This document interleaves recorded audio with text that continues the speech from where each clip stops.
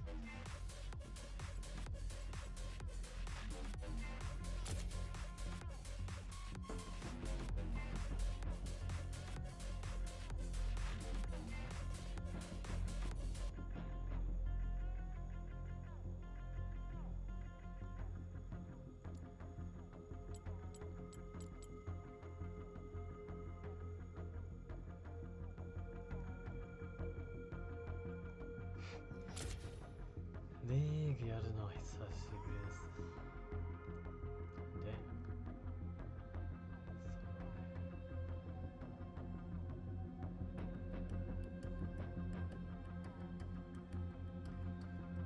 で、Is no one playing this game? Heck. Dead game.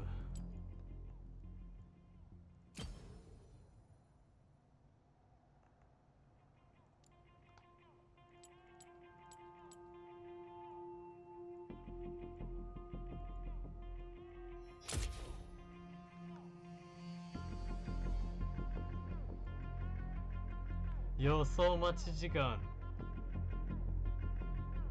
3分。Wait. What? Oh my god. Serious?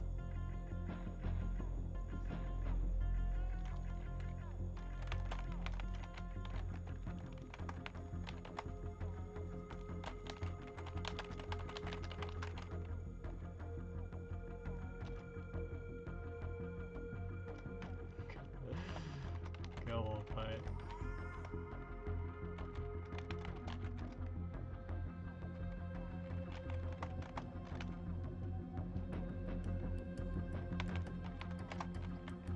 対戦の検索時予想待ち時間3分。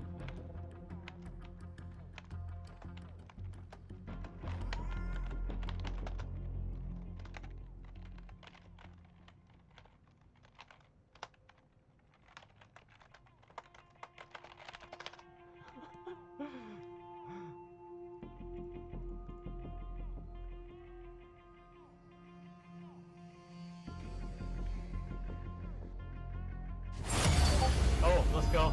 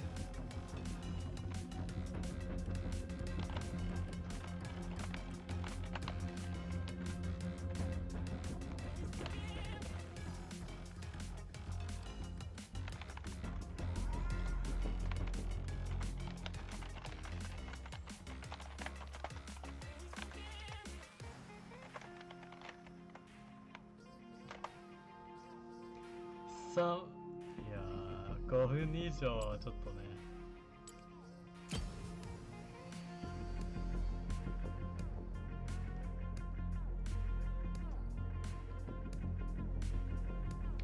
What do you think we should do in queue though?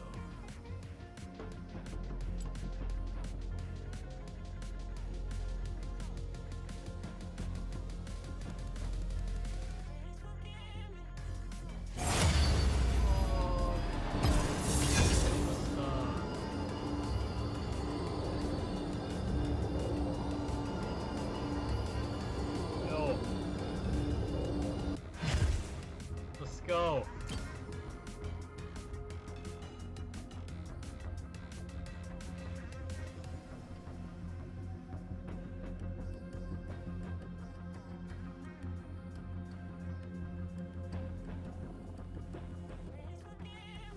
Oh. 待ってる間他の配信見よう。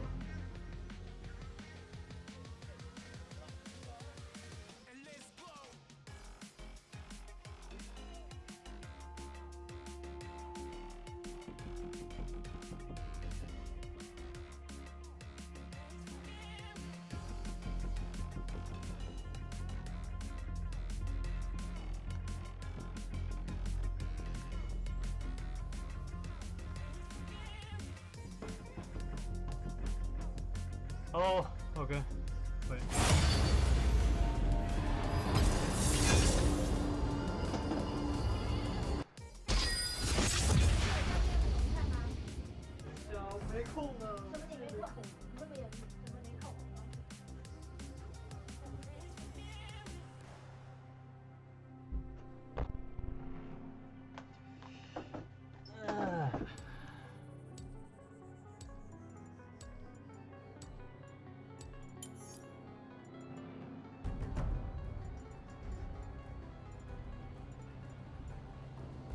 Ban!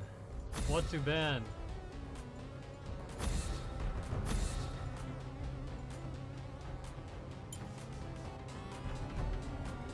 We can ban Garen.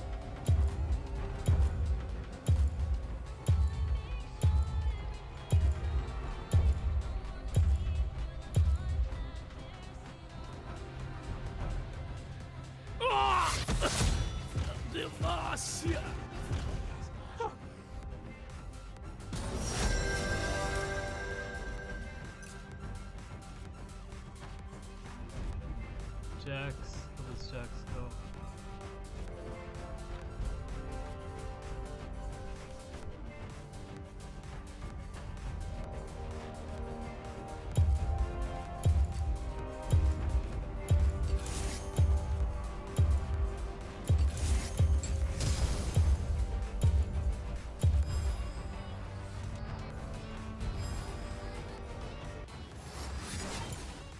Oh, what?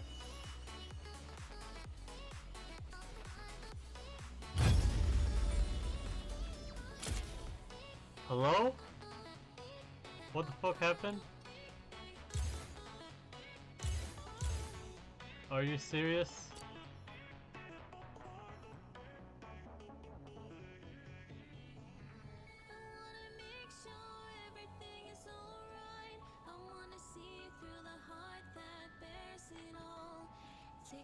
Oh my god.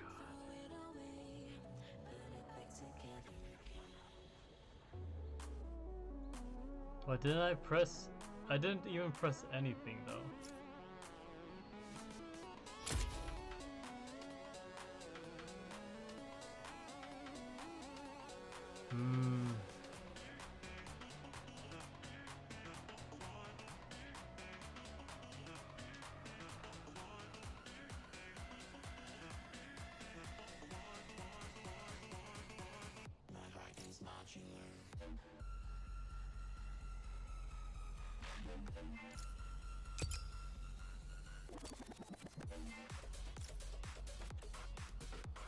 Well, whatever.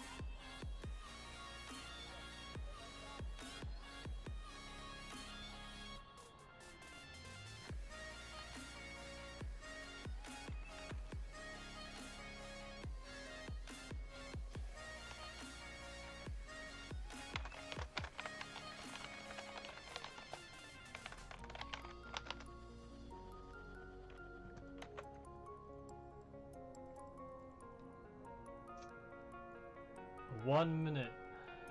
Let's go. Queues everywhere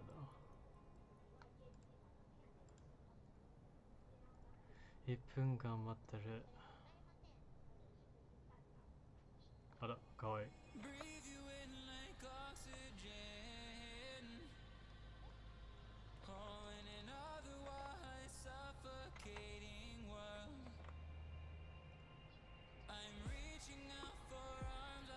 Week 3 Demon Hunter win 9 games in quick play, arcade, or competitive play. About 30 seconds, let's go. Anyway, it's gonna take time to queue. Anyways. Might as well.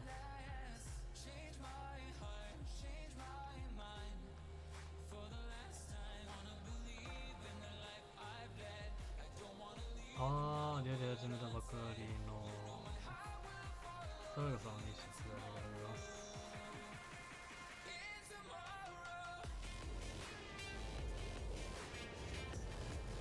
What? Okay. 発明の起源はようこそヒマラヤへ。宇宙には君に理解してもらう義理はない。間もなく仮説の正しさが証明される。Thank you. Thank you. Oh, it's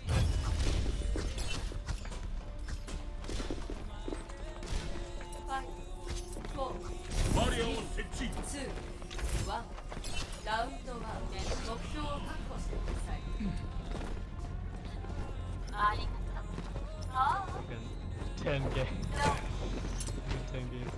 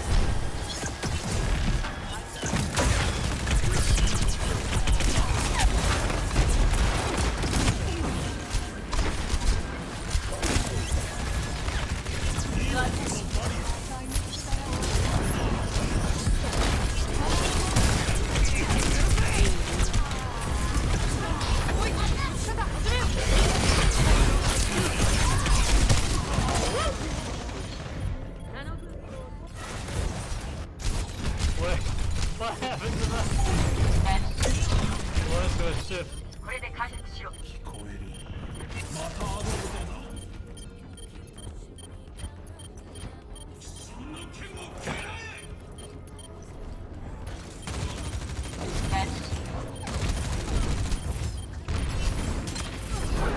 マリアを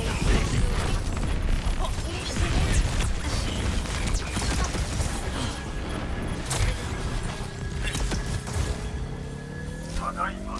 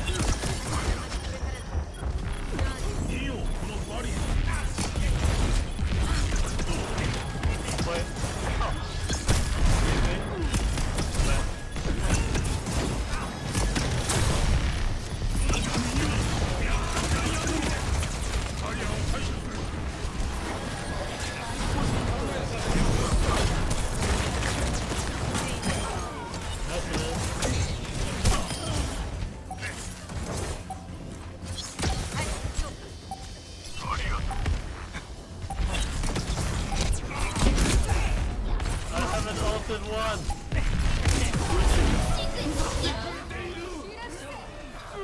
俺ははい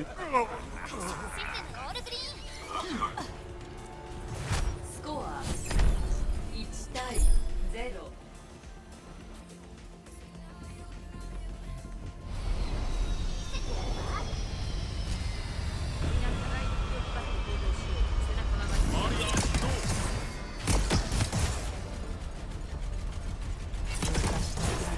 よく喋るようになったな、リンチ。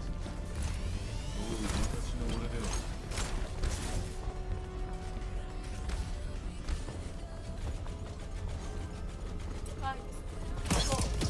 3、2、1。ラウンド。目標を確保してください。 Anything not 6.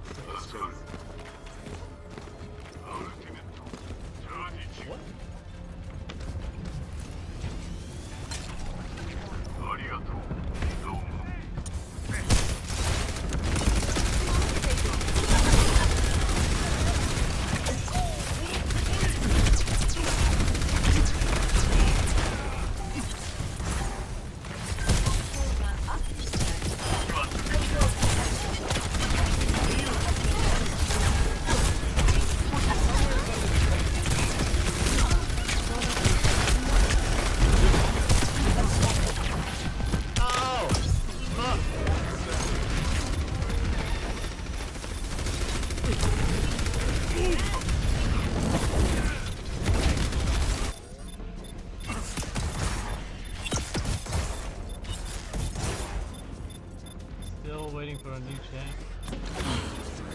Control him.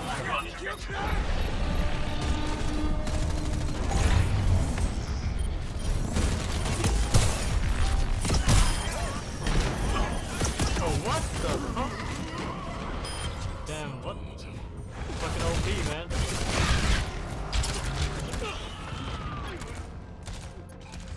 Tomeru hoho wa nai no ka.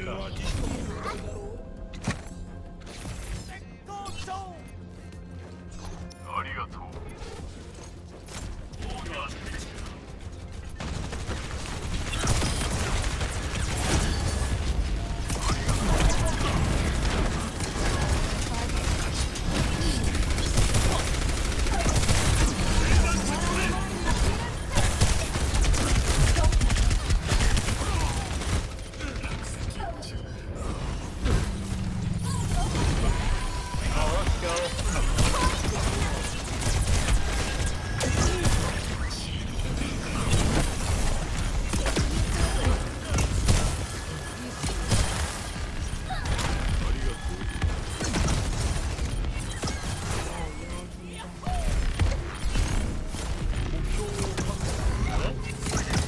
Lucio.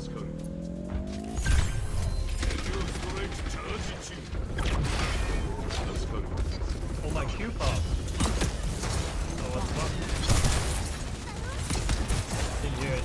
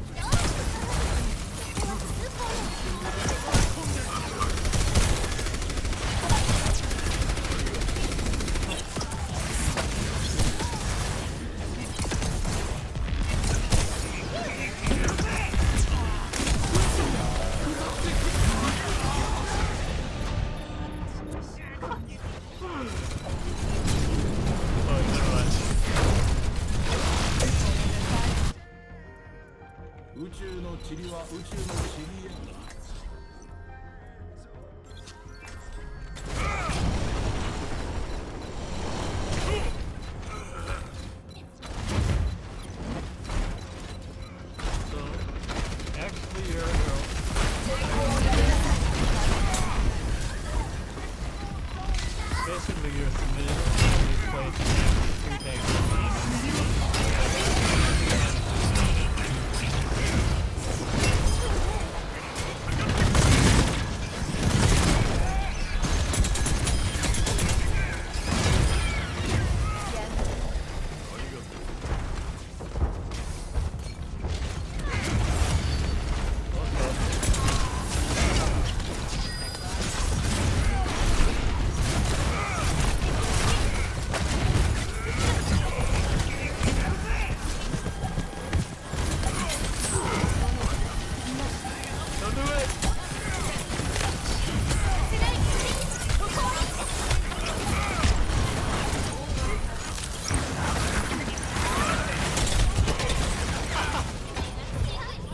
fuck? Ban. Ban.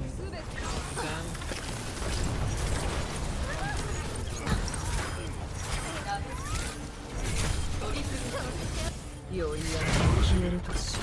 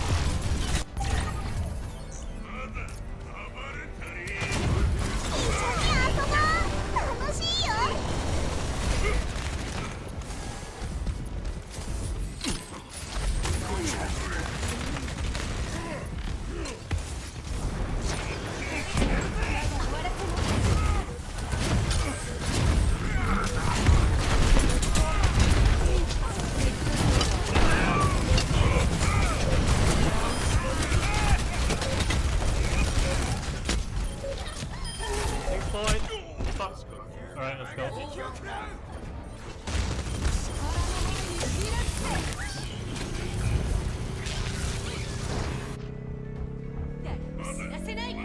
Wait, what? Oh, okay.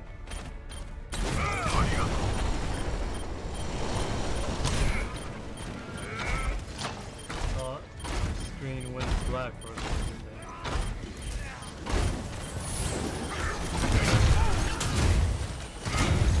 GG! Cute.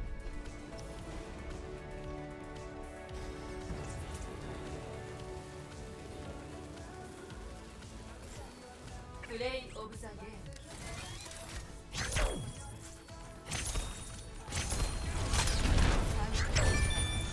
Oh my god. Double no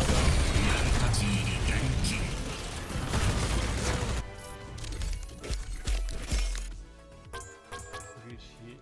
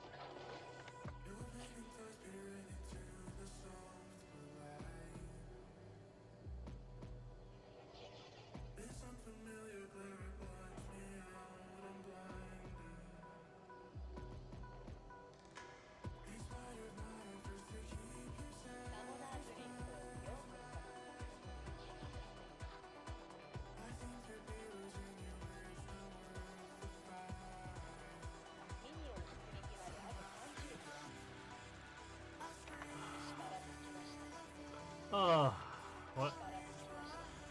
Blitz. 早すぎだわ。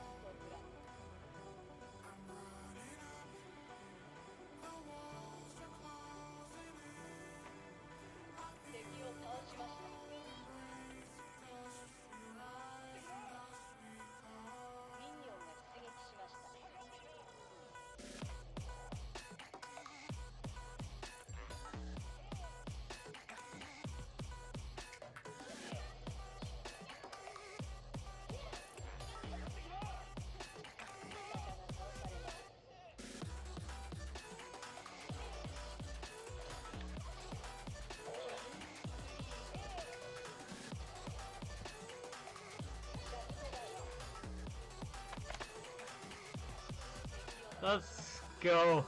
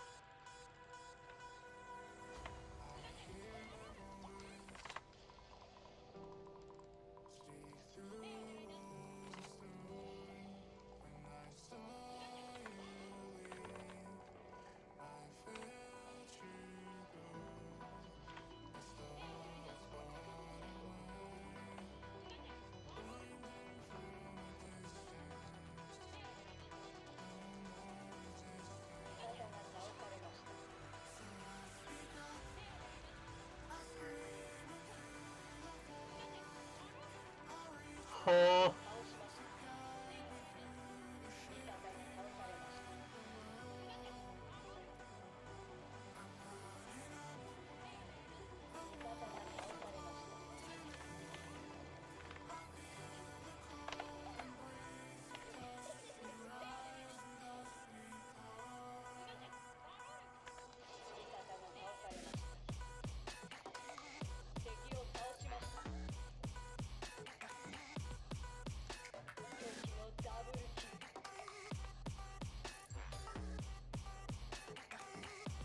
Wait, what the fuck is that?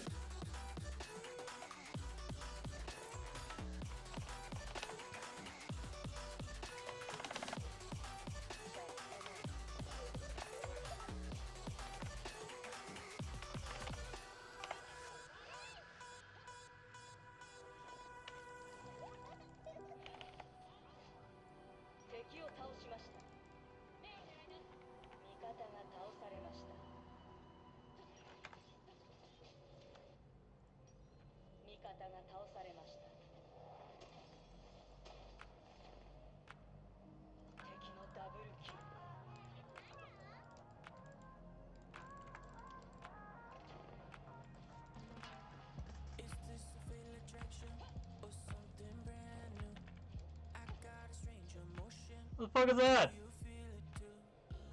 Oh shit! こんなものがあったんだ。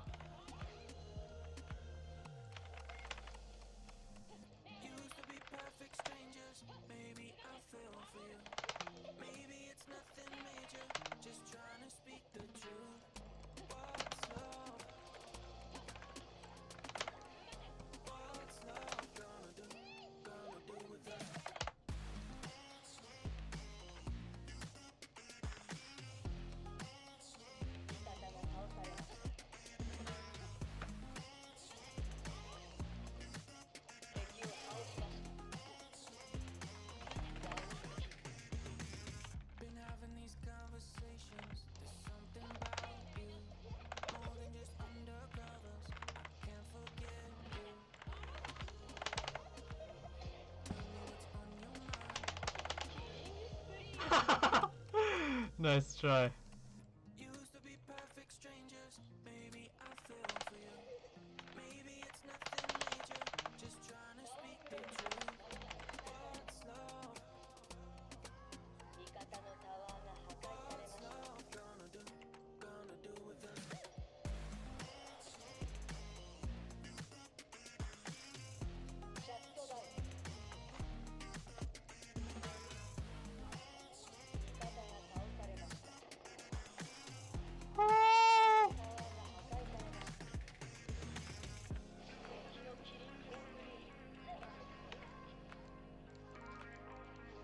Hello!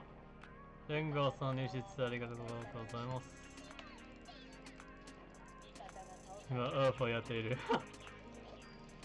Wow! Everything going! ちょっとどこ行く？見失った。そう。早い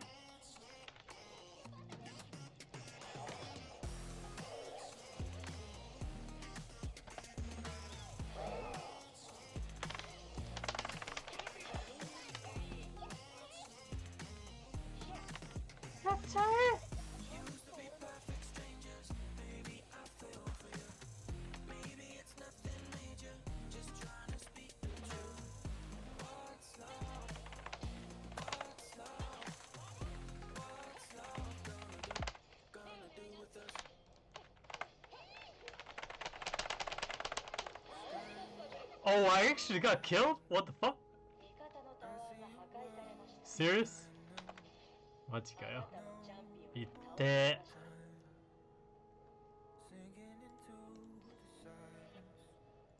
ー。いてー。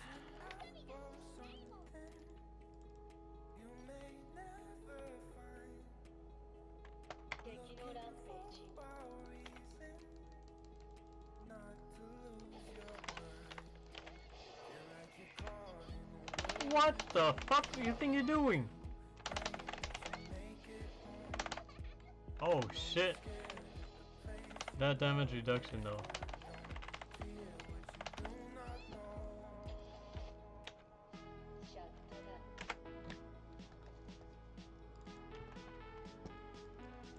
the fuck is this? 味方が倒されました。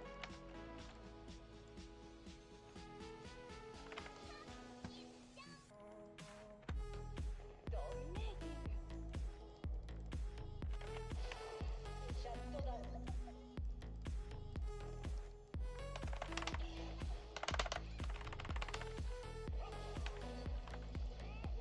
味方が倒されました。おお、レブロンが強い。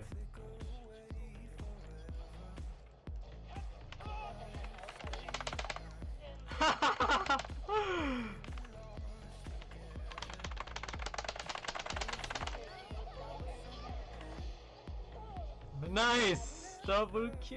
Let's go! いけ、ティバース。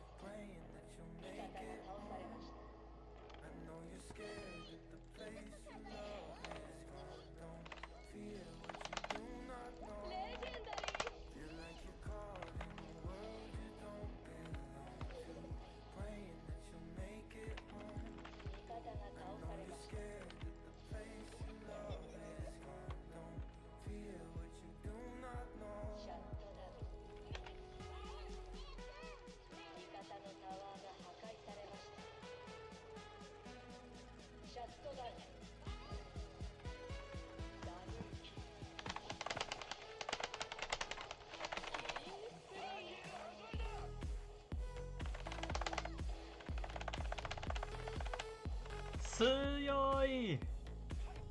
おい。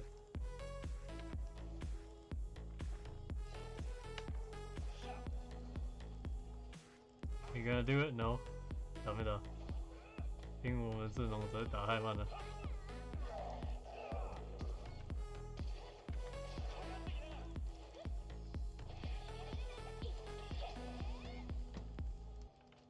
踊んないな。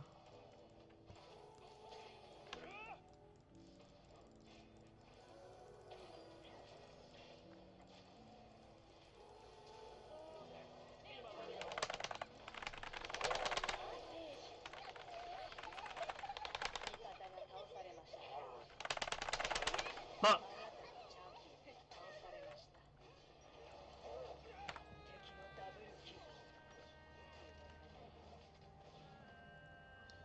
強い。fucking triple AD, man. The fuck?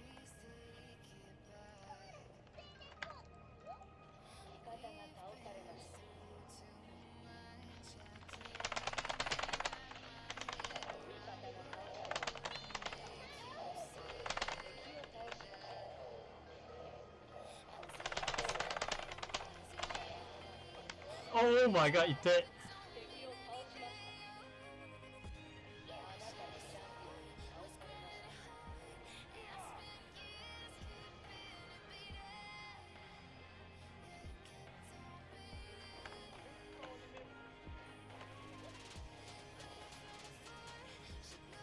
Fucking double eye edge. The fuck?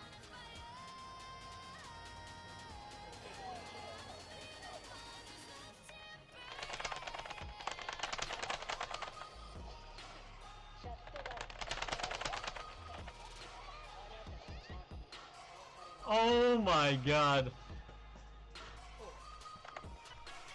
Dude, guys, come on.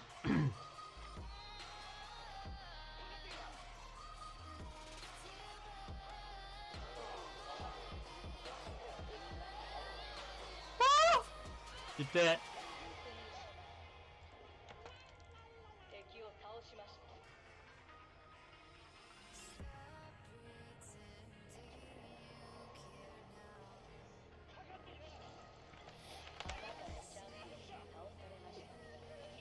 Wait! Wait, what? 1000 magic damage. Great.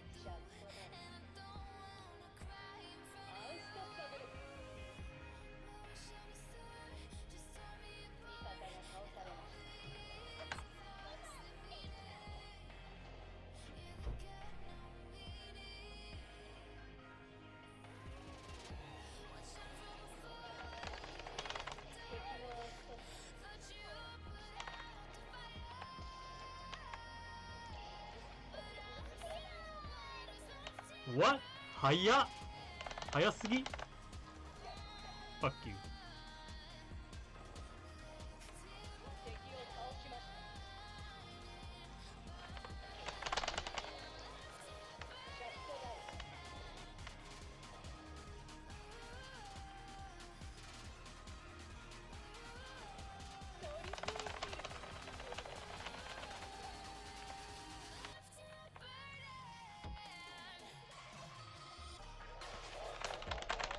Oh my god, serious?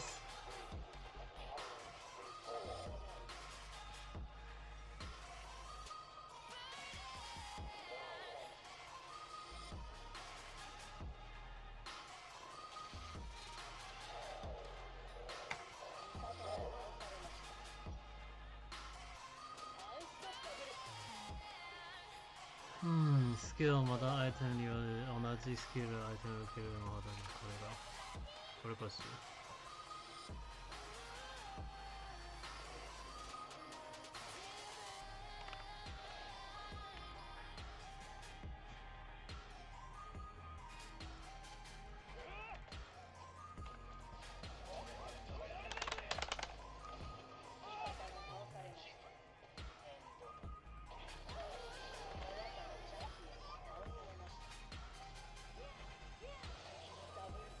Oh, Shio Pao, what the fuck?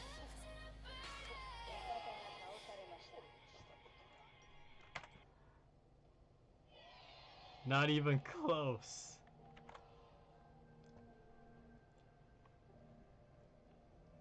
다리 올바.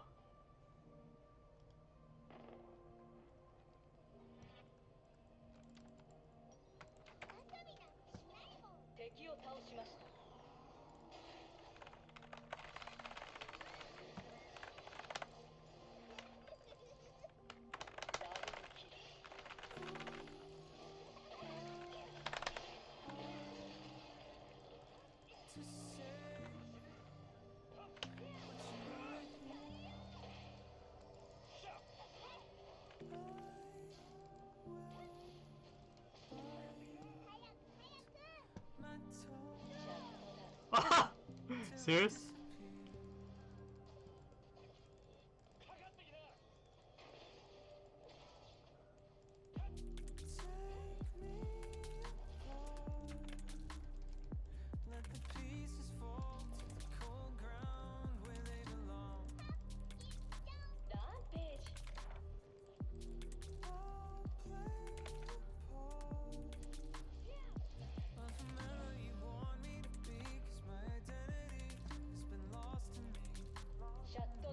Okay. Oh, he's gonna solo push.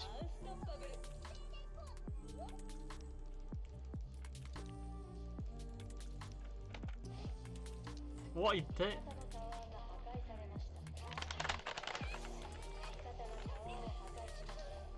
Oh my god! Where the fuck is my?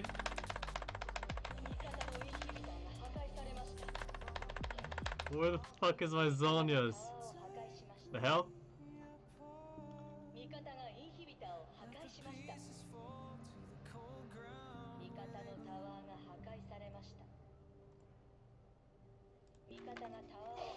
Oh, it's a base race! GG.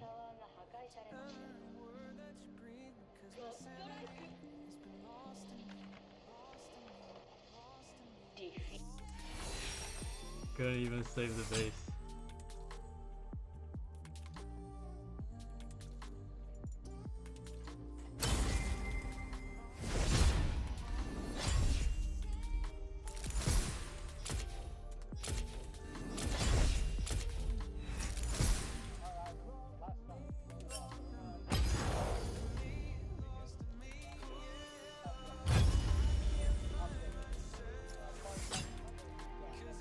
Pass. Oh, there's actually a season pass to this.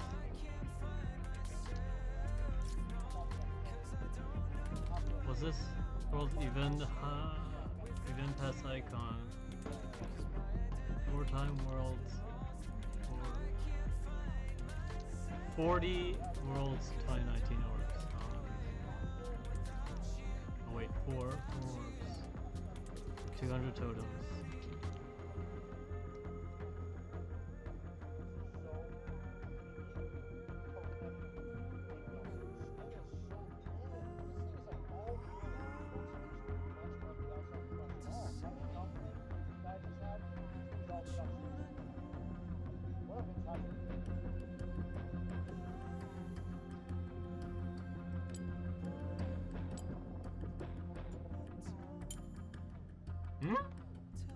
Wait, what? That Annie though. What? Why is it like that? Oh, it's like 10th year anniversary. So the old champions all have different icons, I see. Is that how it's done?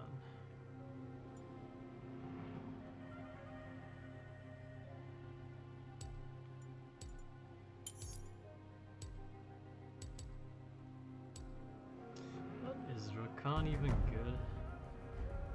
Sure about that.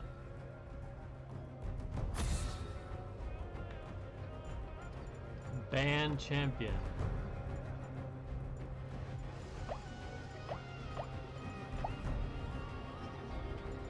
Go to ban.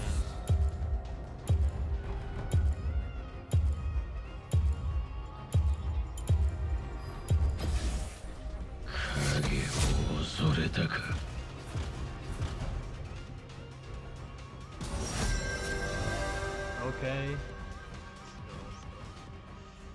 Let's go. バンされてないか。いや、バンされたんですけど。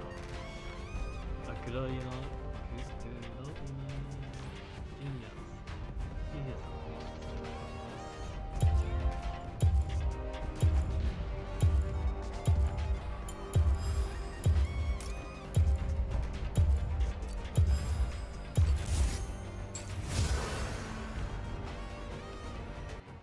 我が剣と忠誠はデマーシアのために。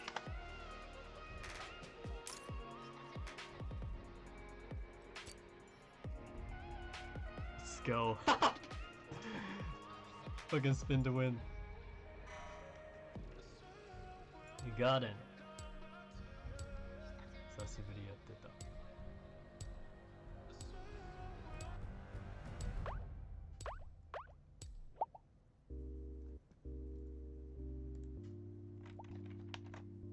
久しぶりやってました。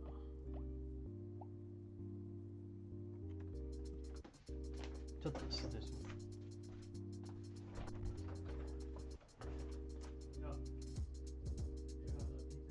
Hey guys, it's Mike Chen here. I'm in Redmond, Washington, and I feel like I've been kind of doing the Pacific Northwest a disservice because since I moved here, I really haven't been here that often, but I've actually really enjoyed my move. And if you're wondering how I like it here, I absolutely love it. Not only is it not super hot in the summer, it's often rainy, and you know I love rain, and the food is actually really darn good around here. And I know I haven't done a food video since moving here, so let's change that today.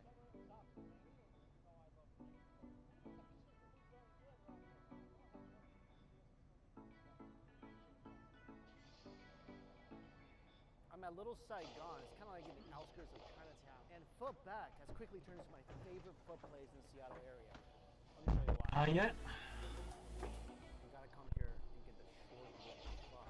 Also, what I didn't have last time, which I really gotta try, is their dry pho. I really want to have them both.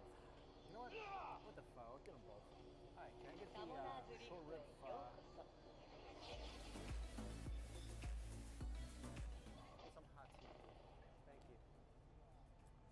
ミニオン出撃まであと30秒。力尽きました。力尽きました。 This is why I come here. Let me show you. Come here, baby. Get in the 力 spotlight. 尽きました。 As soon Okay. as someone brings you a massive bowl Here of we go. Steaming hot aromatic soup and has like a couple of bones protruding out from the top. Fucking damaged, bro. Right? And this thing is making ミ me ニオンが warm 出 before 撃 it しま goes した。 inside my tongue. This bone is so big. If I accidentally drop it in this bowl of pho, we might have a freaking tsunami. So this dish is dry foot, little bit of beef Victoria, beef, peanuts, fried onions, vegetables, and the noodles. I've never seen these noodles in a pho place before. And there's sauce on the bottom along with a lot of sprouts. See my little bowl of soup that they gave me with the dry pho. Looks like the moon orbiting on my massive planet-sized pho with like giant rib inside. This is some serious rib. This isn't just like some small, tiny little bit of thing that fits in your bowl.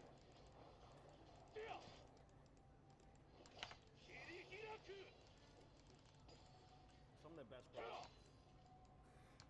I've had outside of Vietnam, Little Saigon, Southern California. Whenever I get a nice bowl of broth that tastes like a beefy sauna, that's what I'm looking for, and that's what this thing is.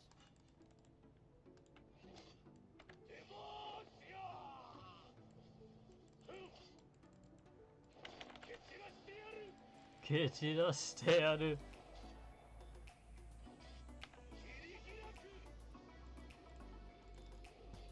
味方が倒されました。 That was a deeply satisfying bite. For me personally, like a little spice on the lid.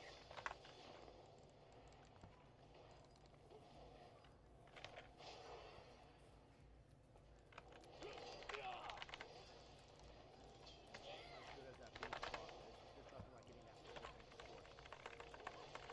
One of my favorite ways 敵を倒しました of eating beef. I don't want to slice up. I want to like hash it along with all that flavor is, with all that tendon and cartilage, a little bit of marrow. Beef, sip of delicious broth, chase it with some noodles. You gotta come here and try this. Exactly. By the way, super crispy on the outside.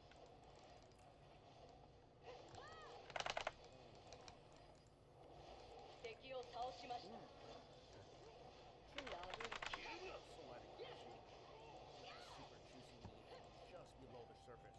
And this is probably one of the most uniquely flavored fried chickens I've ever had because I've never had anything with tuna, which is a little bit sour. So you got that nice fruity, citrusy flavor with every single bite of chicken. That looks like a 味 drumstick, 方が倒されました right?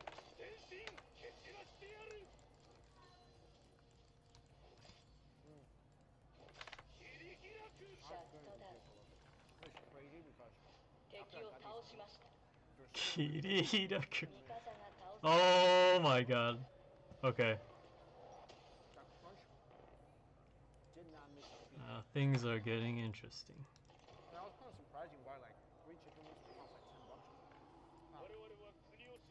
シャットダウ Oh, ン I get it. I mean, dinosaur wings should be more expensive. 味方が倒されました Oh, these wings are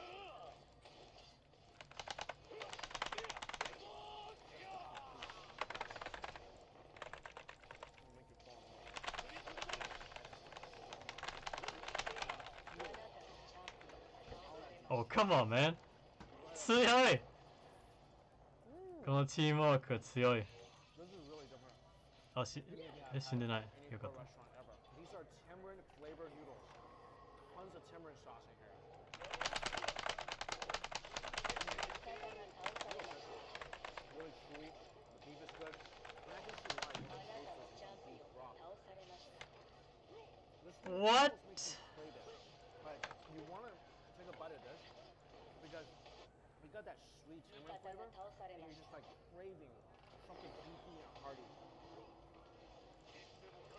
I prefer this a lot more, but I do like the texture. So if I have like a big bowl of beef broth in this area, I'd be pretty happy. I'm so happy after I moved here and found this place.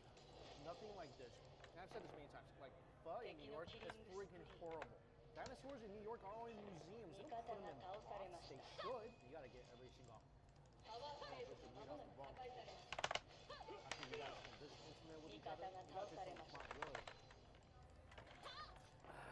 Yeah, that's why I moved here. It rains all the time, so you crave noodles, you crave soup. And then you come here, you're gonna have a good day after this. I'm gonna go relax, do some work for a bit, cafe somewhere. And then we'll see what we can find out. You know what? It's been a really great day. This bowl of short-lived fun. 敵の切り抜きすぎ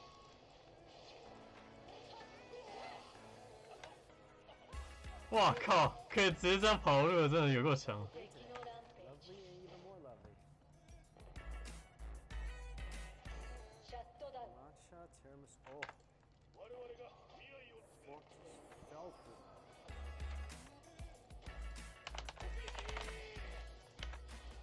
Finally, level 6! Jesus Christ. 長かった。Oh, man. Well, that's just like eating a sweet cloud. Fine. Filling. And this sweet tiramisu. 所以太深了吧。I've ever had. 味方が倒されました。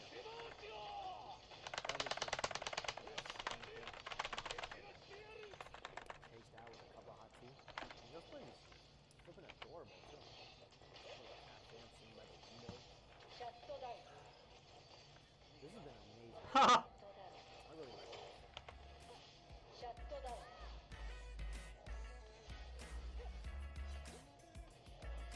味方のタワーが破壊されました。 Let me farm! There's two, because you get that nice crunchy chocolate. You get that nice crunch of the chocolate.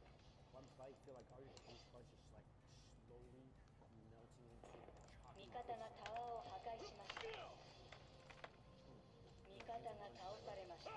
Wish they were open when this place back in Red. 敵のダブルキル。 What do we call it? 味方が倒されました。 It's like a little Japanese place. 味方のタワーが破壊されました。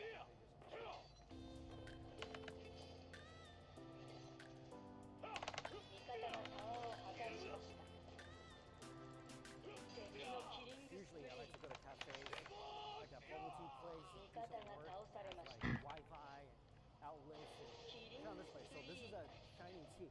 I love Shiny back in New York. 味 I 方 think の the タ tea ワー quality が is 破 really 壊 good. されました。 This place is just open. Never anybody in there. So I'm always the only one in there. And they got nice tables and outlets and Wi-Fi. So I hope more people come so they stay open so I can keep going. 味方がタワーを破壊しました。敵のダブルキル。蹴散らしてやる。全然無駄だった。味方のタワーが破壊されました。 Get back to everybody. Nobody inside. 味方が倒 That さ is れ a ました。 great, like, almost like a private cafe. シャットダウン。 ダブルキル。 Things you don't 敵のキ find リン too グ often these days. As you can see. I'm thinking hot pot. By the way, check it out. Look, Camille? We have Camille? Jesus Christ. Sure. When can I get up? 敵のランページ。 Question about it. We got a bunch of Asian eateries, but not a lot of Asians eat here. あ、下方収集職人さんに質ありがとうございます。マイナスさんに質ありがとうございます。Oh wait, my tower hasn't fallen yet. Wow, no, don't do it. 味方が倒されました。なんか、味方が倒されました。味方のタワーが破壊されました。助けよう。逃げる許可を渡して Is this authentic Lao food? Is it? There we go. Hot pot? Woo! Run! 敵を倒しました。 Nice. Kopi accent? Oh shit. Oh, spicy level 3. Is that like a high level? ダチョウリさんに質ありがとうございます。 Yeah? So you prefer number 7. Yeah, I eat some 味方のウィキ You ビタ eat が it 破 every 壊されまし morning. た。 So you guys cook it with fresh chicken? Really? So you make it from scratch? Alright, so I shouldn't get the hot pot, I should get a noodle. Although the 敵を倒しました。逃げる許可。 but okay, I'll do what you say. So Nice, nice. with cilantro and green onions. Okay, I'll do that. Should I get like a papaya salad or something? It's super good? Oh yeah, for sure. Load me up. Let's do it. Let's do it. Anything else I should get? The beef jerky is really good too. Beef jerky? Homemade. Okay, can I get that little bit on the side or something? Yeah? Nice. Let's do it. Should I drink something? What am I supposed to drink? Let me get my edge. Let's do it. Let's do it. Alright, conveyor belt, hot pot. I think I'll see this thing in Singapore. Coming up. Wow! 強っ。 It's just chicken noodle soup. Laos chicken noodle soup. So how am I supposed to say that? With the jerky? Is it with jerky?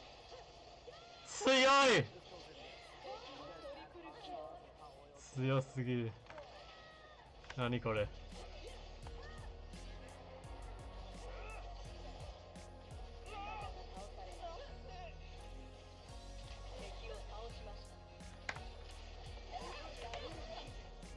My dream is try noodles from every single country in the world because everywhere you go, there's always an adaptation of noodles, always an adaptation of steamed rice, sticky rice. I really want to get it every single country in the world, but it's difficult. I'm gonna be living in Asia for a few months over the winter. I want to go to every single Southeast Asian country, and Laos is 100% on the list. Chicken noodle soup, papaya salad. Oh shit. Beef jerky goes with the noodles. Slightly gooey, delicious chicken soup.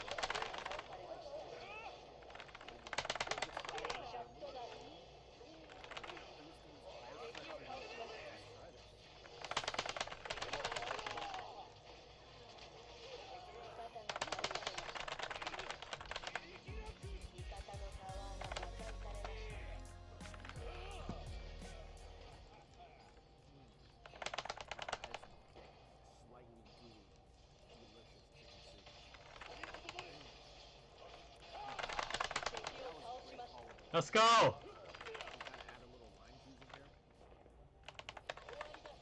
A little citrus flavor goes a long way. Oh, nice, nice. 逆転逆転。逆転だ。That's actually really good. So, alright, so these are rice chicken noodles. And you can tell they're いいぞ。 because these things まだチャンスか。 and that's the benefit of using thick rice noodles. チャンスはある。 They're gonna stay chewy. Like, the soup is good. It's good, rich, flavorful chicken soup. It's wonderful.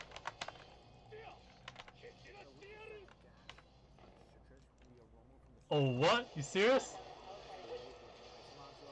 Oh, okay, okay, okay. That was close though.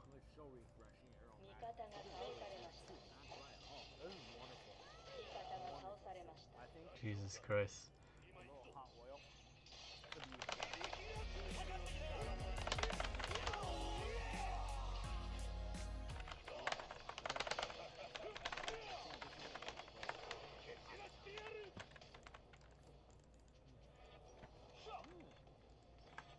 Awesome papaya salad, by the way. Wow, that's awesome papaya salad. Try the papaya salad.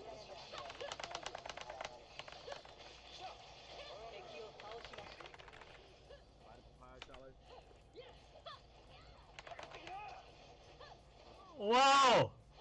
That's the way to go. Make sure you put these two things. 这是要追咯。早いよ。早すぎるよ。おう。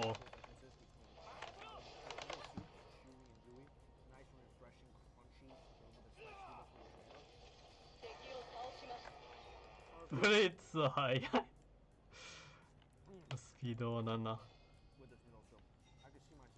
まもなく味方のインヒビターが復活します。That's right. By the way, this beef jerky looks freaking amazing. Oh shit! I feel like it's not even papaya salad, like little soup. After eating these two things, this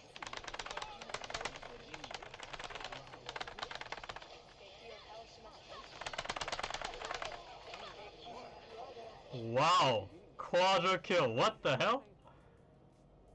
I usually have all 強いのはリブンじゃなく shake of food and flavor, but ザイですか my mouth is a little too raw to just keep eating this. So, I mean, you could do this if you don't do what I just did, which is order the Oh! papaya salad. 22 700 true damage. 味方のタワーが破壊されました。 Okay. 味方が倒されました。味方のインヒビターが破壊されました。 Eating this thing at a little food stall. I mean, it's so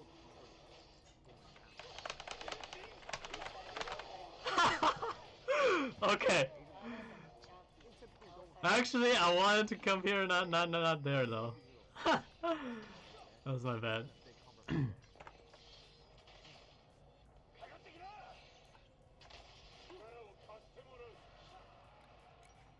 That wasn't my intention. Today's just been like a full day of wheels, but I'm not sorry about it. There's been a lot of new construction going on, like apartment buildings, new cafes popping all over the place. And this thing is like a 2-minute walk from Yeah, このパワーは強すぎ。この火力。この火力マジで。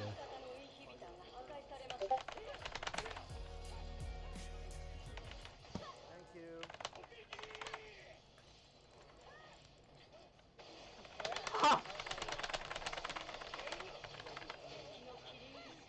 I have with the tester. A lot of people have been asking me how I enjoyed the move here. What's so different about Seattle and New York? I've always liked quiet, like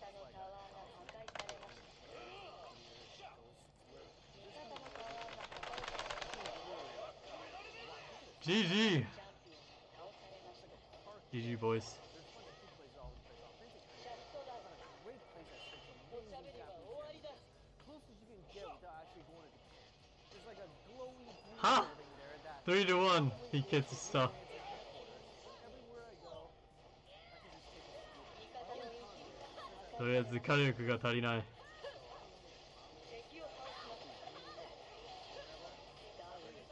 So all in all, I've really enjoyed the move. And there's a lot more food places to explore here. Like I said, that's what you guys say. Japanese food place is amazing. There's some good seafood places you can go to and explore.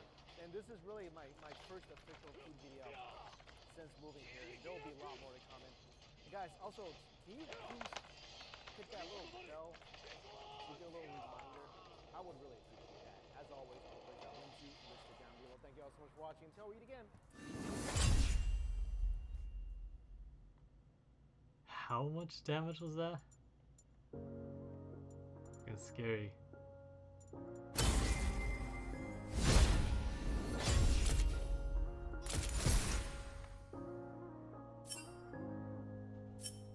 We could play blank blank 182, lay around the house and daydream till the afternoon, thinking about the times that we had when this was all that we knew. 59,000 damage. When this all was still new, we could play blank blank 182, summertime nights that we had, staring at the moon, laughing at our own jokes, acting like they were new. We'd only watch cartoons, but loving life is our tune. That we can never do this. And as we grow, we'll look back and miss our life.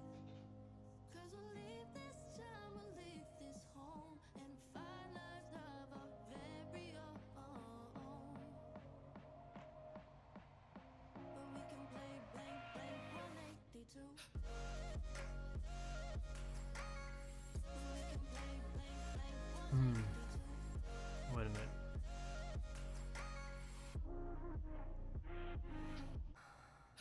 We could play blank blank 182, summertime nights that we had, staring at the moon, laughing at our own jokes, acting like they were new.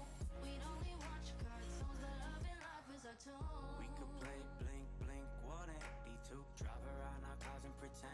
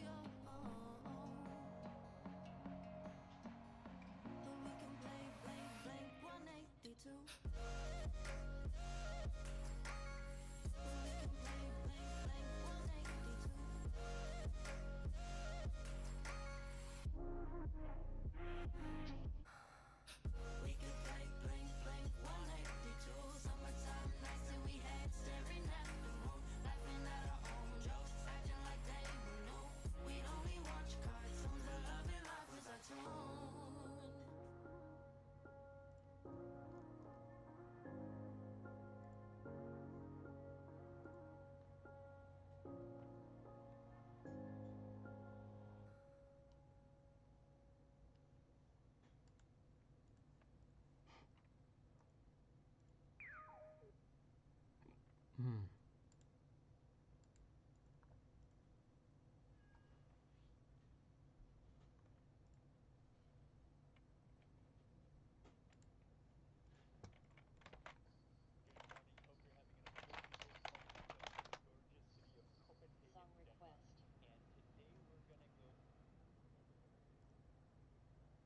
Good morning, hope you're having an amazing day. It's Mark Wiens. I'm in the gorgeous city of Copenhagen, Denmark. And today we're gonna go on an ultimate Danish street food tour of Copenhagen.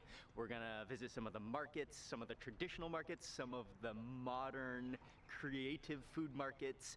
We're gonna eat a lot of delicious food. I think it's just past 8 a.m.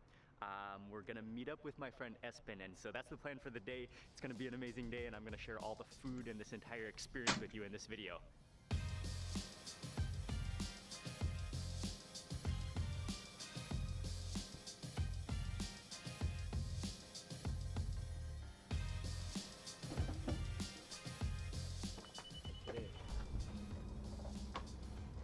Good morning, Espen.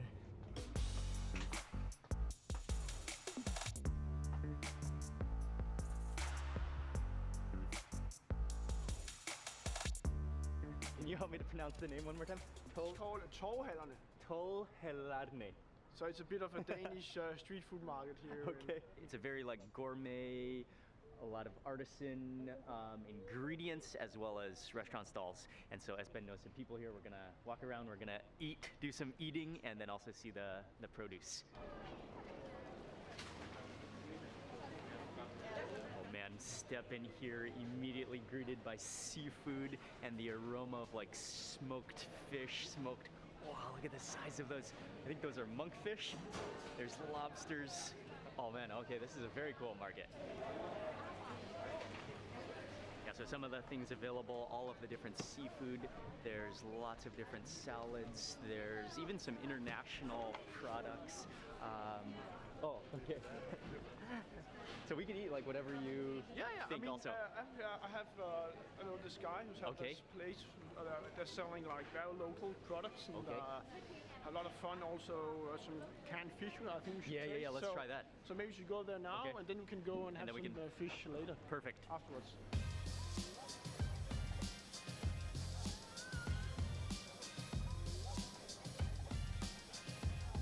Hello. Nice to meet you, Mark. Danny, welcome. Thank you. I think we should try this one out. Yeah, sure. So this one is sprat with heather and chamomile. Okay. I'm just gonna grab a lemon and a piece of bread for you.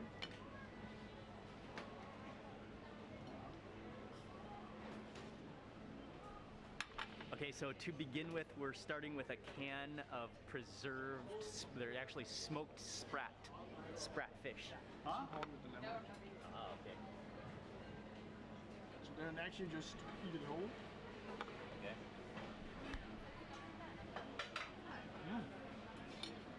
And then you can eat it with the bread too? Yeah.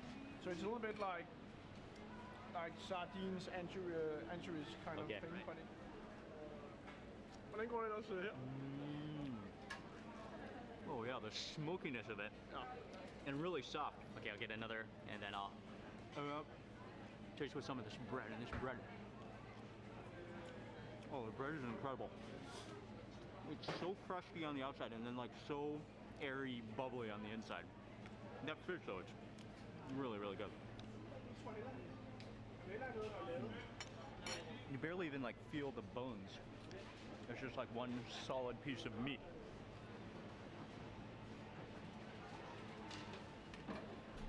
So, thank you.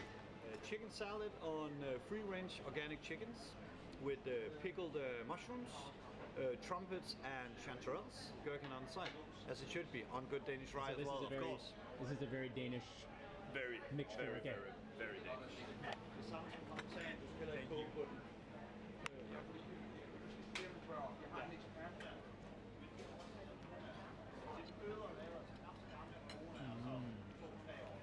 Oh wow,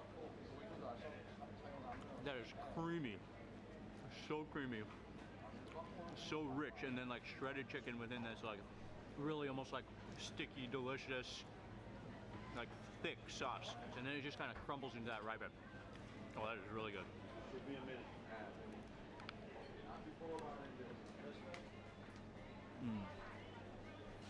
It's good, this cheese. They're both good. The Yeah, pickled yeah, mushrooms, like- yeah. They're both really good. Both really different. That chicken salad is like hearty. That is thick. It's almost cheesy. It's so thick. Som også parmesan og lavet pecorino. So that was a delicious first stop. This place is called Omen and Venner, and the owner, he's very cool. But all sorts of cured meats, preserved things, cheeses, really good, handcrafted, quality, artisan things to eat. Yeah, that was delicious. Okay, we are moving right across the lane. Oysters, you also have oysters on Tuesday. Okay, so this stall right across is just like a cabinet full of all sorts of meat products. I mean, they have a lot of raw meat that you can take home and cook, but they also have a number of things that are meats that are cooked. So we're gonna try some of the fricadeller, which are they're kind of like patties of, it's minced meat, kind of like meatballs, kind of like With pork, actually it's a mix of pork and beef. It's a very traditional Danish food. very traditional Danish food. We're gonna try some of that now.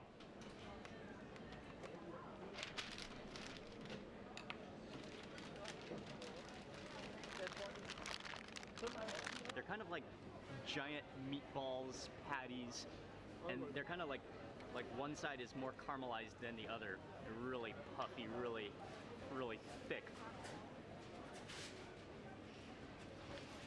Oh yeah. Good. This is so good. I feel meaty and like spongy. You can taste the onions in them. That's awesome. You normally just make them on a frying pan. So that's why one side is more caramelized than the other. Okay. So it's like one side down, Yeah. maybe like adding in some. And Normally as the fried oil. in butter. And you could eat this with bread. It would go good with bread. It's also fantastic just as a steak, just like straight meat.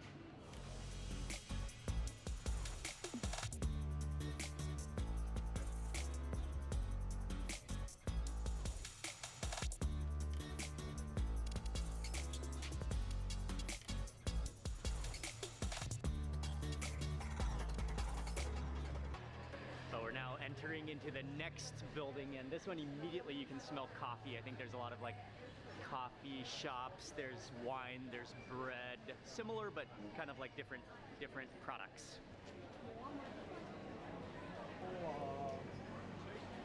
This one's a classic one. Okay. So maybe we should have a normal size. Okay. This is called a floteball, and is there a correct way to eat this? Or Yeah, you just gotta you just bite? need- Will it collapse? No, yeah. Or you just bite from the top? Yeah. Okay. Okay. It's definitely a unique shape for a chocolate. Yeah. Don't eat the tag, by the way.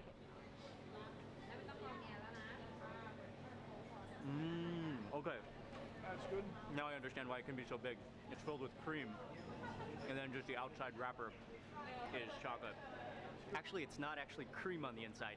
It's made from fluffed egg whites, so it's more like a meringue. Yeah, but it's really fluffy, really creamy, made from eggs.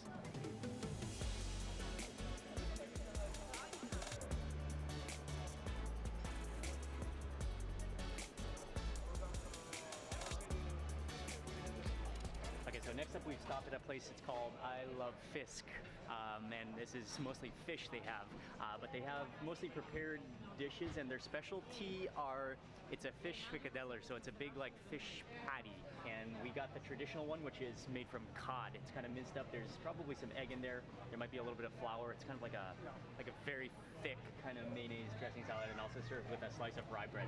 So you kind of get some of the fish patty, and then some of that yellow salad remoulade.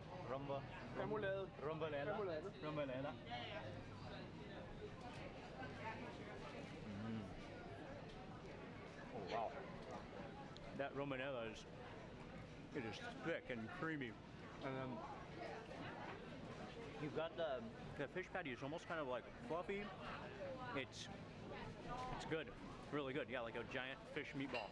And kind of like airy and fluffy and spongy. And then again, pan fried, so it has that kind of crispy crust around it. No. And that like the fish patty, but I think especially that salad because there's so much mayonnaise and the creaminess of it. It is rich and heavy. That's hearty. That is filling.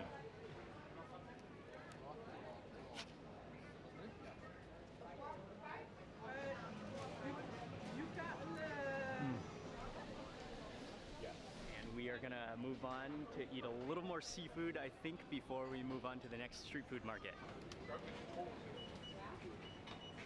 Or some different kind of oysters. That's actually the Danish one, the big one. Is there one more thing we should try here? Like just one? Okay, a lot. But this one is the most Danish we all have. It's Danish shrimps from Skagen. I think that's more like Let's try it. Yeah, we ordered some oysters, a couple of oysters, Danish oysters, and also a shrimp kind of mixed salad, and we're moving over here. I think there's some counter space where we can eat them. Let's have the Danish oyster. So we just, I mean, Swiss alone. So also eating the very traditional way. Danish oysters, leaf yours oysters. Danish oysters, cheers, Yeah, man. cheers. Cheers.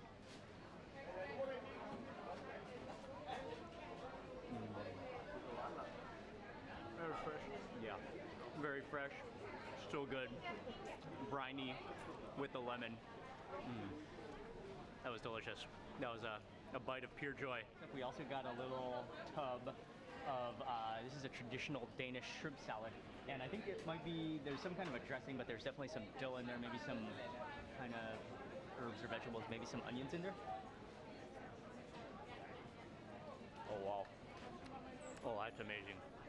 Oh, the freshness of the dill, the texture of those shrimp, and then just the cooling, like creamy mayonnaise-y dressing.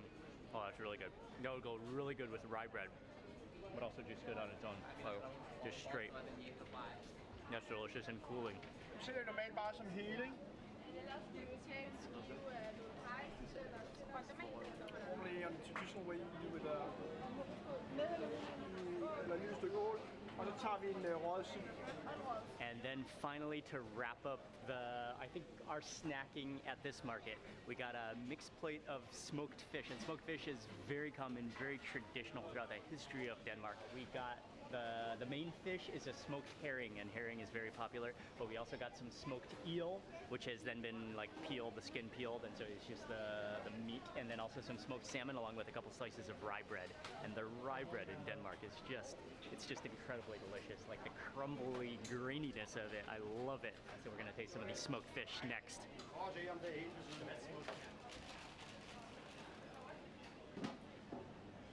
It's not so easy with this kind of knife to cut off the skin. Yeah. No problem.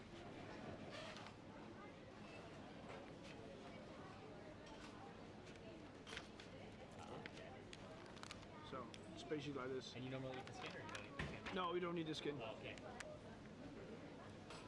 So normally you serve it on rye bread, maybe with an egg yolk and some chives and a little bit of mayonnaise. So I'll just start on some of that herring before trying with the rye bread, just the pure herring. Oh, I love it. Oh wow, that's awesome. It's like creamy in texture. It's so smoky and salty. It's so flavorful. And you can almost like, because it's smoky and moist, you can almost like spread it. You can almost spread it on bread. Okay, and then this one is the smoked salmon.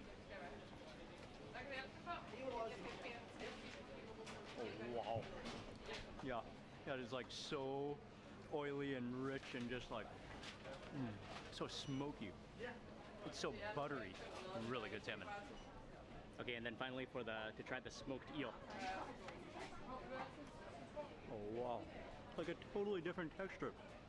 It's kind of like jellied and creamy, and you take the first bite and it's like cool, but then like the smokiness just like comes out of it as you take a bite, as you chew.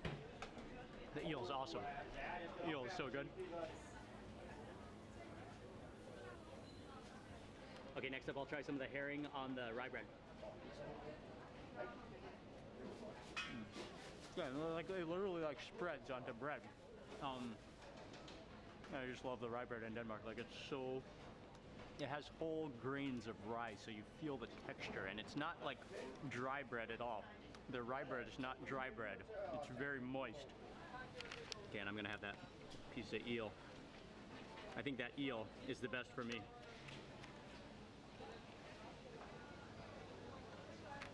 But everything is good. I love all these smoked fish with the rye bread. Salmon is good, herring is good. with the eel. Thank you so much. Okay, that was fantastic, thank you. Oh man, that actual ending smoked fish tray was one of the highlights for me. Really, really good. From here, we are driving to a street food market which is called Refen.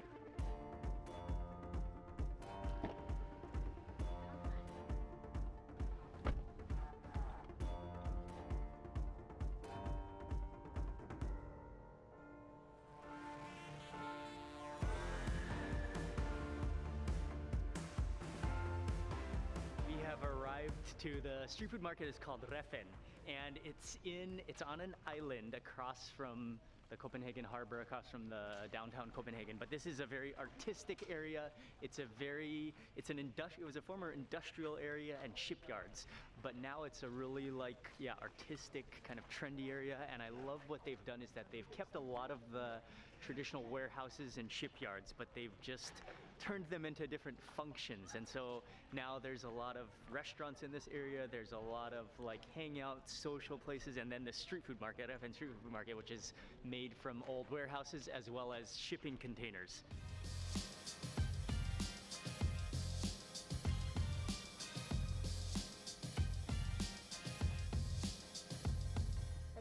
Hello again. Yeah, so we're gonna walk a lot more through the market and eat some of the food, but just walking through, you notice there's a lot of international food stands, and I just love how it's so artistic. It's kind of like permanent makeshift, but Jesper was telling us there's over 100 containers that make up the market, and there's no print design. Everything is hand painted. Everything is each own person's creativity. Wait, you said from how many countries are there food? 17. 17 different countries. Okay. So we're actually the good neighborhood in Copenhagen. Yeah, it really is like an entire international culinary community back in here. Did you taste first and then bread? Yes. Yes. Okay. Okay. Come. Yes. Come. I like it. Yeah. With some garlic oil on top. Oh yeah.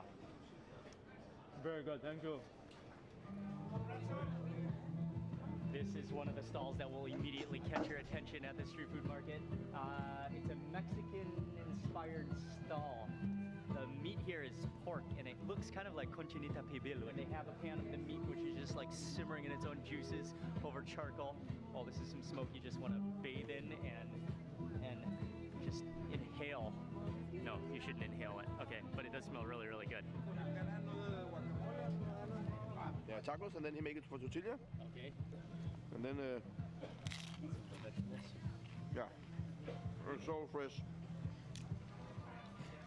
Yes. Hola, buenos días. Buenos días. And Provecho. Que se llama totopos con guacamole. Gracias. Y pico de gallo. Pico de gallo. ¿Y esta es cochinita pibil? Es similar, sí. Okay, es similar. Es similar. Okay. Es como una combinación entre pastor y cochinita pibil. Okay. Así es. Qué bueno, qué bueno. Muy rico. And these are some of the tortillas that he makes, as well as some of the, I think some guacamole and some of the vegetables. Very good, yeah. Very, very good.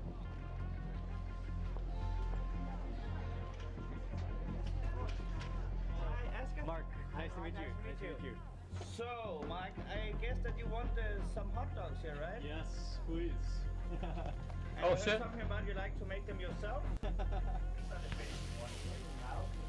take a new one for you. It's the chef one, the one I use. Oh, your film. Okay, thank you. Just put it on like this. All right. And then, so I'm about to head into Nordic dogs. Inside the cart, we're gonna make the hot dogs, and actually they're not even hot dogs. They're most of them are venison dogs or a mix of beef hot dogs, and we're gonna make them. We're gonna fix them. Let's go in. Let's go in. Great. See gloves on.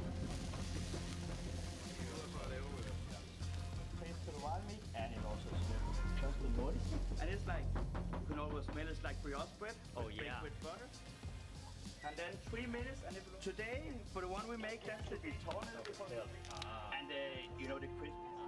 And then pork sausage with it. Yeah. First the mustard. In this case, it's and add extra apple into it. There's always like the Danish tartar sauce, and then it's with the raw onion, Fried onion.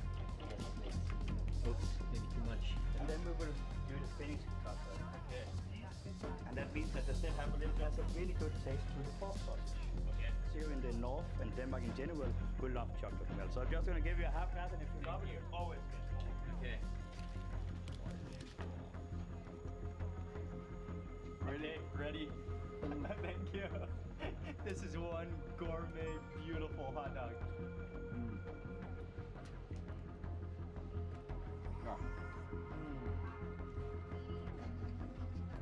And then we have the chocolate milk. Oh wow. The quality of that hot dog. The bun just like, you just completely peel away the different sauces, the caramelized onion, and then just that vinegariness from the pickles. Very good. There is a reason why it almost lasts for 100 years now. 2021 will be the 100 years anniversary for hot dogs here in Copenhagen. Wow. So some Danes don't eat hot dogs without the chocolate milk? Some Danes eat hot dogs to have the chocolate milk. Is that right? Okay. That's something I never knew. Wow. Oh man, that's just like, that's liquid chocolate. It is. It's so creamy. Wow.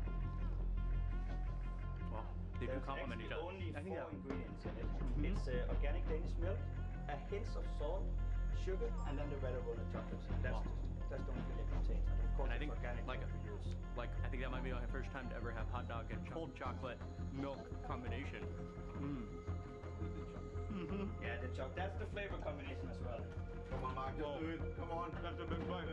Come on, do it. Wow. Mayonnaise homemade from the OU. Okay, we're gonna try one more, which is a special for today, which is a venison hot dog. And so he's just searing that off and then gonna dress it. Fusion hot dog. And this one, yeah, made from venison with that beautiful salad on top. That's number 2, yes. Yes, you have a taste.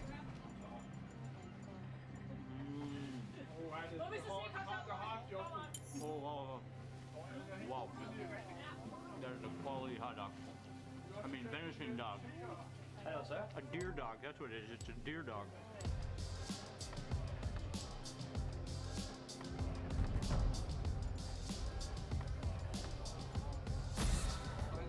What's up? Nice to meet you. Nice to meet you.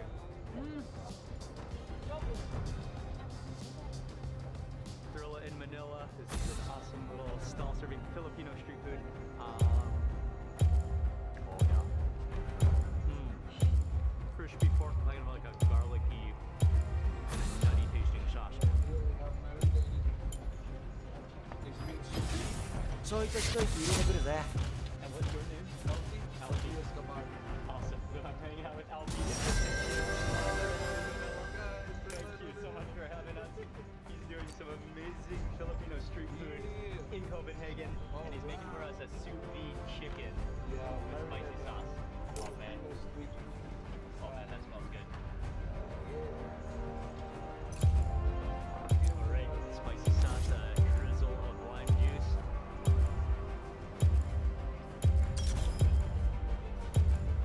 Oh yeah, man. That's good. Oh, it's so good. Like a kind of tanginess of it too. The spiciness of that sauce. Oh man. And because the chicken is sous vide, like it retains its juiciness. It holds in that juiciness. Oh, and something else is coming. It'd be great.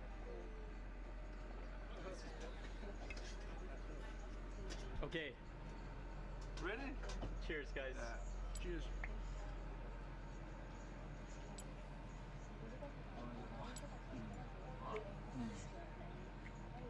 Wow. Yeah. It's tender, juicy. Oh, fatty, juicy pork. And that sauce, maybe a little bit like a little hoisin flavoring. What? Slightly sweet, salty, a little tangy. Yeah. Nailed it, man. Thanks, man. Really, really good. Thrilla in Manila. Really good. Sour with fresh ginger. Nice.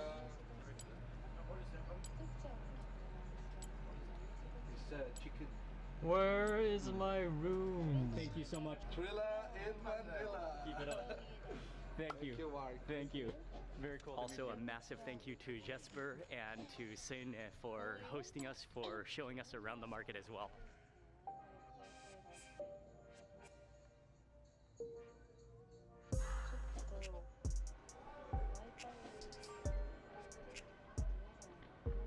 We're just walking through the central train station right now, a massive bike parking lot, but we're walking next up on this ultimate Danish street food tour of Copenhagen. We're walking over to Tivoli Gardens where they have a food hall, and it's relatively new, but also another like public social dining hall atmosphere where we're gonna maybe look around, get a little bit of food before we eat one more thing on this tour.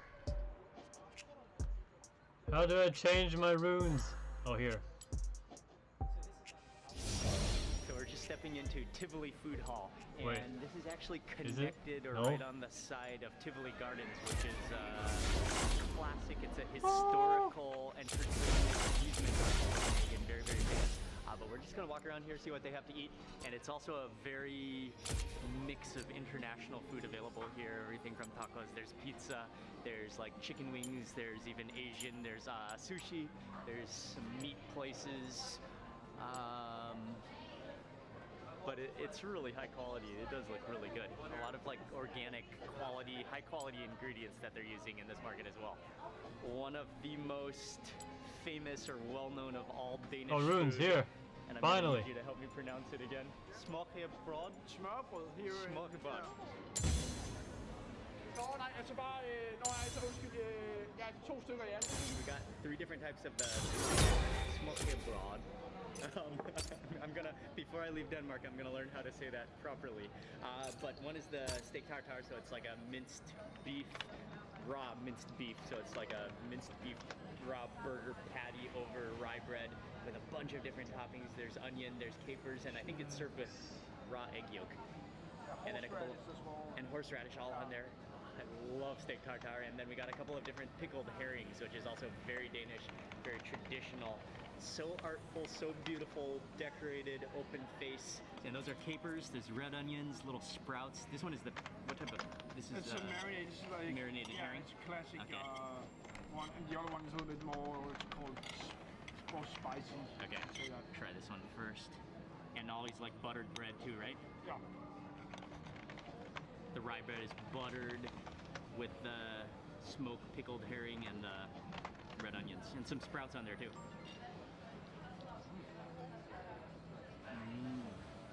Good? Really good. The herring, yeah, it's kind of like pickled, it's kind of like briny, kind of like sweet and sour. Then with the rye bread that just crumbles, the crunch of the red onions and the like, kind of like pickled capers as well. Oh yeah, kind of has like almost like a nutmeggy taste to it more. Oh nice. Okay. Oh, it's not runny anymore. It's kind of. Yeah. Whoop. And now for the steak tartare. And then with horseradish, with onions, with pickles, with kind of mix everything with that yolk. That is a beautiful touch as well. Just a runny yolk. At first, it just kind of plopped, and then it popped. My first try at getting steak tartare with a fork. It's not very pretty, but it will work.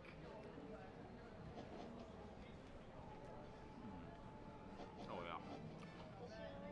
That is awesome with the crunch of the onion, with the coolness of the raw beef. Maybe just a little bit of horseradish on that bite. I probably missed it. And then with the richness of the egg yolk, the creaminess of the egg yolk. It's very nice in there.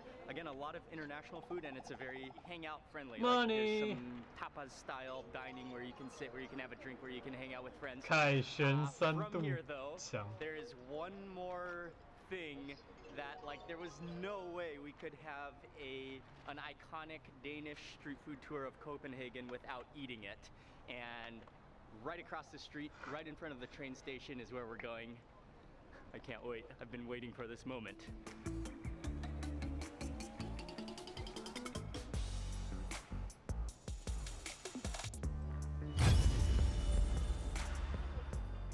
John's Hot Dog Deli.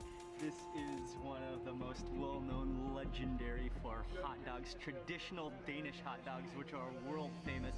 And what's amazing about John's Hot Dog Deli is that he keeps the recipe traditional. The hot dogs are traditional style Danish.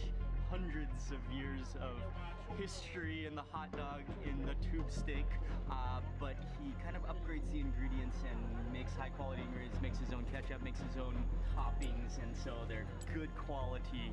I cannot wait to get that hot dog steam aroma as soon as you step underneath the awning in this cart, and I love it.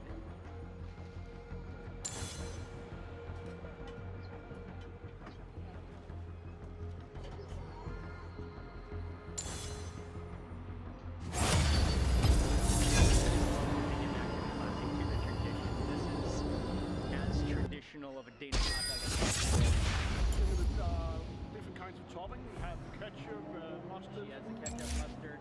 Remoulade. Oh yeah, remoulade. Okay. Okay. Cucumbers, onions, raw and fried. Okay, and then some ketchup and mustard.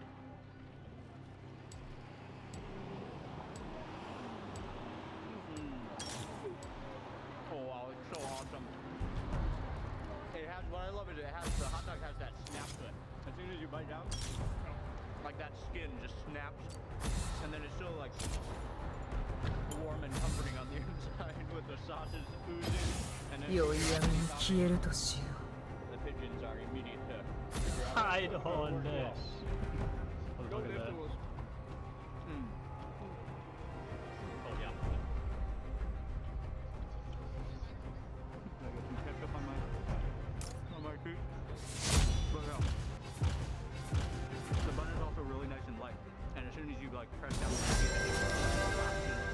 because it's toasted, so it's crunchy. That's all you could possibly want in a traditional hot dog. Okay, final bite. That was everything I had hoped it was going to be, and more. Oh, that just hit the spot. Yeah. さあ、戦うとするか。 That was a delicious way to end this Danish street food tour of Copenhagen. It's been a wonderful day. It's been a lot of fun. I've learned a lot about Danish food and Copenhagen. And I want to say a big thank you to Visit Copenhagen for bringing me on this trip, for inviting me to explore the food in Copenhagen as well. So that's going to be it for this video. And be sure to stay tuned. Be sure to subscribe and also turn on your bell notification so you get notified of the next video that I publish. There's going to be more Danish. We've got some very exciting Danish food tours planned in Copenhagen that you're not going to want to miss. A lot of food coming up, so stay tuned. And I want to say a big thank you for watching, and I will see you on the next video. Hey everyone, I hope you're having an amazing day. It's Mark Weens. I'm in Bangkok, Thailand, and I think Bangkok is one of the best cities outside of Japan for Japanese food. And so today for lunch I was invited to a restaurant called Umi, which is one of the best omakase Japanese sushi restaurants known for very seasonal fish and ingredients. Today they got a big chunk of fish, a special chunk of fish which comes from a giant maguro, so that's the special event. The restaurant is at Gaesorn Plaza. I just got here. I'm very excited for sushi today for lunch.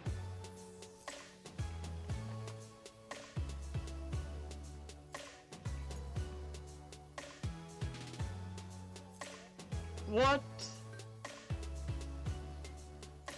原来 Jax 长这样吗 You ready to eat some sushi? Wait a minute, is that Jax? We just arrived to Gaesorn Plaza. かっこよすぎない Huh? Ying, what floor are we on? What? First floor. Okay, oh yeah, first floor. It was kind of tricky to find it. First floor, Gaesorn Plaza, and then you come all the way to the back corner, and it's kind of just like a little hidden door, but very beautiful Japanese, and yeah, just kind of hidden back here. So this is the spot. It's called Umi. We are just in time for lunch.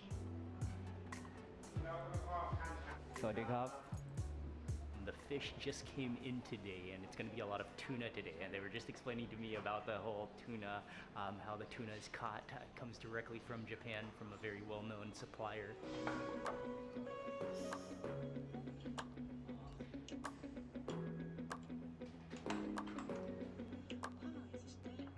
Okay, first opening course, little fish on top, and then there's a vegetable on the bottom there.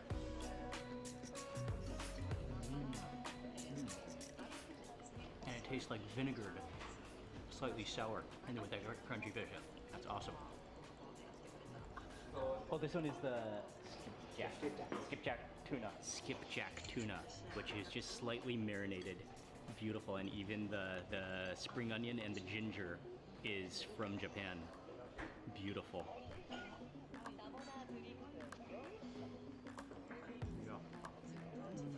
And just that tiny little dab of green onion, but it comes, you taste it so vibrantly. And that fish just, it's so smooth. Okay, next is kawahagi. This is letterfish, and you can just see how fine the detail is. There's just tiny, these are Japanese spring onions on top with maybe some sesame seeds, and then there's like a little jelly on the bottom as well.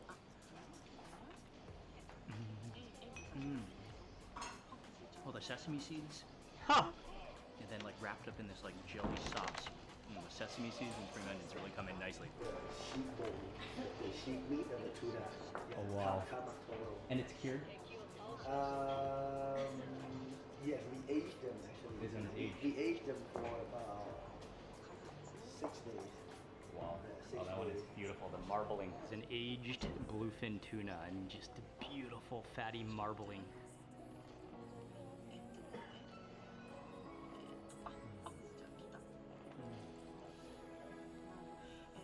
Yeah, it's amazing. Is that a radish sauce on top? Right. Yeah, just this like light radish relish almost. Yeah, it's so fatty and juicy.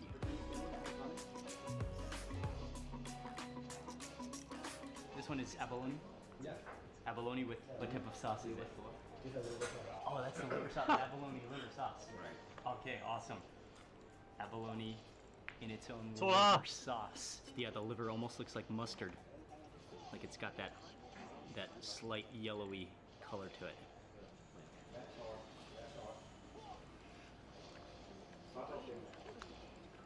That's awesome. That liver sauce, really rich and almost kind of sticky. And then with that abalone is sweet and it's almost spongy. You want to wipe up all of that liver sauce. What do I have? Kapun kap.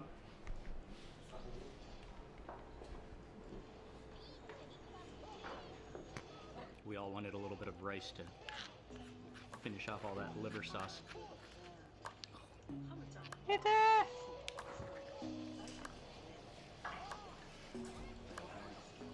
Stunning.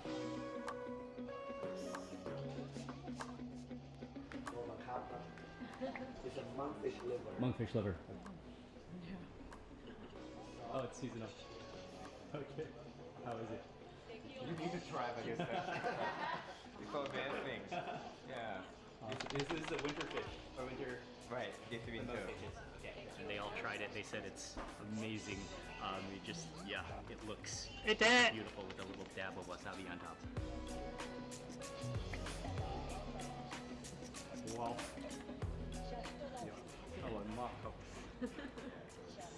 Mm-hmm. It's so creamy. Is that like a little bit of yuzu? Or the citrus? Yes. Slightly taste the yuzu and the wasabi. Wonderfully creamy and custardy. First time I tried, whichever chef didn't tell me. Okay, next dish that we're having is called shirako, which is cod sperm. And I remember the first time I tried this in Japan, I actually didn't know I was trying it until I posted it, and then somebody mentioned that. But it's really good. Again, this you can smell you can see little fish on top. And yeah, this is it's a popular winter dish item. At first you think it's really creamy, really rich, but then it sort of like dissolves in your mouth. It's awesomely good. So this is, how big was that fish? This one is about 180 kg. This one is from Mid-Maya. It's like the area between Hokkaido and the This is the new one. Yeah, this is the new one. Okay. So basically you're gonna try this one. You're gonna try the one that we aged for like 7 days. Okay. Okay. Oh, so that's the...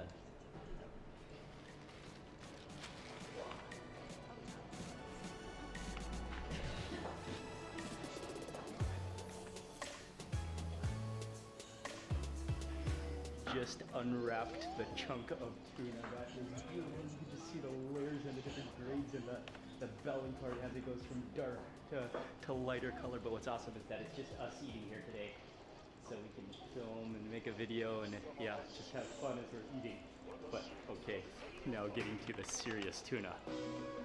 What is that part? Oh, that's the blunt part. Oh, thank you. You understand this part right here. 3D model is on it. Wow. Oh, that's the chunk What? that comes from that Yeah. front belly part. Yeah. So Okay. basically, this is whatever is here is right in the bone. Okay. Yeah. So the blood, we take it. So that's from this section. Yeah. This section right here. Yeah. This section. You see the chunks of fish, but you're not sure exactly where they come from. So that's awesome that we have a 3D tuna model. And so the section that he's cutting up right now, that's where you get a lot of the main pieces, comes from the front Oh, belly 24, bottom, let's go. front belly bottom section. Very cool.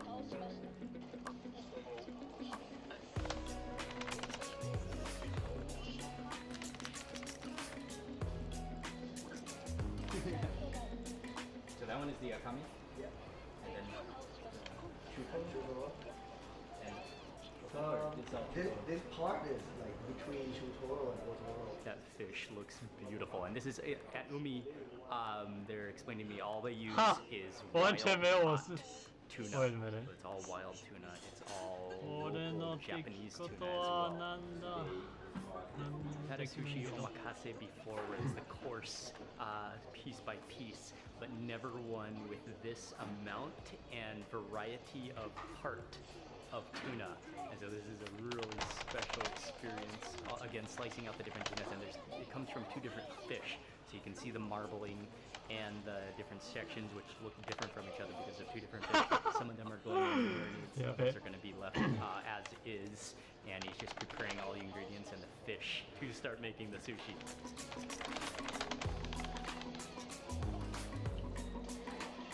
First bite of sushi.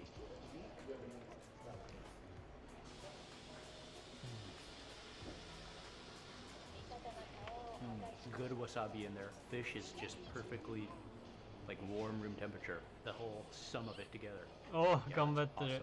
Okay, next one is from a fish called buri, and this is the belly part. And yeah, you can just see it glisten. Even in your fingers, you can just feel how soft it is.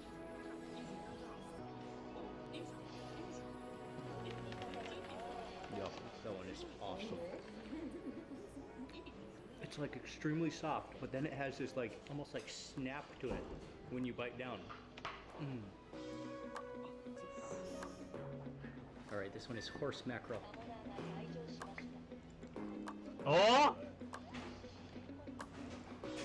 サモナが退場しました Again, top with those spring onions. Oh, that just like, that complements it so well. Okay, it's time to start on the tuna. This one is chutoro, and you can just look at the vibrancy of that color, and that's because it's from the very, very fresh fish, which was just like newly arrived to the restaurant. That's the fish he just cut up, but even you can see that gradient on it.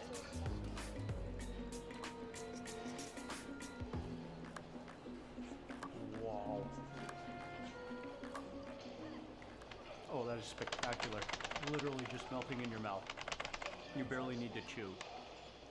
And that's like just full of flavor. Shimofuri. Wow, I didn't even know that one. Okay, this one is shimofuri, which is between the medium fatty and the very fatty belly. So it's that stage in between, and you can just see it glisten. You can see that the fat strands just weaved through it.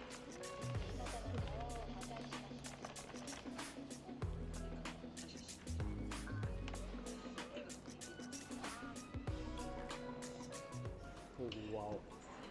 The quality, the texture. We aged them for 7 days. Oh, this one akami aged for 7 days, okay.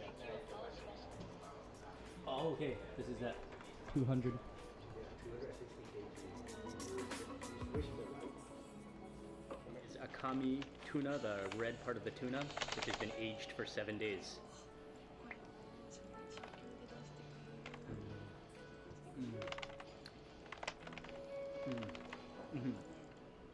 Less fatty content, but very rich, still very a deep depth of flavor. Again, is the one between the otoro and the chutoro, so kind of the fattier, medium fatty tuna, and then this one is aged for 7 days.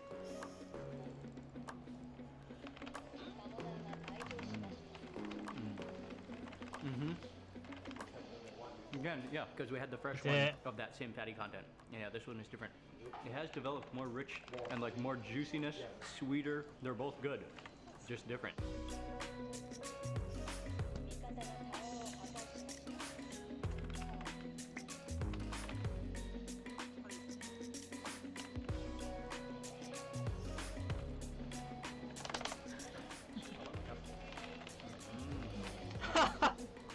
Okay. Yo, come on, why is it me? Sea urchin.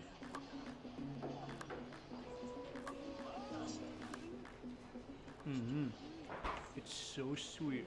It is melted ice cream. So sweet and so silky. Okay. Wow. Hameo. Hameo. So what type of urchin is it? Is it There's a buffoon. He just opened up a box filled with uni. It's a very special type of uni. It's just blooming. Oh shit! Where's my stopwatch?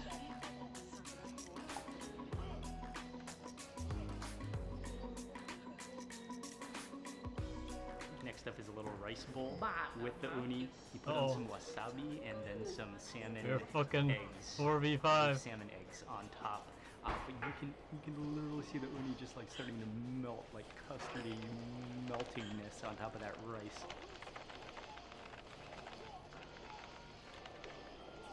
A what? Oh, that uni is just dissolving, and then it has just like a hint of a bitterness, which like My fucking stopwatch. increases the flavor, and then just like No. yeah, liquefies in your mouth, on your tongue. Can you hold my bowl?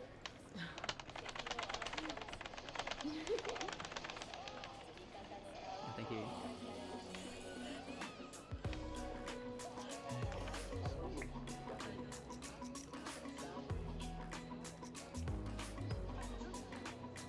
Okay, this one is anago seawater eel.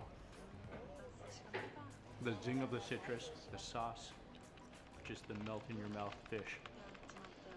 And like fleshy. Yabai zo, kono choshi. Who's that? Fucking having trouble. Can't even log in.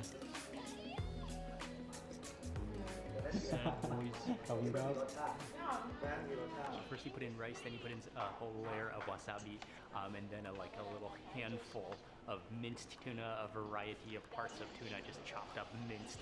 Oh, this is one of my favorite things.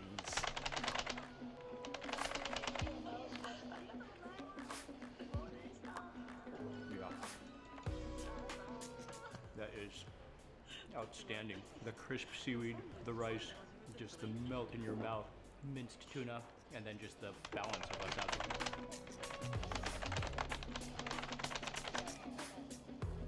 Come on, man! And this is the tamago, the final course. This is the egg. Debated. Egg. This one is very spongy. You can feel like the moistness of it. Yabai zo. Really nice. Has that sponginess, but at the same time it sort of just like melts down in your mouth.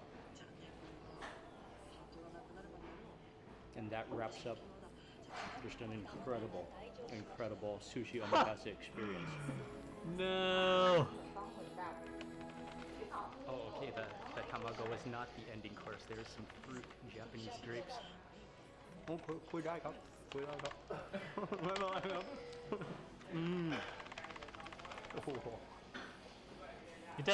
It's so juicy, so plump, and just.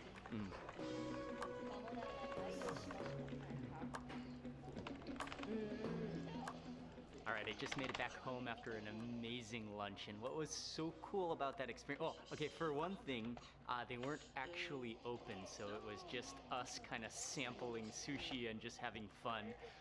But it was such an education. I've had sushi omakase before, a set menu where the chef gives you piece by piece, but this was really fully based on tuna. And so it was really a tuna experience, a tuna education. And so Kun Nat and Kun Shin, they really know a lot about fish, a lot about sushi.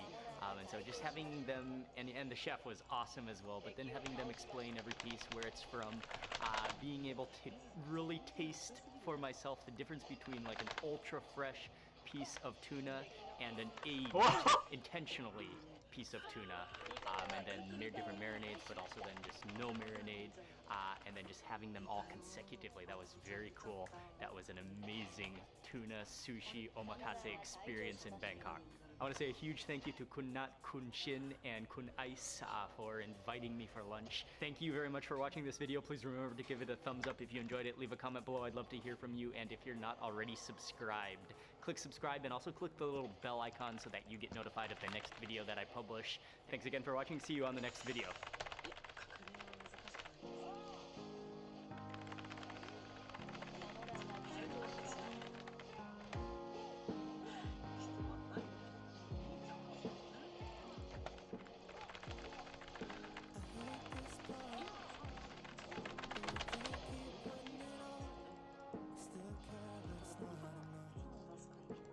Jeez, de make it there.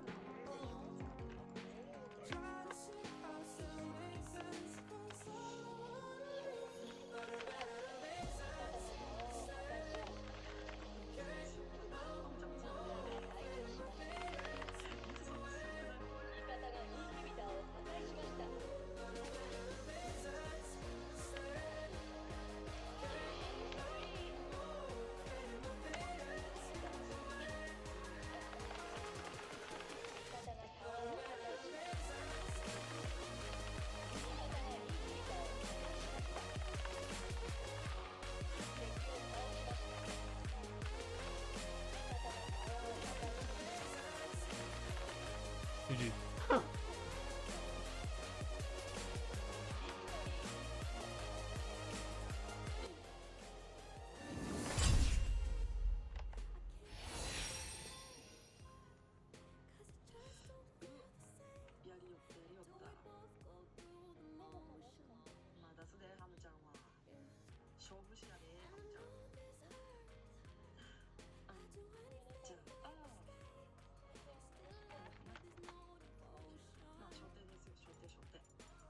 What? 3 players!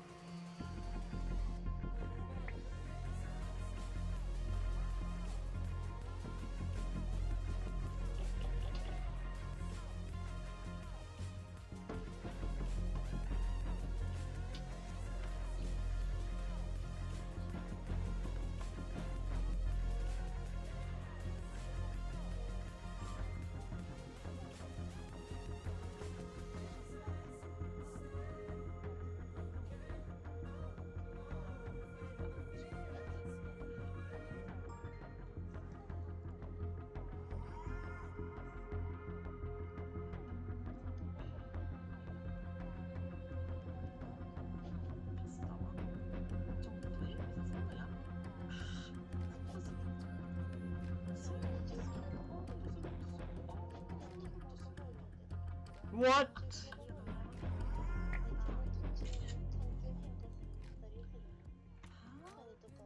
俺の番じゃないのかい。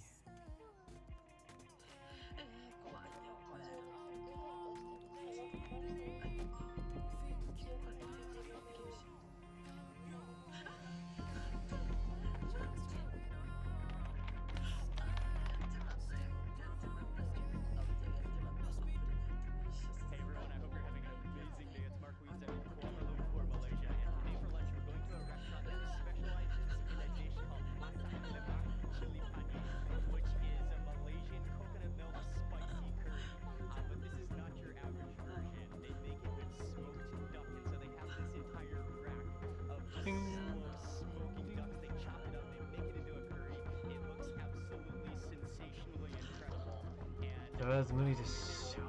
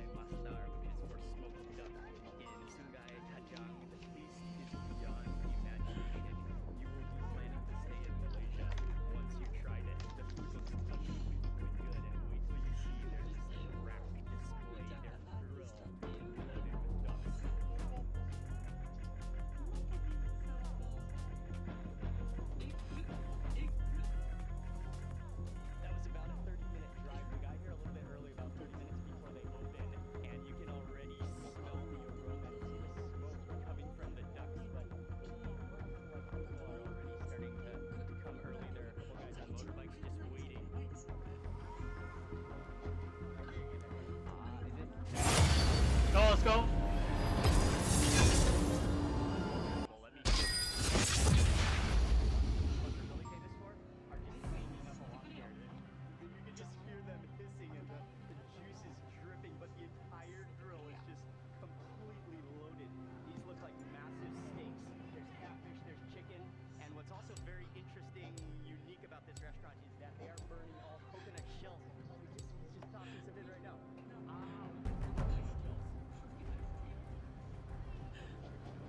Run するチャンピオン。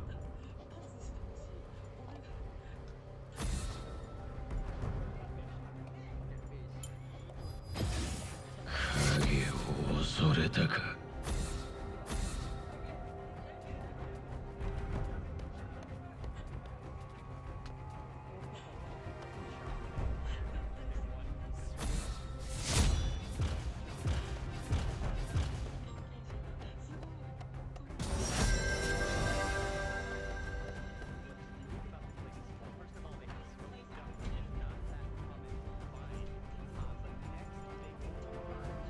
ああ。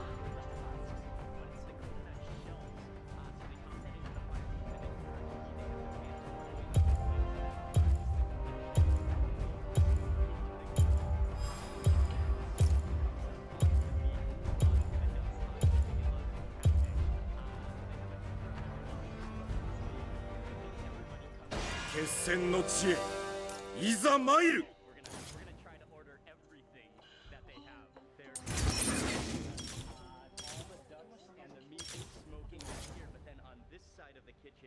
Is where they're doing more of the other dishes there. It looks like some of the smoked duck, which they're making into curries. She's mixing with coconut milk. You can smell the aroma of it. That just is booming with spice and flavor in that smoky duck. Coconut milk. Yes.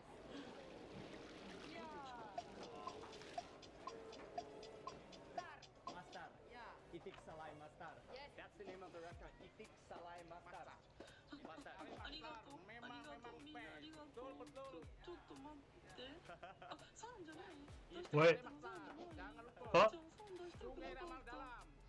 I actually went for smite? Serious?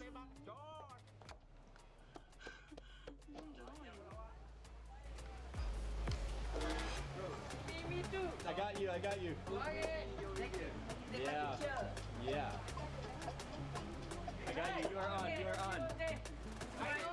I know you. I see you on YouTube. Hey, what's up, man?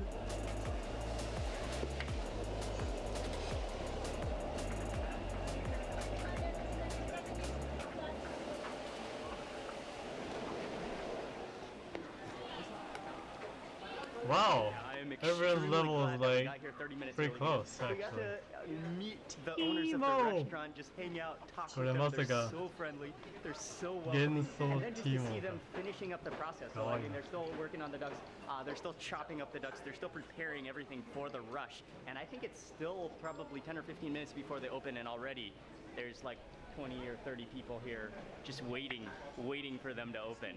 So it's coming very soon. The aromas are almost like too good. Yeah, too good to imagine. The aromas are almost too unbearable. I can't wait for 10 minutes. You come here often? At least once a month. The takeaway is over on that side, but if you eat here, then there's they bring the curries and they bring the smoked duck over here, and then you just order here and they dish it out for you, and then you find a seat. Sort of like food court style.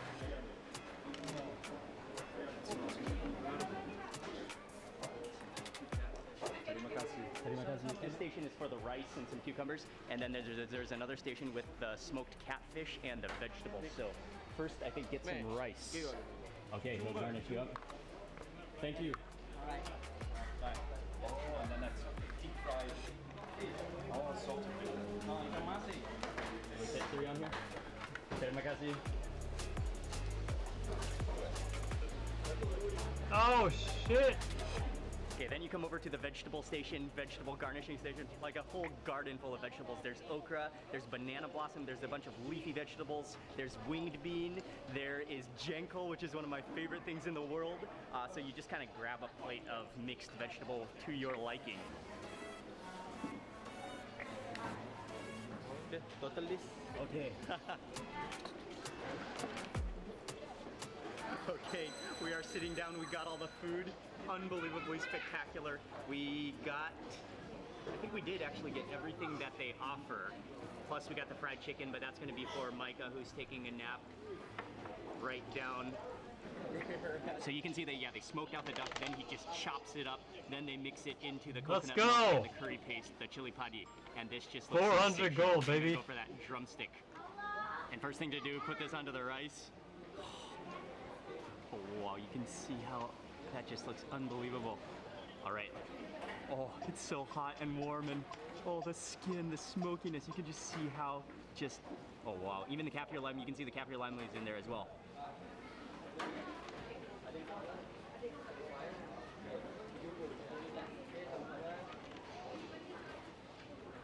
Oh, wow. Oh. Okay. There's like layers of flavor and layers of taste that you get on your tongue. Oh, and it's still coming. Finally, you taste the chili heat at the end. Yeah, for sure. Oh, that is unbelievable. The duck is so smoky. Yeah. And it almost has, like, it's not dry at all. It has this amazing, dark meat texture, dark poultry texture to it, but just embedded with smoke. Then you've got you know what happens is because there's so much coconut milk in it, that tames down the spice effort. So at the beginning, it's more like milky. And then after that milkiness, the coconut milkiness fades, then you taste the undertone of the lemongrass, the chilies. Oh, what's up, man? Thank you very much. Thank you very much. Thank you. This food is incredible. Yeah, sure. Like the creaminess and that spiciness are right behind it. So nice. Oh my. Oh yeah, and then the herbs in here and the kaffir lime leaves as well. It's just that smokiness. Oh, just get a close-up look at that duck though. You can see the redness. It's kind of covered up by the curry, but look at the redness of that smokiness of that duck. Oh wow. Yeah, that skin, it will just blow your taste buds. The complexity of flavor with that smokiness and that chili and that curry base, unbelievable. So this is the same smoked beef, those giant steaks that we saw in a coconut milk. And I'm not sure if it's exactly the same blend of spices, but we will find out. I'm gonna try to mix it over onto the other side of my plate of rice. All right, going for a slice of that steak.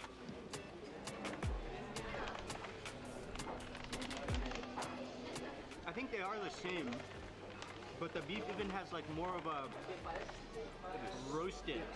Yeah, that is a roasted flavor to it. It's just and the chili kind of comes at the end of your bite. It's mind-blowingly good.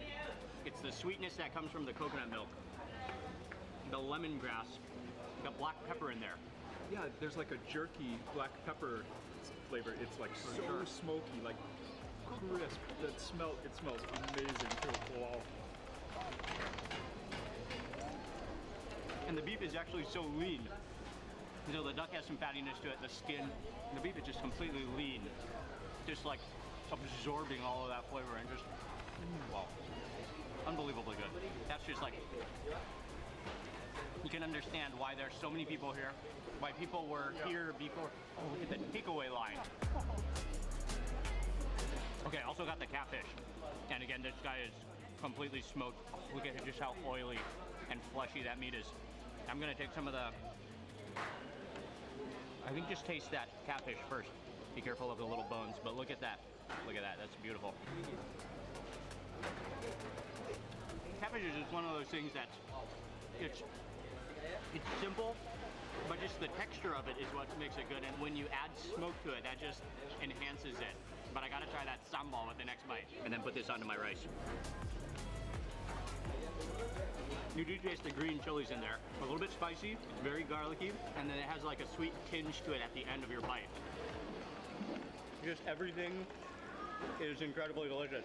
Because you could not choose a favorite here. You have to order everything, and they all complement each other. They all go together. It's time to try some of the garnishing herbs. And I'm not totally sure what this one is, but it seems like everybody who comes here gets a couple stalks of this herb.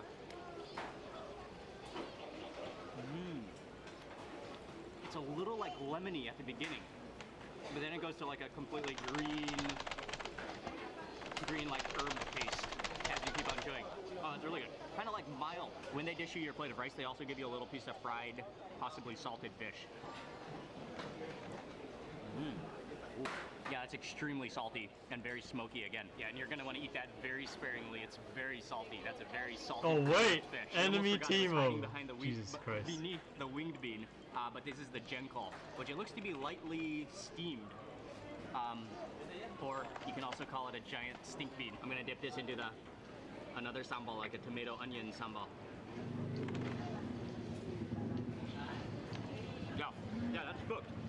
Because it almost has like a gummy, starchy texture to it. And then that sambal is more like a sweet tomato, oniony, like salsa almost. Everything is so good, but I think I have to give it up for their signature dish, the dish that's on their name, the dish that they're famous for. I think that one is the ultimate, so I'm gonna circle around back to the second bowl of that. Some little duck nuggets, get that onto the rice. There's a leaf that you can see chopped up within the dish. At first I thought it was pandan. I don't think it's pandan. I just take it. Oh wow. Okay, that leaf is actually providing a lot of flavor. It has a peppery taste to it and a lemony taste all at the same time. That is actually one of the main flavoring of it. That you can tell from tasting that how it really contributes to the overall flavor of that dish.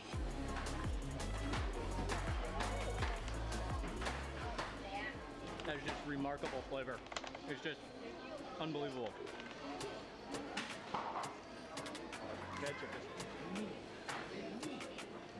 It's almost like lemony and celery, like celery. I just guarantee that once you taste this curry sauce, either the beef or the duck, either one, you're gonna wanna just drown your rice in it. You're gonna soak your rice. You're gonna just want to absorb and fill your mouth with as much of that curry sauce as you possibly can. Maximize each bite. I think that the curry is the same. It's just that the meats are totally different. And they even like provide a different like compound chemical taste balance of each dish. Because the one with beef, you can see it's more like thick with the coconut milk and less oily. Whereas the one with duck, you can see a layer of oil, which I think comes from the skin. I don't know, they're both smoky, but like in different ways as well. Just the meats like drastically change the flavor of the curry. That meal went down way too easily. This is really one of those meals where it's not an exaggeration to say you shed some tears when you see an empty plate. It really is heartbreaking to see an empty plate here, an empty bowl. Yeah, so I wasn't sure if this was a completely appropriate move, but I did look around and other people were doing the same, dipping their spoon and just taking a whole spoon of the What the sauce. hell? I think it is. Why the fuck did I tank the turret? Okay, it's a little bit salty when you eat it that way. Yeah, it's pretty salty, but it's so good and so much smoke in there that will just blow your taste buds. And that is gonna be the bite that just stays on my tongue for the rest of the day. Yeah. And in my mind forever. Oh yeah.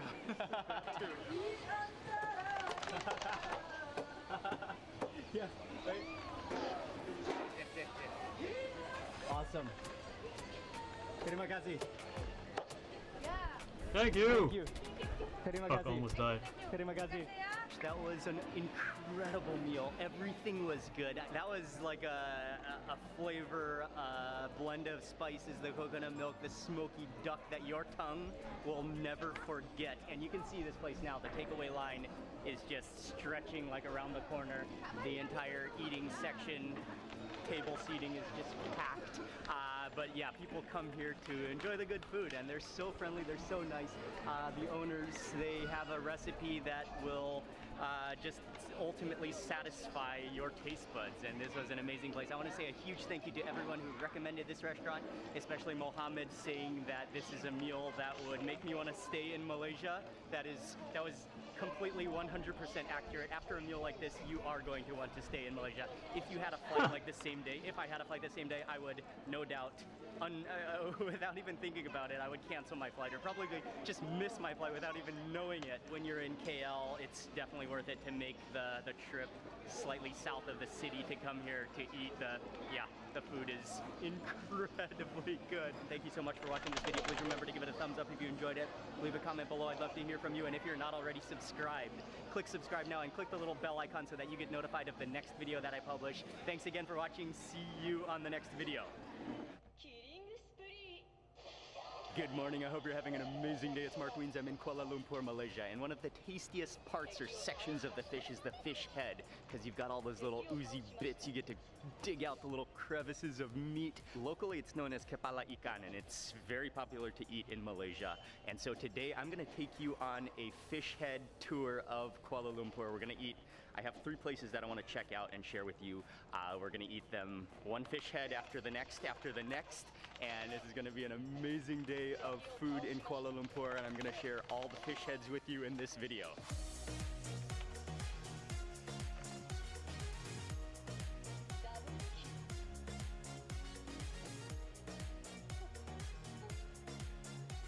It's just 9:30 a.m. right now. They're still sort of setting up. The fish heads are ready. They're preparing the fried chicken. This place, I think it's officially known as Anwar's Fish Head Curry, but lots of people know them just as the Bangsar Fish Corner because it's here on the corner of the road, kind of in a little shopping plaza area. But the aroma, you can smell oh, by the way, this place is also very famous for their fried chicken. You can smell the aroma of the fried chicken. You can smell the curry leaves. Oh man, fish head for breakfast? You cannot go wrong. Fried fish.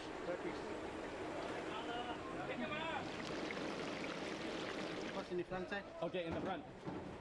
Both come the front. Okay, they want to get a photo of all of them, all the staff here at the front. Say welcome to Anwar's Kepala Ikan. Welcome to. Okay, 1, 2, 3. Welcome to Anwar Kepala Ikan. Kepala Ikan, bagus. Yes. Okay, awesome. They're all so friendly. Which country? I live in Thailand. Thailand. Yeah, Thailand, in Bangkok. It's famous there 26 years. So it's been at this corner for 26 years. Oh my god. Very nice. Oh yeah. Yeah, the curry fish Jesus curry, Christ, very special. so close. Hello. I know. Nice to meet you. Thank you very much. Are you Mr. Anwar? Yes, Mr. Very nice to meet you. Yeah. What's this for? Sugi.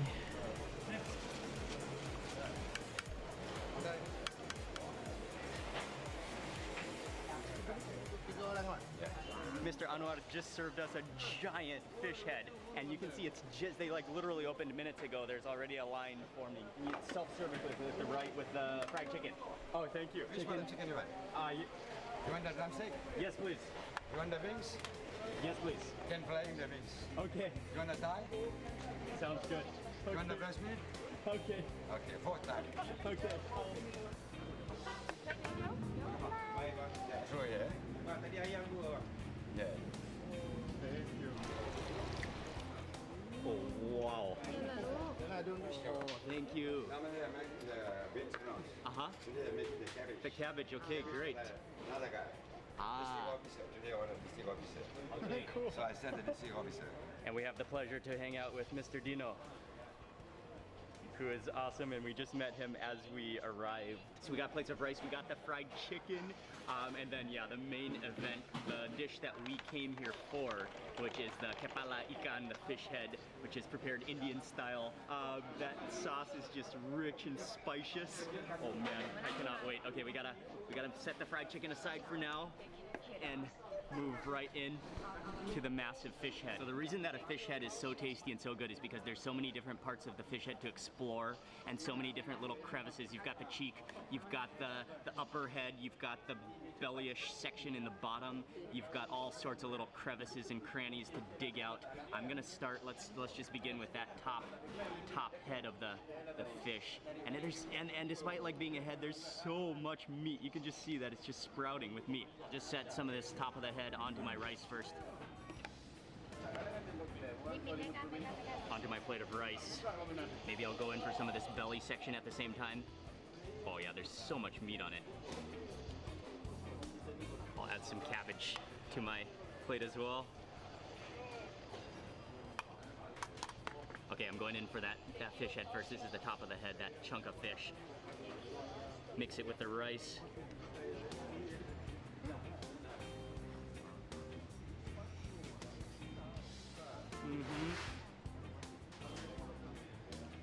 Oh, the flavor of that curry sauce, just smooth with spices. You taste actually you really taste the curry leaves in there. The blend of spices is incredible.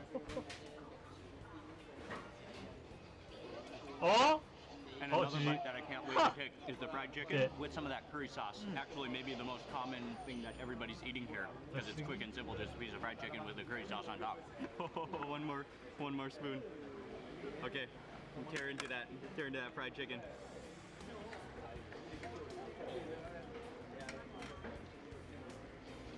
Oh, the entire covering of skin in one bite. Nice.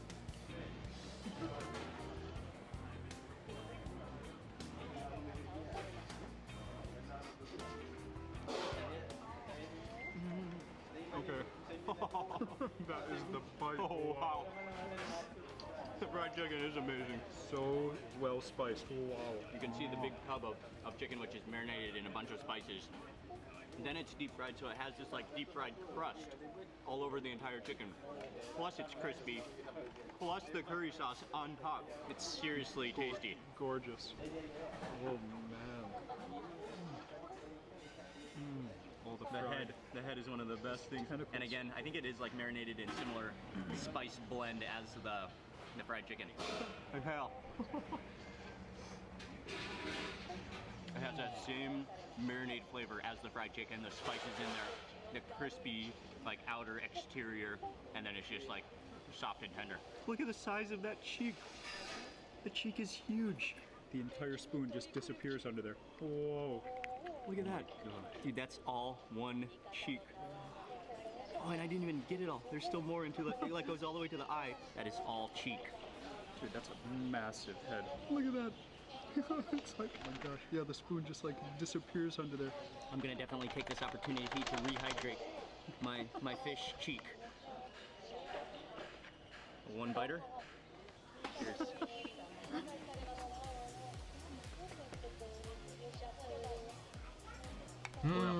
I got a scale.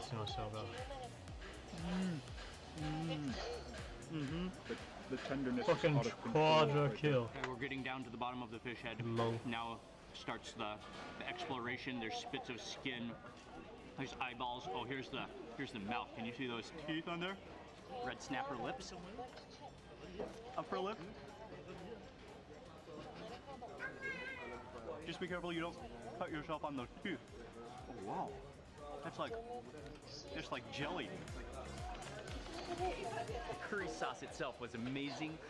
And then all the staff, everyone that works here, Mr. Anwar, they're so nice, they're so friendly. Not only is the food delicious, but I think why this restaurant, this street food stall in Kuala Lumpur has such a loyal following is because it's so welcoming. I mean, this is like a neighborhood stall and you just feel at home when you're eating here. Very much, Mr. Anwar. That was amazing, amazing, and thank you for your hospitality. Well, that's Mr. Anwar, Oh, our new logo. my flash! And they were so nice, they refused to accept our payment. So, yeah, thank you very much to Anwar's Fish Head Curry Bangsar Fish Corner. Man, that was incredibly good. We are moving on now to the next Fish Head Curry.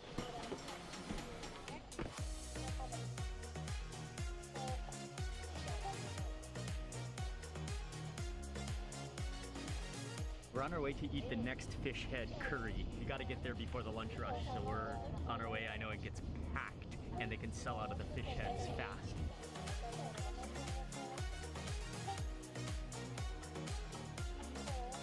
One of the great things about KL, Kuala Lumpur, is that it really is a garden city. It's such a green city, and so we're right in the center of Kuala Lumpur, but we're kind of on the hill. I think it's called Tugu Park or something, but there's a cafe here that's famous for their fish heads. Hello. So you get to the top of the staircase and all of a sudden it opens up. There's a parking lot up here, but you're just surrounded by jungle. It's so green, it's so lush. And then they have, you smell the spices, there's a full buffet counter. Again, the famous thing to eat here is the kepala ikan, the fish head curry, and I believe that this version is going to be more of a Malay style. So let's get straight to another fish head. You choose your fish head, there are different prices for different sizes, and we met... What is your name again? Jose. Jose. Oh! Okay, he watches our videos. One shot. The biggest size, biggest size. 3,000 damage. Oh, nice. Sounds good. Just fresh, very fresh. Okay. Fish.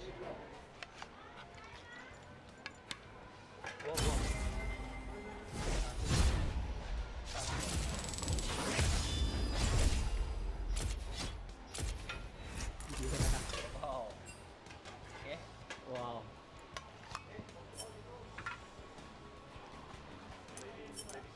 This finger. And then one like this.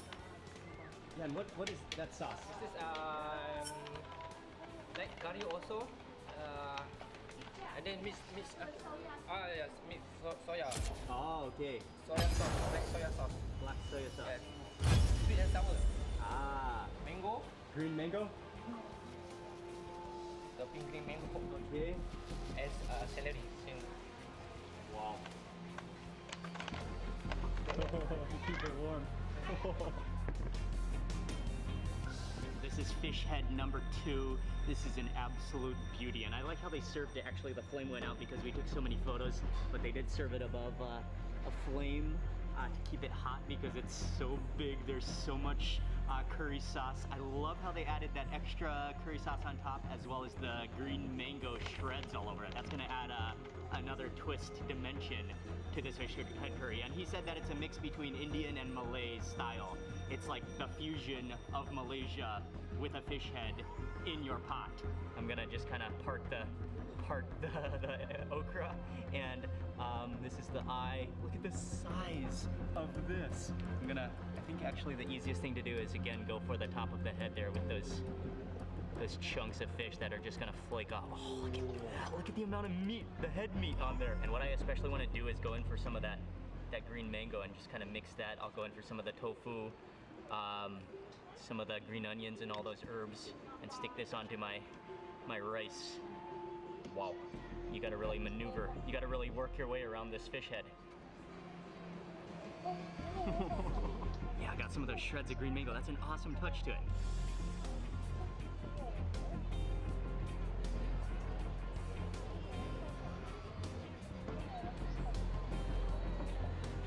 Oh, wow. Oh, that is stunning. Oh, the green mango. That like burst of natural sourness. Because again, you can taste the curry leaves. You can taste, I believe it's a jolt of also sourness from tamarind. Almost like a fruity taste. The fish is like firm and fresh. Wow, that sauce is unbelievable. Look at this, that meat just blooming out of the fish. Wow.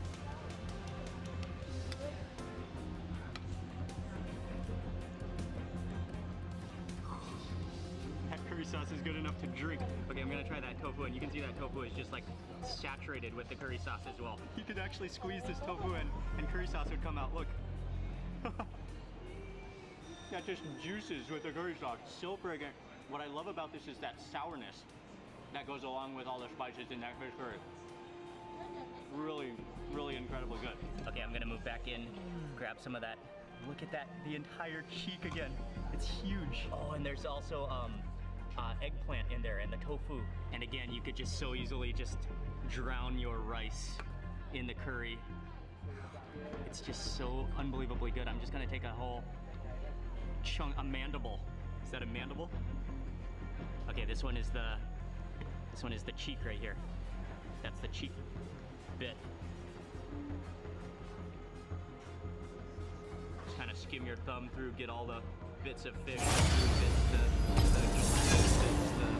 gummy bits. It's all good. These are curry leaves.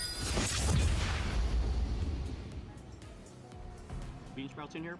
There's winged bean, there's chilies, and there's shallots, I believe. And I think it's like a fish sauce. I'll put some of this onto my rice. I know my rice is pretty much doused in the curry sauce already. It's all drowned out, but that's okay. Oh, that's wonderful. Oh, the coconut in there. And really taste the shredded coconut. That is like amazingly refreshing and just a totally different taste. And then finally, one more dish we just had to try is the shell. せっかく私が殺してやろうというのに。 I think it's a seashell. And what you're supposed to do with these shells is just kind of suck the top so that the little shellfish, the little shell, just like plops out into your mouth.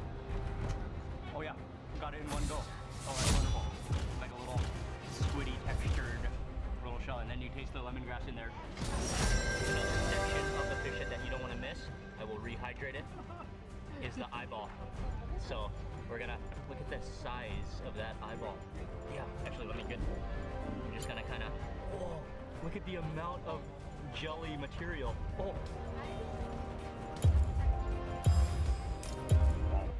Yeah, that just melts in your mouth.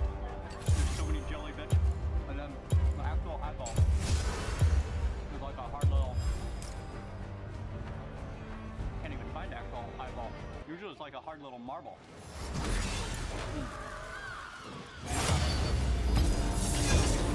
And then just the garnish. Got some vegetables, there's some lettuce, there's some cucumbers. And this is a sambal, I believe, with shrimp paste, as well as the pellets.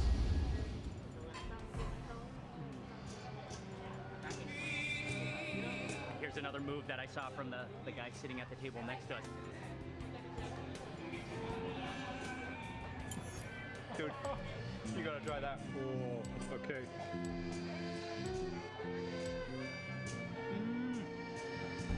Which one hits first? Those chilies are so nice.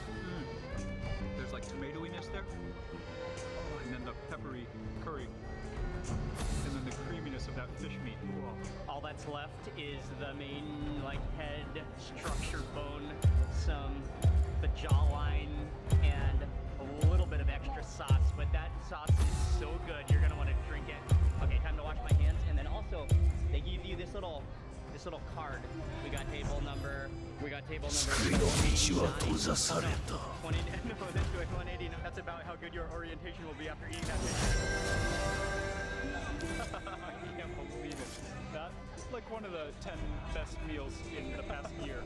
The total price came to 144 ringgit, which is pretty expensive, but we did get the largest, most gigantic fish head that they had for the entire day. You can get smaller fish heads for only 45 ringgit, or 55 or 65. We got the 120 ringgit fish head, but it was so worth it. But definitely a dish like that you should share between a number of people. You should share it between more than 2 people. Like, yeah. Well, Ying had a little bite, but she was already full from the last meal. Why? You could definitely share that between like 4 or 5 people. Didn't I already and still pick be very, my very champion? happy. Do I have to lock it? That was so worth it. This is an amazing I actually have to restaurant. lock And in my again, champion? I cannot emphasize the relaxing state of mind and relaxing state of stomach that you will be in when you eat here, because it's so yeah, the fresh air. That was amazing. All right, that was amazing. All right. We're driving over to an area of KL called Pudu, which is a very Chinese area of the city. Thank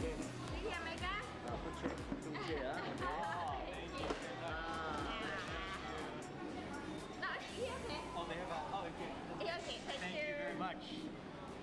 Oh, awesome. Restaurant number 3, totally different style of fish head. This is not a curry, but this is more of a Chinese, well, it is a completely Chinese steamed fish head. The head together with the body, Oh, and the body also? Yeah. Okay. Mooncake, mooncake. Yeah, Okay. mooncake, sweet potato leaf, or kangkong. Maybe kangkong. Kangkong, yeah, spicy one. Awesome. Okay, thank you very much. Is that 6 different types of fish heads? There's the black bean, the assam, the clear steam, the ginger, the sambal, and the nyonya. I thought the nyonya would be really interesting because that's the Peranakan, that's the Malay Chinese version. But then he said that that's totally out. They ran out for lunch, so we missed the lunch rush. But we ended up ordering the clear steamed fish head. That's another one of their specialties, and that's going to be totally different from what we've already eaten today. The fish heads that we've already eaten today so far.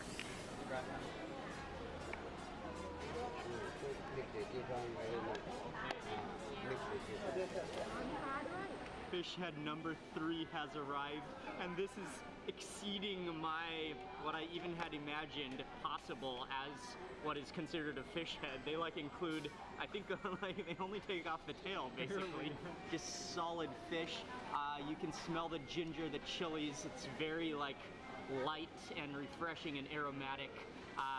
Yeah, it just looks like very clean, very beautiful Chinese style steamed fish. Oh, it's so juicy, and you can see, look at that flesh. Okay, you are gonna have to be careful of bones here, but look at that white meat, and then the juice onto the rice, and let me get a little more of that juice. Okay, yeah, so be careful of the bones though.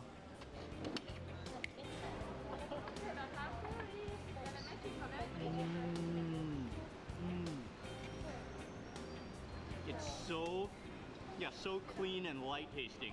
You taste the soy sauce, you taste the ginger, and I like how there's a few sliced up chilies to give it some heat. It's so juicy because it's steamed. They're definitely stretching the definition of a fish head here, serving you the entire body along with the fish head, and I'm totally okay with that. Oh, you know what? I didn't even notice this, but I think it's just the half a fish. So you get more meat on the body, but then it's split down the middle, so it's the half a head. Oh, that's perfect. And then you can kind of navigate your way around, grab some of that head meat. You can see the head has quite, that skin is very thick and like blubbery. And you know what else you can taste the Chinese wine. Is it plum? I was gonna ask. I think the wine in there. Plum or wine? I think it's maybe rice wine. You can taste that slight wine flavor in there along with the soy sauce with the steamed ginger. But yeah, the ginger is what really is the key flavor defining ingredient in this fish head. They have a side little bowl of raw garlic and raw chilies, which I will go ahead and sprinkle onto my plate of rice. That's gonna give it some extra kick. Oh, I'm going in for the ultimate bite. And I think I'm gonna add one more scoop of that incredibly delicious steaming sauce. Full flavor overload. Oh yes.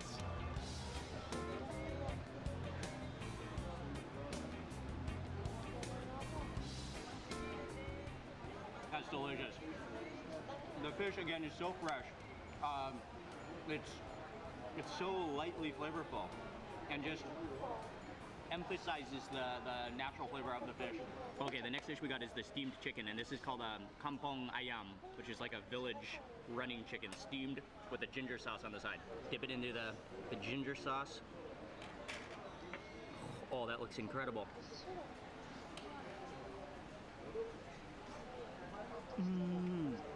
Oh yeah, that is incredibly good. Oh, the chicken has a perfect texture, that free running texture.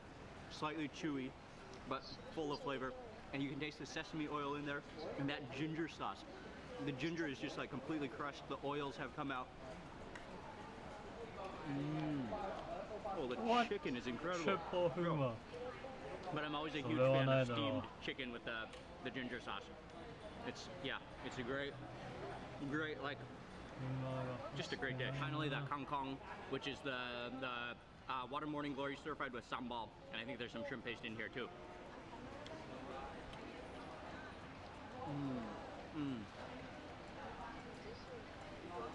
Always one of the best dishes to order, vegetable dishes, when you come to the Malay Peninsula. You taste the shrimpiness of it. And you can really taste the smokiness of the wok on that in that vegetable as well. There's always a massive chunk of meat right on the top of the head section there. Look at that. Rehydrated a little bit. This is a move I just cannot resist doing. The rehydration move. Yes.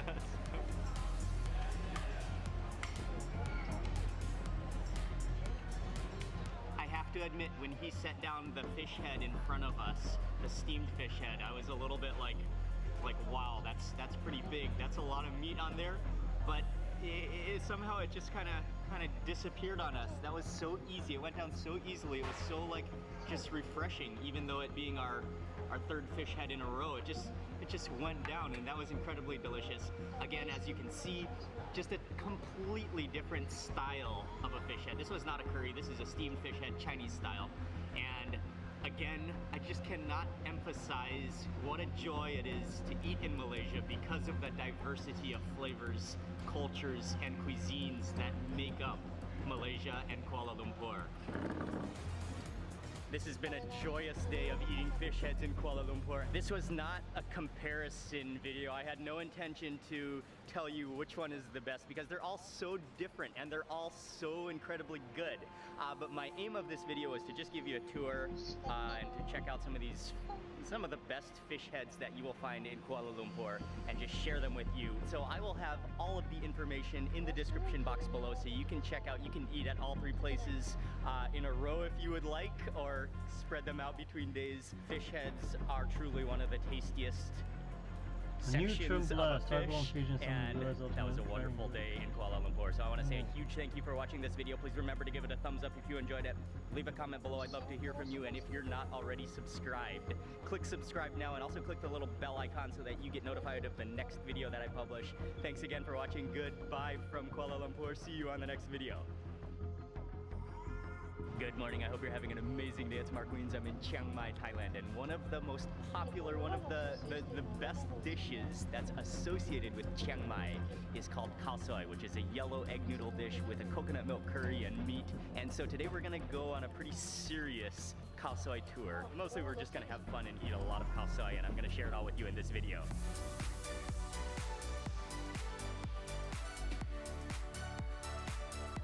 The origins of khao soi in Chiang Mai still remains a mystery, but most believe it's a dish originally from Yunnan, China, brought south to Chiang Mai, passing through Myanmar by the Chinese Jinha people. Adapting to Chiang Mai, the common recipes evolved over time, especially with the addition of more spice and coconut milk, which is an ingredient that's not used in northern Thai cuisine. One original khao soi restaurant in Chiang Mai claims that when government officials from Bangkok, and Bangkok is in central Thailand where coconut milk is frequent, would visit Chiang Mai, the khao soi restaurant owner would add coconut milk to please his guests. That kind of stuck, and now most khao soi you'll find in Chiang Mai includes rich coconut milk. The story behind khao soi is unique and fascinating, and it remains one of northern Thailand's most popular dishes. So today we're gonna eat 5 bowls of khao soi in a row and share with you where to eat the best khao soi curry noodles in Chiang Mai, Thailand. The first place that we're at this morning for breakfast is called Khao Soi Islam, and this is one of the long-standing khao soi restaurants, and they're also known to serve a very traditional version of khao sois. Joel, ready for some serious khao soi, man? Ready. And it, what's up, man? It smells so good in here. Okay, so this is stop number 1. We're still waiting on Tom. Tom should be here soon. And what's amazing about khao soi is just how it has been, how it arrived to Thailand and how it's been influenced by so many different trade routes and spices and coconut milk all coming into one single bowl that now represents Chiang Mai. And she blanches, boils the egg noodles. Then she comes up, binds it with the beef. I ordered beef, and then combines it with some spices, adds some chili and some spices into the bowl.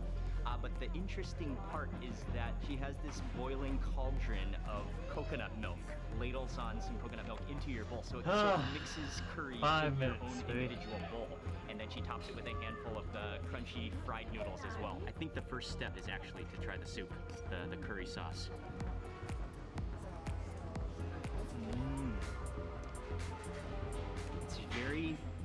It's very milky. And the spice blend is light, yet it's kind of like earthy at the same time. I'm gonna squeeze in some lime, and then actually, I'm just gonna dump in my whole packet of, they give you pickled mustard greens every time you eat khao soi, as well as some sliced shallots.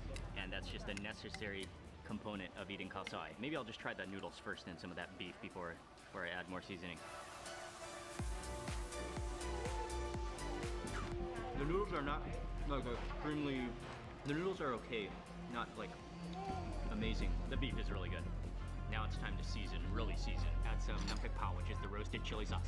And this version, I have actually eaten here at Khao Soi Isalam before, and their version of nam pek pao is just insanely good. It's like sticky. Okay, here's when things start getting really good in your bowl of khao soi. Give this a good stir, mix it with the curry sauce and the noodles, and immediately you can see that color.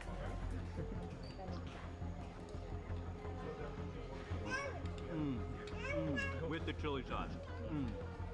That's what takes it to the next level.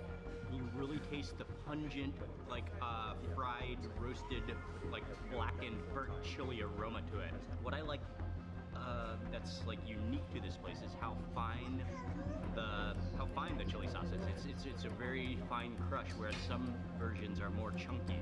It's so good. That makes all the difference.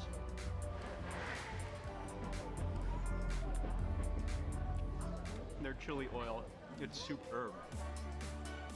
There's nothing better to do on a gloomy, possibly rainy day than go for a noodle tour with friends. Nothing better. We also could not come to Khao Soi Isalam without trying some of their khao mok, because their khao mok, which is the Thai-style biryani, they serve an excellent version, and we got a plate with goat, and it looks so good. I've actually had it before, and it is so good. Oh, look at that, it just flakes with the fattiness. Oh.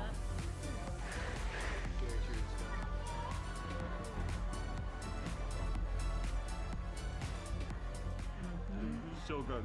The goat is just, it's as pork tender as possible. What do you think, Tom? Awesome. It's just like perfect balance. Very goaty.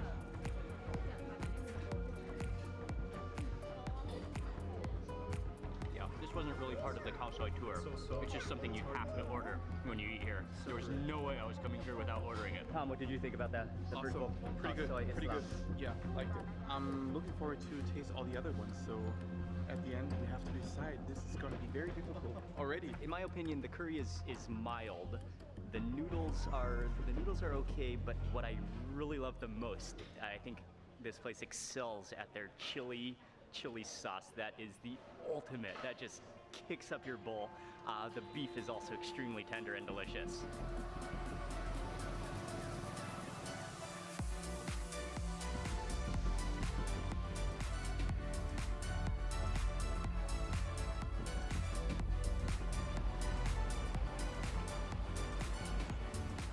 Okay, so khao soi kunyai. This is grandma's khao soi. It's in their home property, but right in central Chiang Mai, right next to the temple. And I have been to this place before as well. It's always delicious. It's a friendly place. It's a nice open air place as well. Here, what I typically order, and the version that we got is called khao soi gai, which is with chicken. Okay, so bowl number 2, this is khao soi kunyai. You can see how just rich and thick and spacious that broth, that curry sauce looks. Taste the broth, just to get the original version of their taste. It is a little bit on the sweet side, but immediately you notice the richer, like, coconut cream as opposed to just coconut milk. And you can even see the curdles of the coconut cream. Dump in the shallots and the pickled mustard greens, squeeze in the lime juice, and then add in the chili, of course. You can see the whole seeds in there. It's a coarse grind. Oh, let's go. It's a good stir. Get everything together. Good chicken in here. The egg noodles down there. and I'll try some of the noodles next. And you can see the crunchy, crispy noodles have all mixed in with the regular noodles. I like their noodles here. The noodles are really nice, a little bit crinkly, slightly al dente. But then again, you have the crunchy ones, which gives like the nice texture. As you get further down, the coconut starts to thicken even more, and then it just sort of clings to your noodles and chicken. That completes bowl number 2. For me, it's a little bit on the sweeter side. It is very rich with coconut milk. I do like the noodles here. Okay, we are moving on to the next khao sai.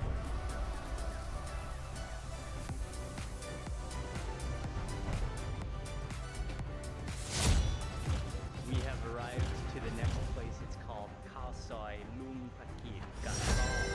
And this is one of the top recommended khao sai. Many Chiang Mai people have recommended it to me. We gotta order the beef khao sai here, and you can just smell this richness. You can see the bubbling pots of curry back here for their version of khao sai. What they do is he already has some of the noodles which are blanched in the back, and when you order, then he dishes the noodles, egg noodles, into your bowl. Later on, in a curry soup, and then he goes to a second bubbling pot where the coconut milk is, and he ladles that on top. So that sort of mixes the curry and the noodles. And then it's topped with a big handful of noodles as well as some cilantro on top. Definitely the most beautiful bowl of khao sai that I've seen. It's just covered in a layer of red oil. This just overall just looks, I mean, you can already just tell the flavor overdose that it's gonna be. Oh, I got a little red oil drill. Oh, it's so meaty. That tastes like liquid meat. With like a coconut milk sweetness. You get those little bubbles of red oil in there and the noodles. Oh man, actually this bowl is so well flavored already that like I don't mind trying the noodles before seasoning it. Maybe we should just try some of the beef and noodles real fast before we season.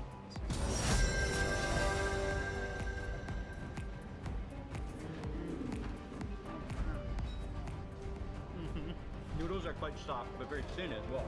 The beef is melt in your mouth so tender. Sprinkle, whoa, that kind of just chunks off. Fantastic. Take one more. That naprik pao just sort of just like clunks together. Mix that around a little bit for that extra punch, and then I am gonna go ahead and add in the pickled mustard greens and the shallots, of course, necessary components. 殺戮の中で私は咲き誇る夜明けの花のように Deep red, mixing with the noodles, pairing with that creamy coconut milk. This is like what you'd have a dream of what you want khao soi to be. Just pure joy. Oh. Oh wow. I do? I always get chili on my chin. Thank you. I always get a little chili on my chin, a little splashage. All right. Oh, are you serious? What the fuck is that? Oh, yeah. So much meat in there. Yeah, this bowl of khao soi is just blowing us all away. This is one of those plates of food, one of those bowls of food where you stop talking to your friends and just focus on the bowl of noodles. Yeah, the beef is insane. I just got married, but I'm in love. And Tom just like, he went all in. Oh yeah. Killed it, man. Oh, wow, that was just unbelievably good. That is bowl number 3 complete. So good. Tom? Still speechless. Joel? Hard to find words. Stepping outside, there's not even a real sign on the outside, or is there on the outside of the shop? No real sign. It's just on the front of the restaurant over here where you can see the name and they have the menu here. That was, yeah, just unbelievably delicious. Oh man, and I am feeling the sweat attack effects of 3 bowls of back-to-back khao sai. We are moving on to the next place. Okay, the next place is called Khao Sai Mae Mani Chai Kap, and it's a little bit north of here, so we have about It's about a 25-minute drive, so we have a little bit of time to rest. 25 minutes to rest until the next bowl. Oh yeah, he can rest, she can rest, I have to drive. As usual, after 3 bowls of noodles, it's a little tougher to get in the car. Somehow it's tighter in here than it was before.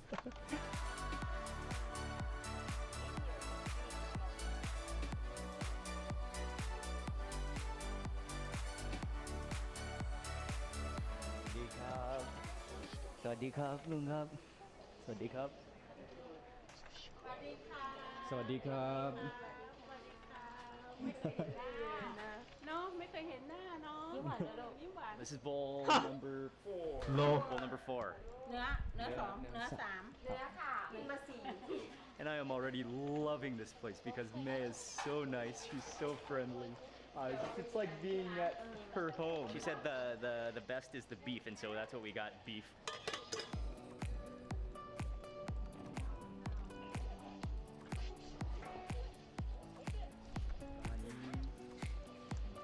น้ำแกงค่ะน้ำแกง อ๋อแล้วอันนี้กะทิ น้ำกะทิ อ่า จ้ะ อันนี้กะทิอย่างเดียวครับ กะทิอย่างเดียวค่ะ คั่วกะทินะครับ หัวกะทิค่ะ คั่วกะทิ หัว โอเค กะทิ ครับ ค่ะ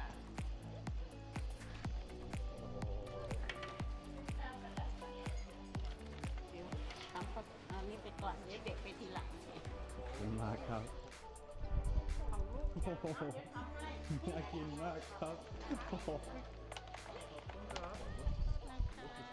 อ้าว So friendly. I watched as she assembled them. She puts the noodles in. Then she has the pan of curried beef, which she ladles on. It's almost like a gravy curry sauce. She puts the beef on top. Then she ladles in the curry soup, which has no coconut milk in it. It's just like a brown curry. Then she scoops into a bottle of just pure coconut cream and puts that on top. So it's just completely, you can see how it just kind of curdles into the dish, into the curry with that little bit of red oil. The presentation is possibly the most beautiful. Really kind of dainty but beautiful, but like perfectly like a swirl, like a painting. Detail, yeah, it's very... It's kind of like one of those splotch paintings. Although this is bowl number 4, I have never been so happy to have another bowl of kalsai. And look at those noodles. The noodles look very, these might be the thickest of the noodles as well so far. You can see the coconut milk more and more just dissolves into the actual curry sauce.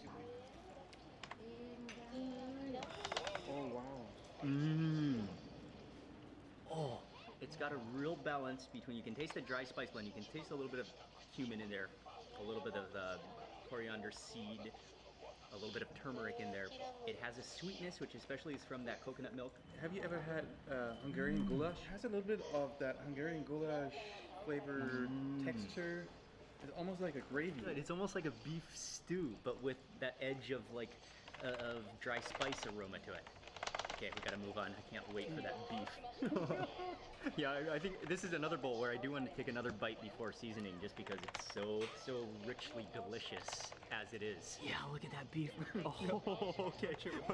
I'm gonna take a bite of beef and some of those noodles. And yeah, you can see the noodles are more, they're thicker. They look more handmade than the other versions of noodles that we've had. Mm. Oh. Okay. The beef is unbelievably tender. But just right off the bat from that first bite, these are some of the best noodles so far today. Yeah, they're al dente.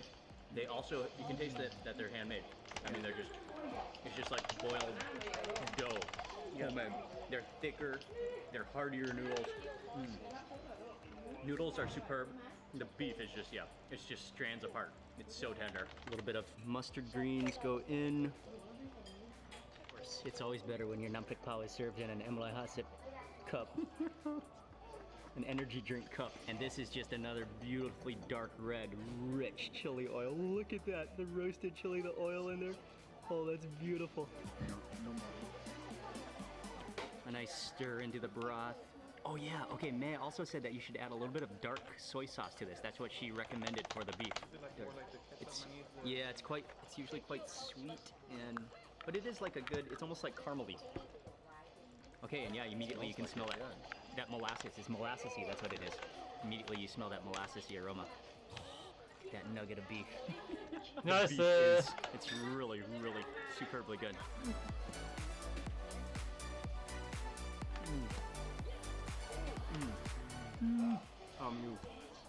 You leaned out of frame. Sorry. Those are some of the best noodles, yeah, hands down. You can taste the freshness of the noodles. Another thing that I really like about this, her version of khao soi, is that it's not oily. Whereas like other versions we've had today have been oily, with that thick layer of oil.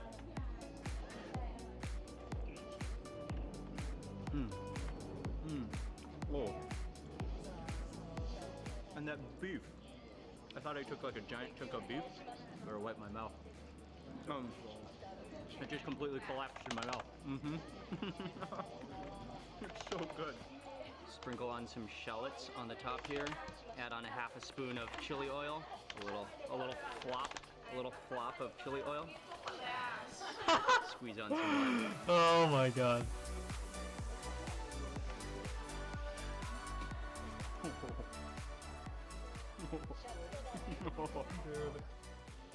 Dude. That chili oil. Well, that's a khao soi explosion. We do have some extra shallots, so I may as well use them. If there are shallots on the table, I will finish them.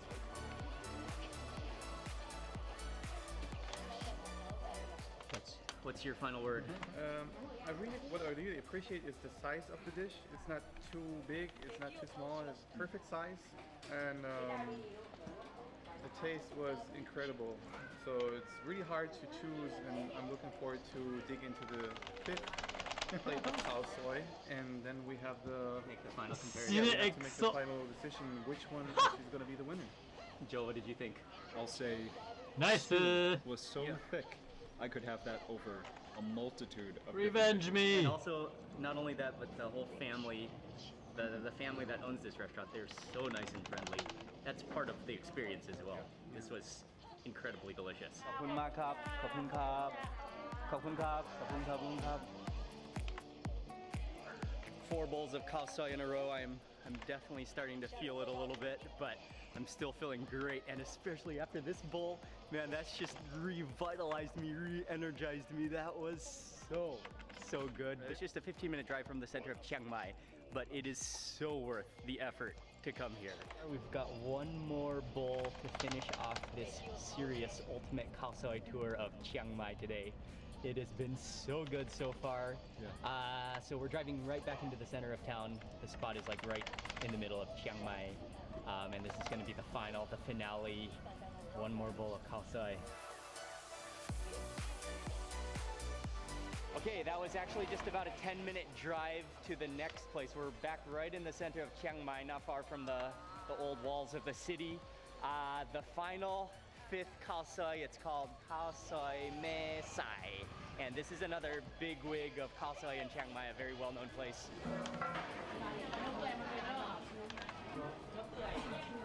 Okay.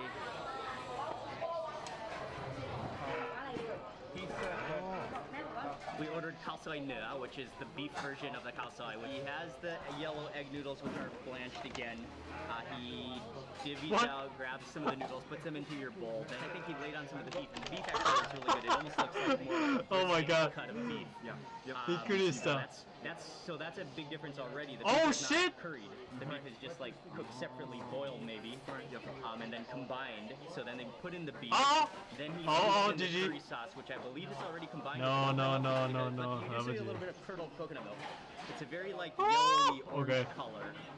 And then again, the final step, he adds on the handful of the crispy noodles plus some cilantro on top. Lightest colored bowl of khao soi that we've had. And again, I think it's just one liquid as opposed to multiple liquids, which the other khao soi places added.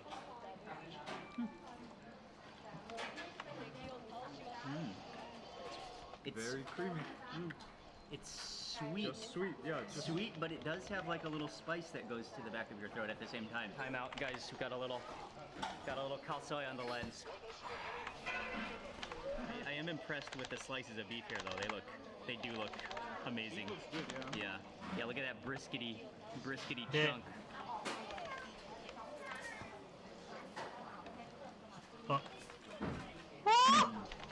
Oh shit! This is awesome. There's no denial about the beef. The noodles are actually quite good as well. They do taste fresh. Shallots go in. And here the chili again is very chunky, a little bit oily, not as oily as some places. The dry chili is very fragrant here though too. Sprinkle a little bit of this on, a little bit more. Need to get some massage. And then, of course, give it a nice mix.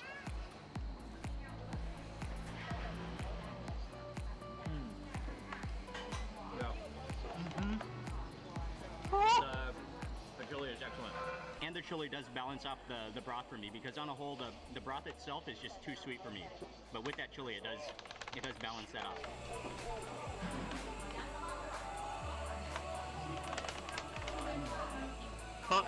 That beef. Yeah, I'm loving that. 진짜?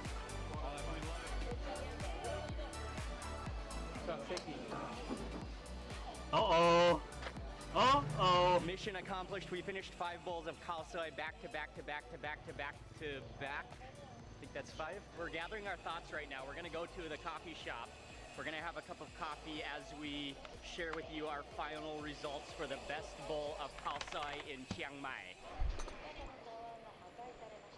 One more drink of cheers. Cheers. That was a lot of fun. Oh yeah. I didn't know it would be this beneficial to actually have back to back to back khao sois, to really be able to compare and contrast the different khao sois. It's really actually helpful because you have it all right in your brain. You have it all right in your taste buds. Come on, man. All 5 bowls right in your stomach at this moment.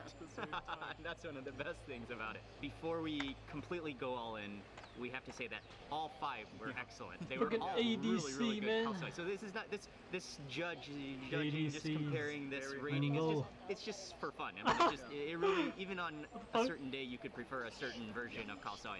That's just the way it is. This is a tough choice though. Just use your aura in the middle of the lane. Tom, Joel, you ready? If I was paying for my own bowl of noodles, I'd go to number 3 for sure. But if I was taking a friend, I think I would go to number 4, khao soi mamani.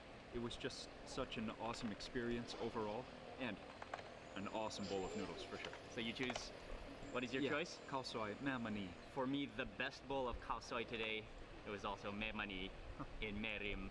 That overall, it was just the best package. It was thick and creamy. It had a perfect spice blend, the thick coconut cream. The aunties and the owners are so friendly and nice. It feels like you're going to someone's home to eat it. That being said, Lung Praket Got Gom was like millimeters from like Mea Money. Like they're really like both at the top. Really tough choice. As already said, all 5 khao soi restaurants were outstandingly good, and it's very, very difficult to choose one.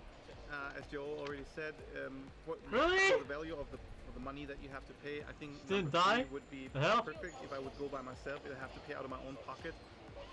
The bowl of khao soi was just huge, and the amount of meat in there was also enormous. But number 4, that was just perfect. It was, as Mark already said, it's just like very familiar. You know, auntie took care of everything. Even like the way the chart was cut, everything was just so much love, so much. Yeah. So number 4, the broth was perfect. The noodles were perfect. Everything was just like awesome. And that ends this best of khao soi tour of Chiang Mai. So I want to say a huge thank you to Tom and Joel for joining me on this tour. Thank you. That was fun. It was a lot of fun. That was just so much fun. I'll have their links in the description box below. Tom, by the way, is starting a tea shop in Chiang Mai, which we'll have below as well as soon as he opens it. That brings us to the end of this khao soi tour. So thank you very much for watching this video. Please remember to give it a thumbs up if you enjoyed it. Leave a comment below. We'd love to hear from you. And if you've been to Chiang Mai, if you've tried khao soi, leave us a comment. We'd love to hear what is your favorite khao soi as well. Thanks again for watching, and also subscribe and click that little bell icon. We'll see you on the next video. Thanks again for watching. Goodbye from Chiang Mai. I like mamani. Yeah. High five. Hey everyone, I hope you're having an amazing day. It's Mark Weens. I'm in Kuala Lumpur, Malaysia. And there's this one dish called tempoyak, which is fermented durian. which can be used to eat as a condiment with rice, or you can make it into a curry. And ever since I heard about this years ago, it has been a mission. It's been a dream of mine to come back to Malaysia and to eat it at the source. And so today we're driving to Temerloh, which is famous for catfish. It's along the river. Fucking stolen. And they make a very, very famous. It's known throughout Malaysia for their catfish tempoyak durian, fermented durian curry. So we're on our way. We're gonna meet up with Sufyan, who also makes videos, food videos. I cannot be. My mouth is already watering. I can't wait to share the food with you right now.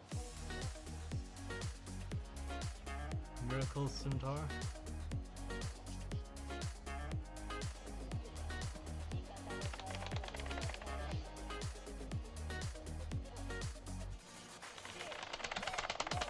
Alright, that was about an hour and a half drive. Welcome to Temerloh.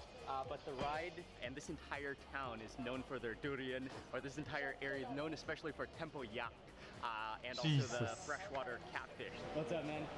Great. Nice to meet you. Nice to meet you too. I'm super excited. Thank you. Mark wins.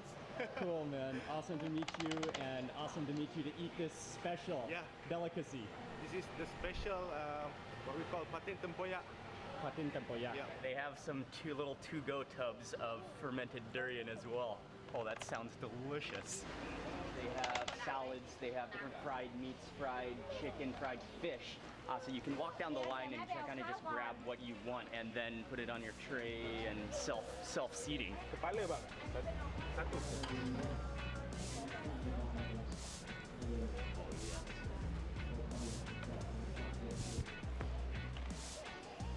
At the end of the line is where they serve the main dish, the curry, the tempoyak curry with the catfish. And as soon as he stirred that, you could just the poof of steamy humidity of durian just filled this entire little back room back here. Fucking fizz, let's go. Sufyan asked them for extra spicy, so he took a spoon of extra chili before he added it. First, it looks like they have the fish cooked on its own, and then the main sauce, which is in a separate pan, which they then combine. And then you take that on your tray and bring it to your table, ready to eat. No! Fucking heel!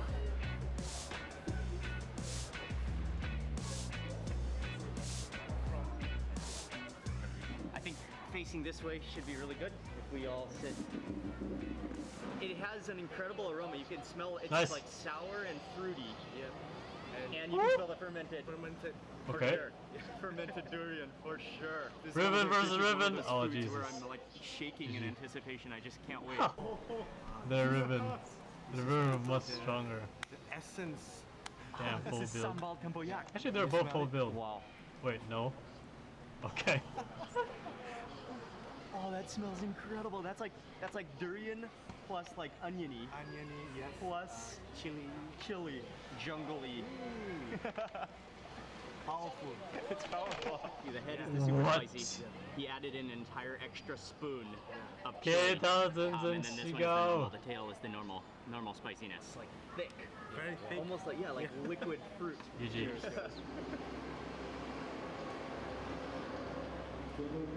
GG!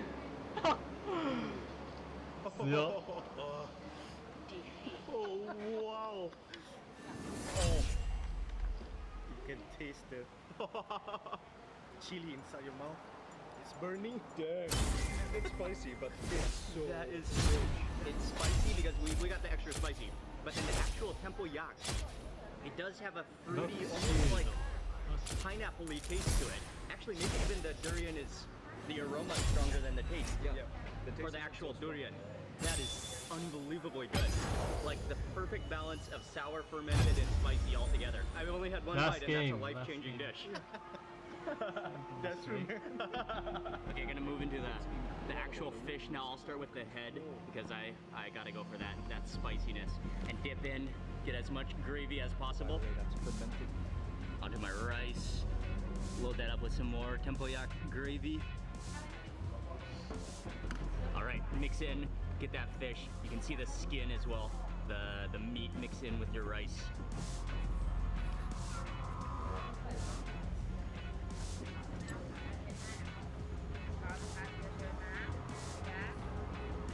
Oh, wow. such a, it's like the fruitiest curry you will ever have. How is it, man? Well, you can taste the tempoyak more in this sambal. In the sambal, okay. Because that's like the condensed version of it. Yep. It's very thick. This looks like a perfect leaf to scoop it up. It's just like the custard of durian, just with extra fermented layers of flavor.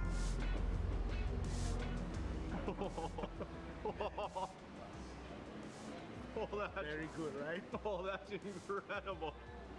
Oh, wow. Yeah, that is the more condensed version. You definitely feel the durian. The durian like goes up your nose a little bit. I've had variations of veggies and dip around the world, but that takes the crown for being the ultimate vegetables and dip that you could possibly have. That is just flavor overload.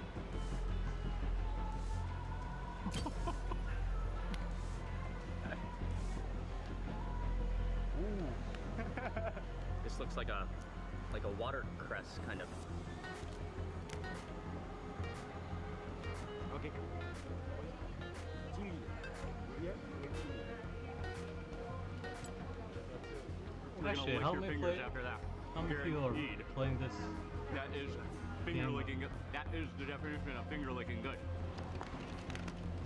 Immediately smells amazing. Beta pass.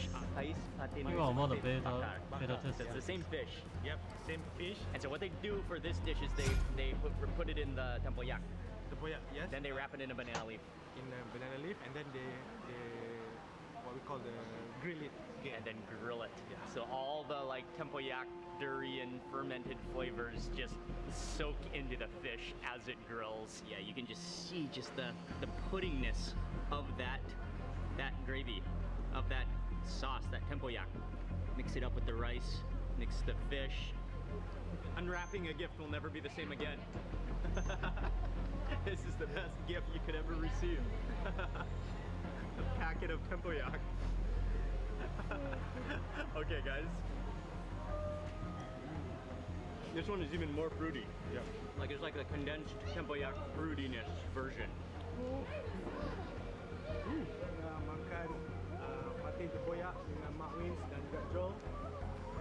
We've also got some pickled patai, which are stinky beans.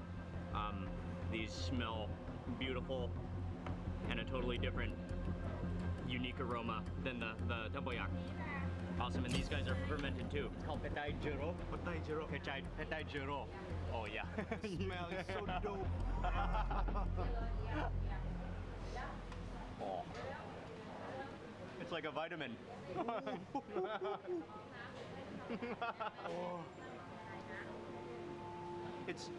It's an unexplainable flavor. It's a sensation. It's an experience in your mouth is what it is. The taste is so strong. Wow. That's one of those things where the aftertaste keeps on giving. Wow. It's pungent and so good. It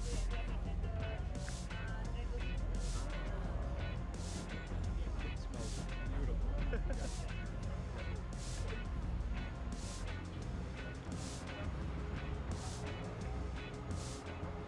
That is an explosive bite. Oh wow. The flavor is, it's almost so unique that there's nothing to compare it to. It's its own. From the assembly line, we got the masak lemak, which is beef. This is a beef with a curry, in a coconut milk curry.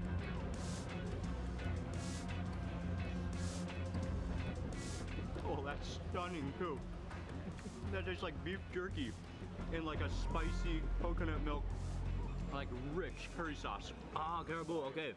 So there's onions or shallots in here, there's some herbs, there's I believe coconut, right? Coconut, yeah. Oh, that's wonderful. All of the crisp vegetables and herbs, all just coated in like dried coconut.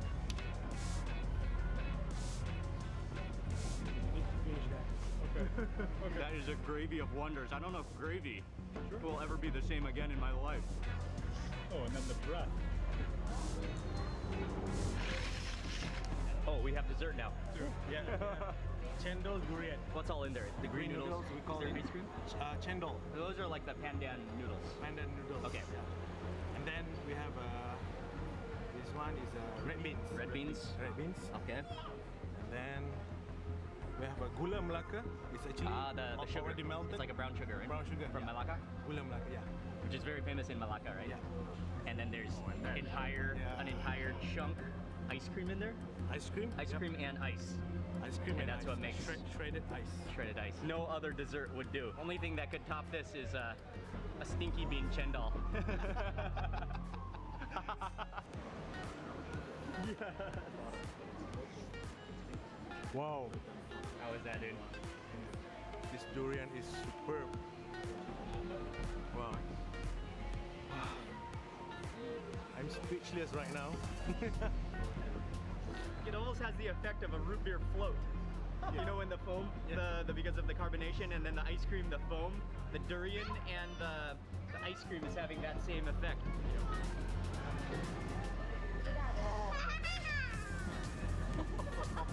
Oh wow!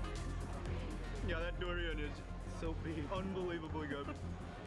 It's so creamy. It's so sweet. It's like half frozen because of the ice, right? Yeah.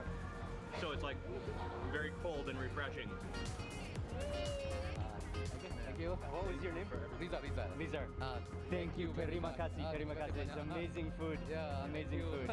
What is it called? Like when you're playing a video game and you go to the next level. That's like going to the next level of cuisine. Since we're alone, we decided to go try one more restaurant that serves the same dish. The fish with tempoyak. This is Tempoyak town, but since we just happen to be here. Okay, so we're on our way to go try one more Tempoyak restaurants. That was life-changing. Yes. Using durian as a cooked ingredient was life-changing. Fermented, cooked ingredients.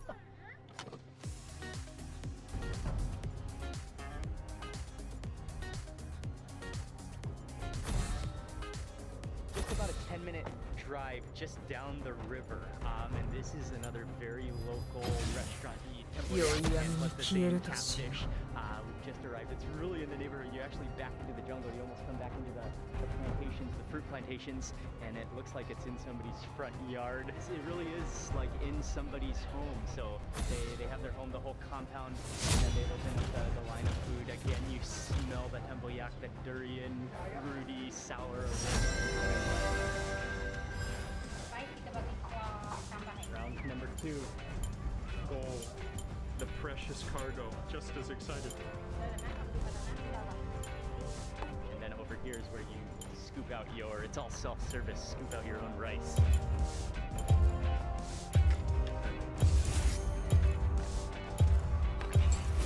We got the tempoyak curry.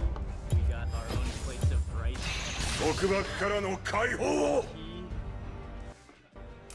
We're all set for round 2. And I'm really loving the environment, the atmosphere here. It's very, very laid back. Same setup. Same setup. We got the tempoyak. We got the same fish. Same fish. Yeah. The bakar. The patin.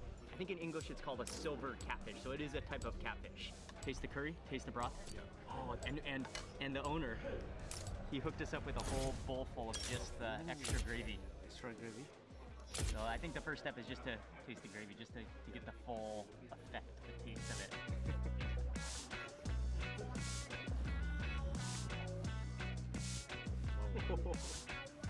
Oh, wow. I had a little drop go down onto my lap. Yeah, this one is almost really mango-y. Mango-y. Like it's mango-y.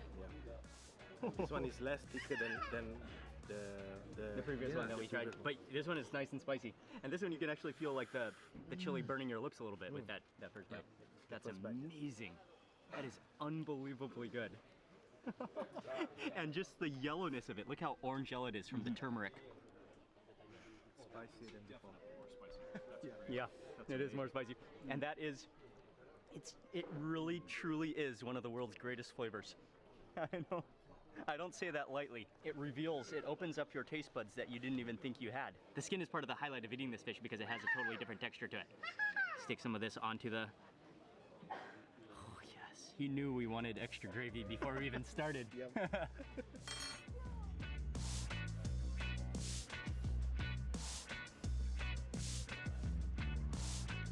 But that gravy goes so well with the rice. Like liquid fermented durian. Life doesn't get better under a mango tree. Yeah.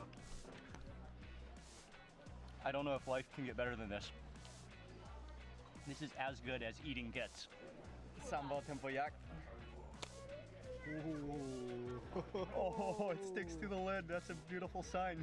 Oh, look at that stickiness of that. It's lumpy. Oh, that smells so good. Oh, yeah.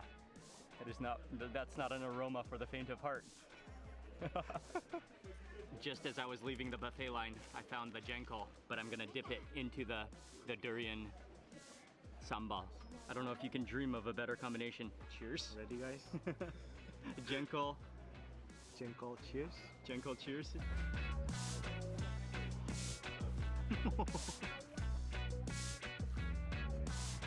Oh, that one almost tastes like cheese. And the jenko is very, very young. Wow. So it's very soft and chalky. Yeah, you feel the chalkiness coating your mouth. And then for the bakar, I'm gonna unwrap this. This is the grilled fish. Oh, we got the head. You can actually see the tempoyak starting to ooze out of the packet. Oh wow. Tempoyak. So that sauce is so thick. It's like a jam.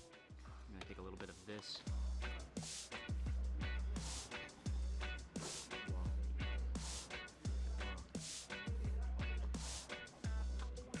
Wow.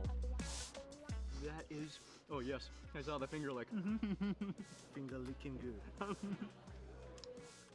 It's totally okay to lick your fingers? Yep. Okay. Because you, like the natural human thing to do would be lick your fingers immediately. It's that tasty. It really almost has like an apricot-y mango flavor to it. Mango puree. This is the best part. The belly part? Fish belly tempoyak. Full Handful. of collagen. Yes. Full of collagen here. Collagen and durian. Wow. Look at that oiliness. Give that a dip. Dip it into Whoa. Oh, that is the bite. Oh my goodness. Oh.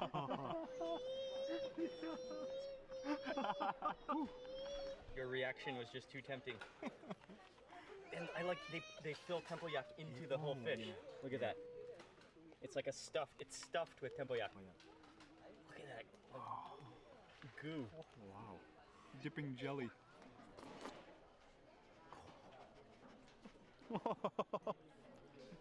Oh wow. That just oils in your mouth. The belly just starts to melt, and then like the fruity pulpiness of that tempoyak. That's unexplainable delicious. It's polite to lick your fingers here. Yeah, it's okay? Yeah. Okay. There's a reason they don't have napkins here. It's because you're gonna wanna lick, you have to lick your fingers. No napkins on the table, and no napkins necessary.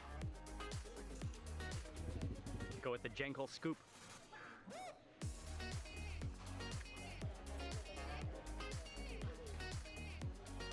Yeah, I mean the deliciousness of this meal is just, it's no exaggeration. No facial expression, no descriptive vocabulary can possibly do the food justice. Sambal tempoyak. Sambal tempoyak. So, sambal ketchup. Sambal. Then I also got some eggplant. Almost actually the same texture as durian. It's just like custardy, like pudding. It just kind of melts in your mouth. You taste a lot of garlic in that too.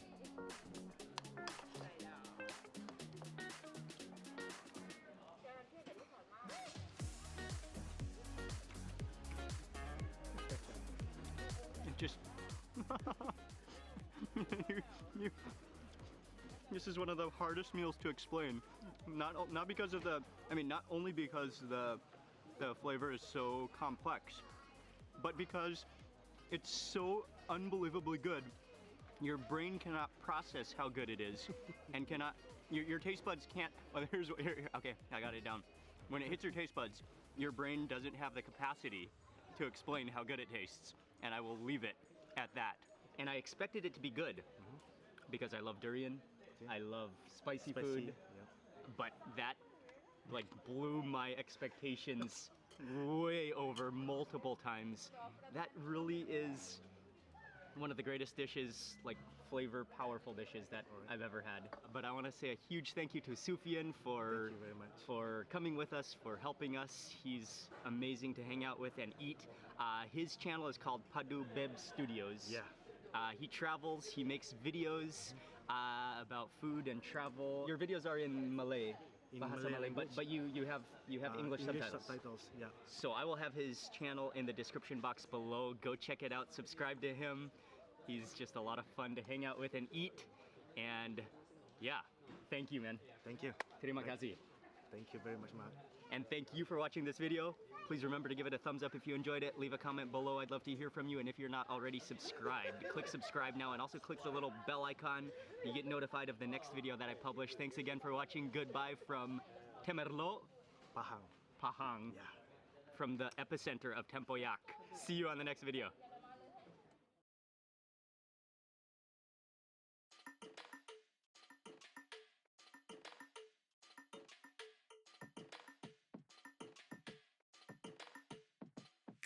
Turning, twisting, something in my chest is giving.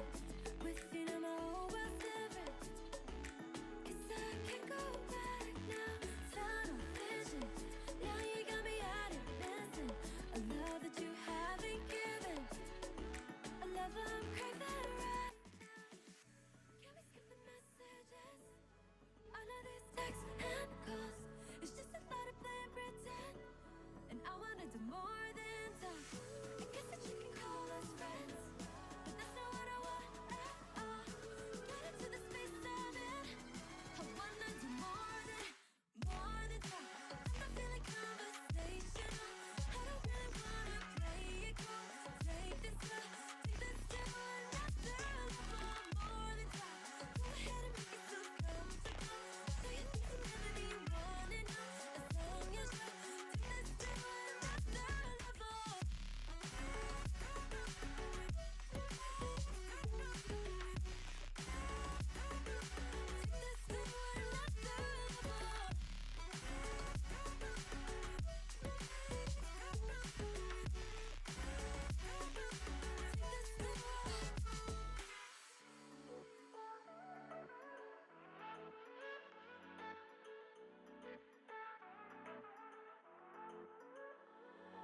Staring at the edge of your shirt, wondering who will make the move first, making me forget I've been hurt. I've never been so bold or reckless. Now we're running out of our words, overturning tables we've turned, throwing out the things that I've learned. Cross the line and take my chances. And baby, thinking this is it. Either it's right or wrong, but I've already pictured it. And I wanna do more than talk. Nothing like a crazy risk to give me what I really want. Get into the space I'm in. I wanna do more than talk. I don't really wanna play it cool. Take this to another level. More than talk. Go ahead and make it feel comfortable. I'll show you things you never knew you wanted now. As long as you take this to another level.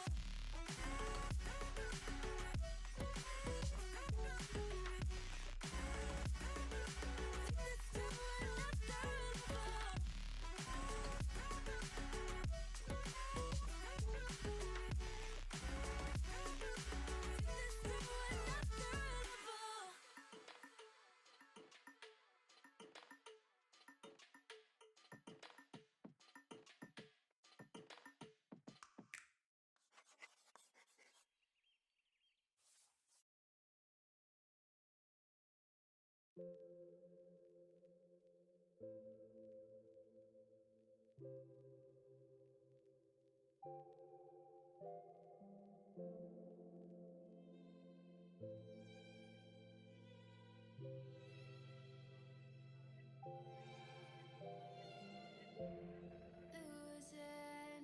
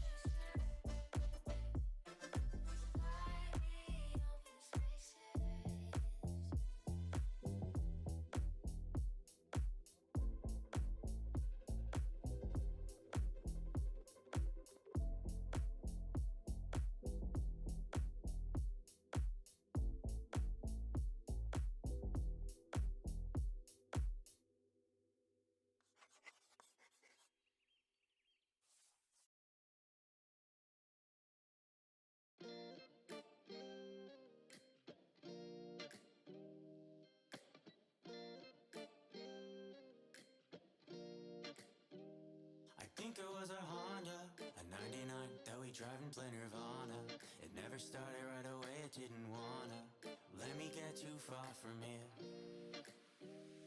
I was still too young to realize that these summertime drives, they don't last your whole lifetime. I think it was a Honda.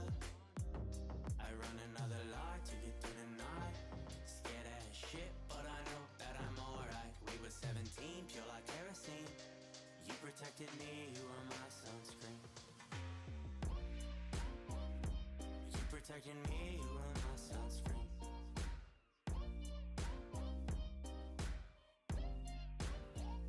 I'm running out of karma.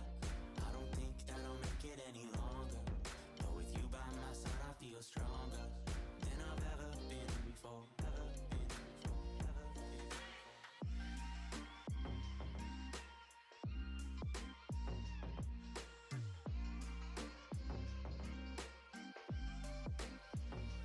I was still too young to realize that these summertime drives, they don't last your whole lifetime. I think it was a Honda. I run another light to get through the night. Scared as shit, but I know that I'm alright. We were 17, pure like kerosene. You protected me, you were my sunscreen. I run another light to get through the night. Scared as shit, but I know that I'm alright. We were 17, pure like kerosene. You protected me, you were my sunscreen. You protected me, you were my sunscreen.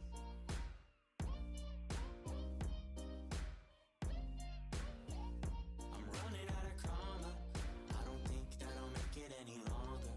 But with you by my side, I feel stronger than I've ever been before. Ever been before. Ever been before.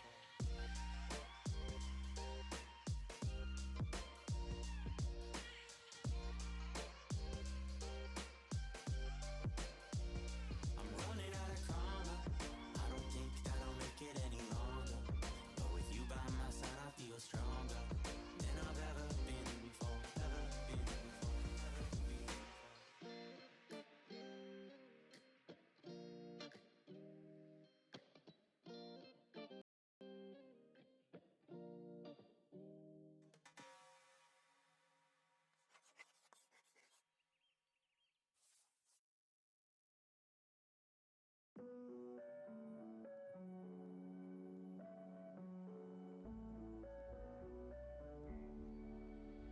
You ask me what's going on inside my head. I just need some time. 'Cause conversations never help. So I'll keep them to myself. 'Cause what's wrong is better left unsaid. 'Cause my heart hurts, you know I didn't mean to. But a broken heart is so contagious. And my mind can't keep dragging yours so deep into every fracture between us. You should run for cover, but you never leave my side. Always there to comfort, and it tears you up inside. But my heart hurts you. What the hell did I do?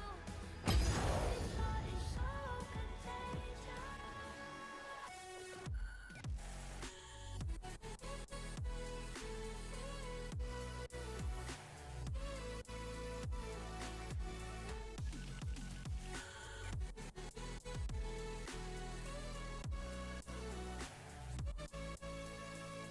Don't know how long it'll take for this to fade.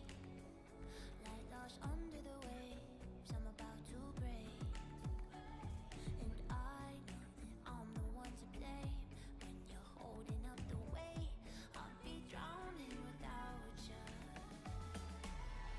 Leaves me Hey everyone, I hope you're having an amazing day. It's Mark Wiens. We just arrived to Curitiba, which is in the south of Brazil in the state of Paraná. And in this video, we are going to explore Curitiba. We are going to especially eat some of the southern Brazilian dishes. And I'm going to share all the southern Brazilian food with you in this video.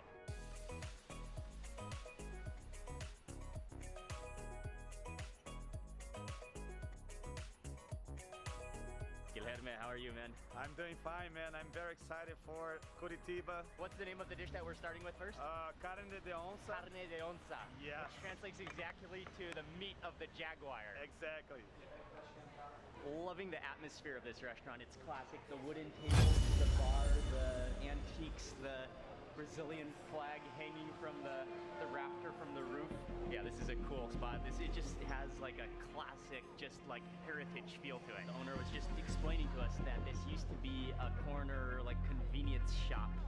So they would sell, you could come in here, you could get your small groceries, and then eventually it became a restaurant. But the house, the property itself, dates back to 1953. Oh, that's the meat. That's the meat. Oh, it's so smooth. I didn't even. The meat is such a fine mince that it almost looked like a ball of like red pink dough, but that's actually the minced beef. Oh, the smoothness of it. It's so fine. What is this?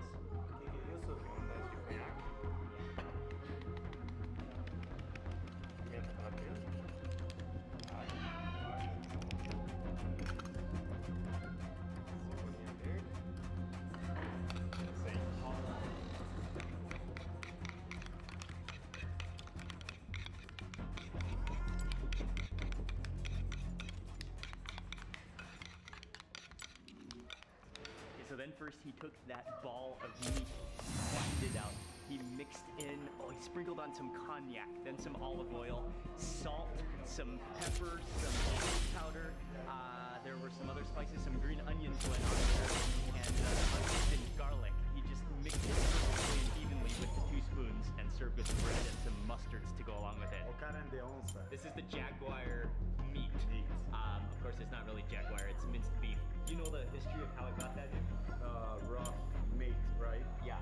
So when you know the bad smell that comes out of the jaguar mouth after they eat like raw meat breath. So there's nothing relating to the jaguar, but because after we eat, kind of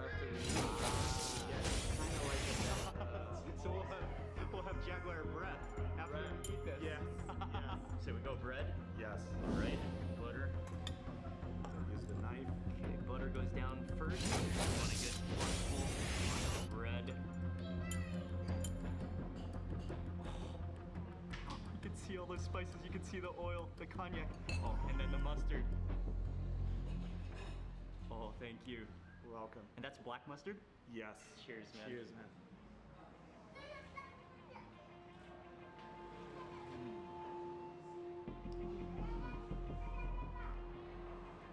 Oh, wow. Like, what you immediately notice is how fine the meat is. Yes. That's not like a grind, that's like a... It is a grind, but it's so fine, it's like smooth. It's absolutely awesome. It's not like very, very spiced, but it really focuses on the meat. You taste that like hint of cognac, I think. Yes. You taste the green onions, the onions. The sweet paprika. Yes, the sweet paprika. The onions like make it juicy, I think. Exactly. Next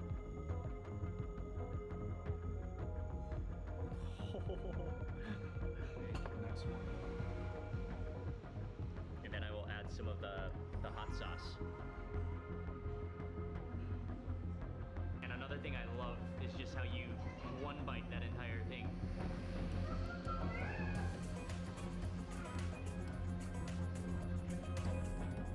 It's so like neutral tasting actually. Like the beef just has like zero like overly meaty, irony taste to it at all.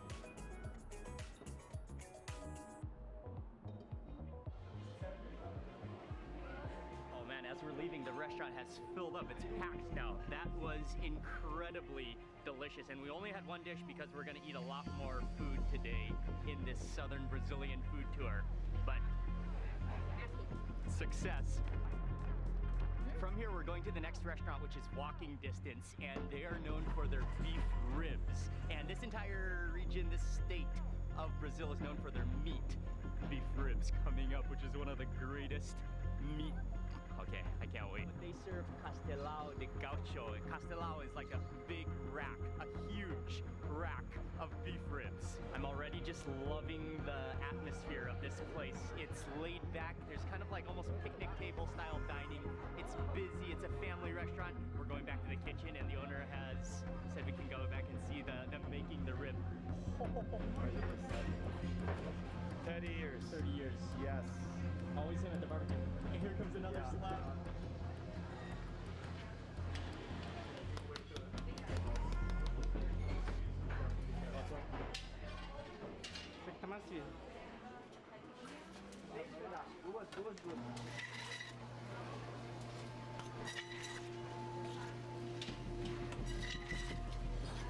And you can even hear the crispiness of the skin. The skin is so like crackling, crunchy skin. The owner, he's been making it for 30 years. He has this really unique slicing system. It literally is like a woodworking table saw. And he just takes that entire rack and slices it into pieces, removes the bone. You can hear again the crispy skin just like crackling under that saw, and then just like slices it up expertly with that table saw. This is some more Brazilian meat of your dreams. We're gonna order the whole thing, which called the happiness combo. We are in Brazil, baby. Let's eat some ribs. Não, tá bom. Tem água? Qual é o seu nome? He just brought over some of the side dishes, the polenta. There's some yuca, which is tapioca. There's some salad. Is that a potato salad? There's like some pickled onions, some lettuce, and some tomatoes and bread. That's all gonna accompany the main meat. This is with orange, so you keep this to drink with the orange. This is a local Brazilian soda. Guarana is a fruit from the Amazon, but this is the soda version of it. Yeah, it's almost like a cream soda, but like with a sour, fruitiness. It's good. It's sweet. It's sweet. It is a soda. And like, I mean, I would definitely prefer the real fruit, but that's interesting and refreshing.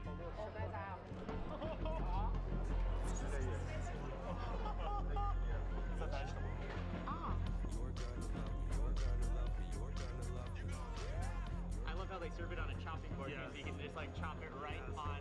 The ribs are glistening with fat and juices, and you can see how crispy that skin is. Unbelievable, all the side dishes. Yeah, like this. Let's go for the whole thing. Oh man. Obrigado. The onions. The onions look amazing. Pickled red onions. Just look at that skin.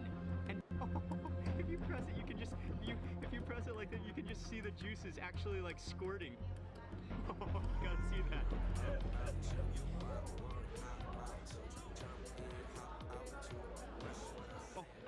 Okay, I have to begin with that bite right there, with the skin, with the fat. Oh wow.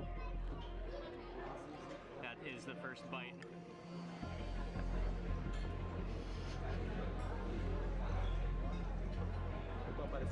Oh wow.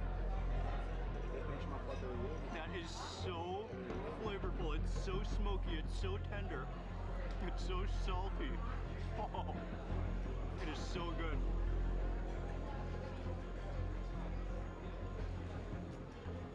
Just juices. And juices in your mouth. Wow. I can't wait to try this onion either. It's like a pickled red onion. Just slightly vinegary, very crisp. That's really wonderful because it breaks up like the fattiness of that meat. You serve it with some polenta, which is like a cornmeal texture is like light, it's really crispy, and kind of to get that like semolina like graininess on the inside. So some yuca, which is these are cassava. Very starchy, plain, but like it's a plainness that goes so well with everything. I love it. I love yuca. Just watch this. The meat is so tender, you don't even need a knife. You can just literally put your fork in and just twirl. It's amazing. Beef. Dude, I like your style. I like your head stuff. I watched him over there as he was vlogging. He just picked up the entire piece. This is the way to do it. And the leader is like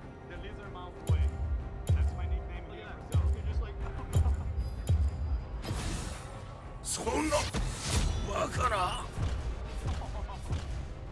Alright, Joyce, you can just pour a full of some chili oil. Get a couple of them. Let me add that half an onion. Okay. A meat foundation bite. There we go. Cheers. Cheers. Break into the bread. Absolutely awesome. Amazing food, amazing beef ribs. And I just love this restaurant, the owner, the like character of this restaurant. And the food is just insane. Insanely good. Oh, okay.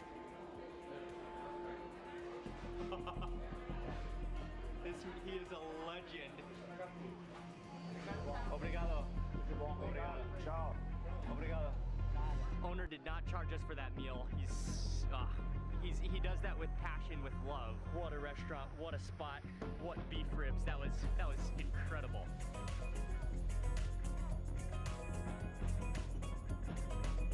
Curitiba is located on a high elevation plateau. Not too high elevation, but high enough elevation so the weather is cool. The air is so fresh. It's like 24, 23 degrees today.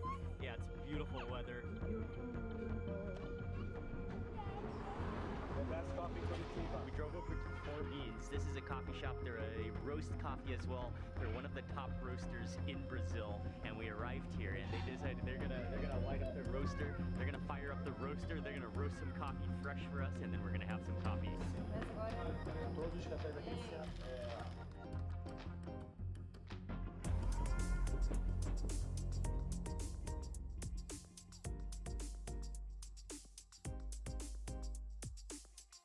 Completely unplanned coffee experience. Yes. The owners are so nice. We have the Chemex going with coffee brewing right here, and then in the meantime she's preparing the green beans and she's gonna roast, so she's preheating the roaster over there.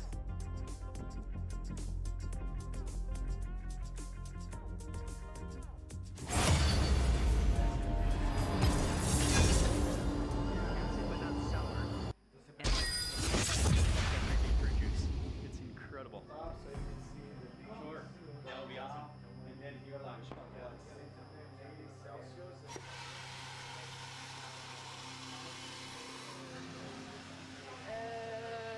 15 minutes. 15 minutes, okay. You gotta keep tabs on everything to roast perfect coffee. Yeah, we're just nerding out on coffee right now. Yes. Yeah.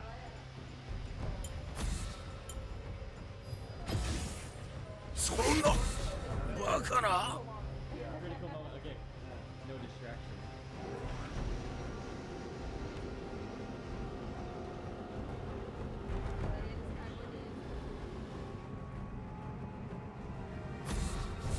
So we just opened up this fresh tub of coffee.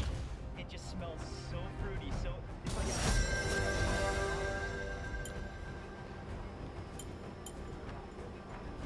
wow, that is amazing.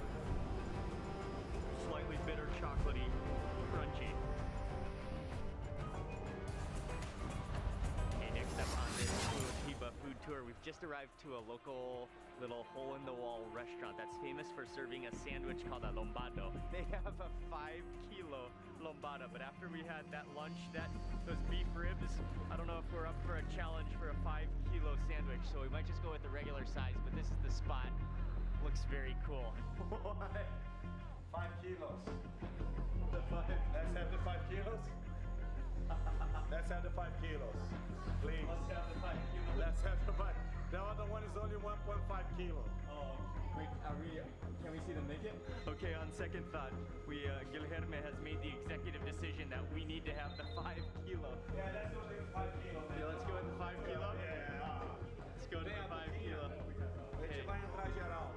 We're gonna do the 5 kilo. We're gonna do the 5 kilo. 5 kilo, man. Going in, we're going in. Foi na Ana Maria Braga. Foi na Regina Casé. Man, lovely guy.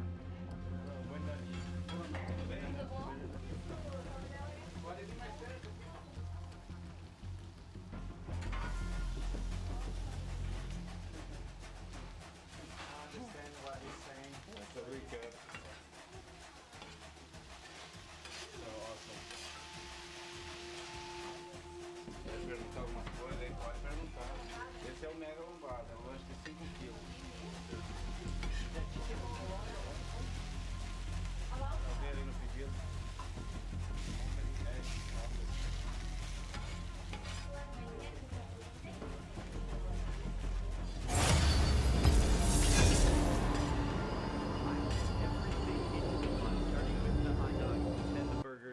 then the chicken mixture.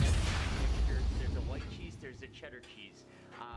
It almost looks like a squeezable hot dog that just like goes on top of it. Then he puts on some tomatoes to balance out that protein, and then he adds on some fried eggs, then some lettuce. I forgot a key ingredient, half a bucket of mayonnaise goes onto your bun.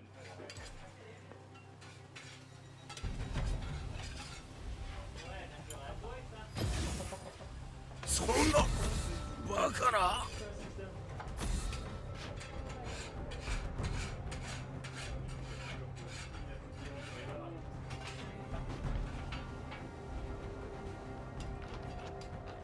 And then he puts it like literally into a pizza box. This is not just like a food challenge. This is just like a family Saturday night dinner. The whole family can enjoy. And he just slices it into like pie slices.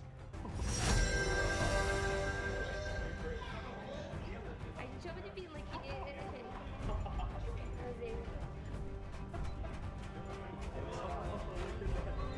Look at the cross section. There's so much chicken and meat in there. And cheese. Yeah. There's like, there has to be like a kilo of cheese. Yeah. It's gotta be like and 2 kilos of chicken. 天の裁き、とくと見るがいい。 You have to actually like put your palm underneath it. You have to support it. Oh, it's so hot. Oh, I lost him at the front. Oh wow, that's flaming hot. Grab the top. Grab the top. It's flaming hot. I'm gonna have to use that piece of lettuce. Use that piece of lettuce to scrape out, stuff it back in. The cheese, the chicken, the hot dog. I have a protruding hot dog. The burgers, the egg. Oh wow. Okay. Cheers. Cheers.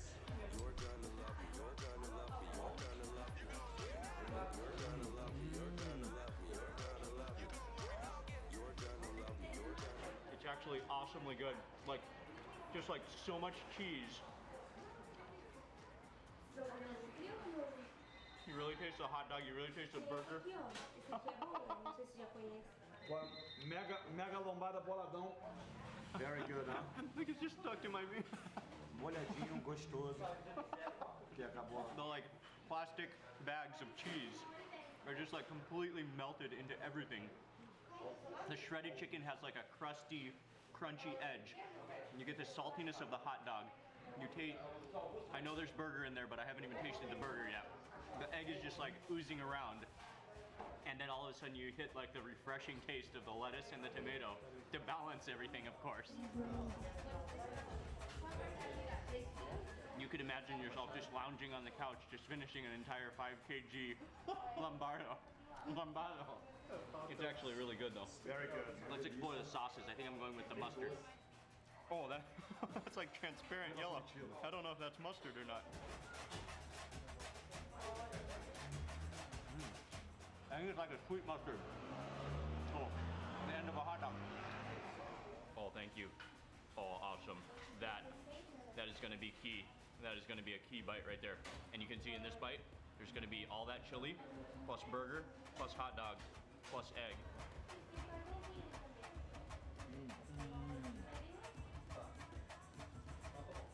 So far in Brazil, I've just been loving the different chili sauces. Like the actual food is not that spicy, but they always have chili sauce, which is just unbelievable. And this is an amazing one, the mix of chilies. This chili sauce. Oh no, I lost it. Okay, let me put it back on there. This chili sauce really makes it though. Okay, I'm moving in for my second piece here of the lambado. Pode deixar. This thing is mega enormous. It's beyond huge. Obrigado. And this is like, it's actually very, very tasty. The mix of meats, the saltiness, all combined with the chili sauce. This is like, this will make you just stop for the rest of the evening. What a place. This is like a community hangout. Not only is this a restaurant, yeah, this is a community hangout. And man, I love the people. I love how he was started as a street food cart outside of a speed bump, and now this is what he has turned it into, a restaurant where literally like the 5 kilo family platter lompado. It's just like flying out of the kitchen. It's making one after another, and just like boxing them, and they're like going out the door. Oh yeah, there's one right there.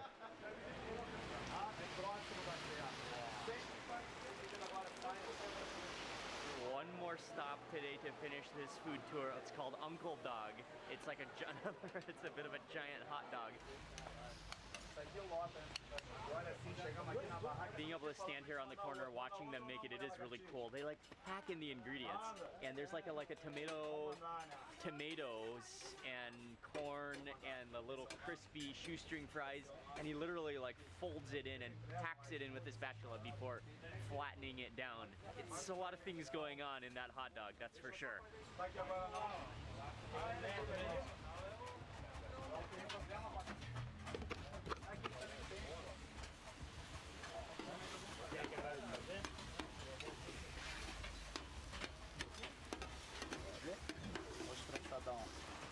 Prensadão, tradicionalzão. Esse é o tradicional?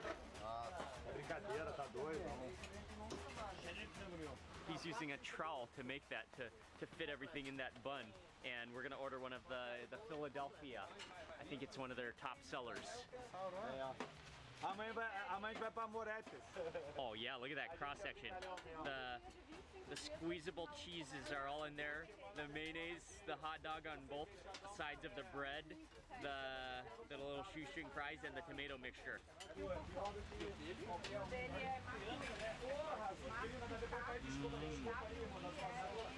Okay, that one's pretty good. Like the sweet corn, the creamy like liquid cheese, the crunch of those fries, and just the heat of it. This is definitely a 2 a.m. food. Nenhuma. What do you think about the taste? This one is good. Yeah. Nice.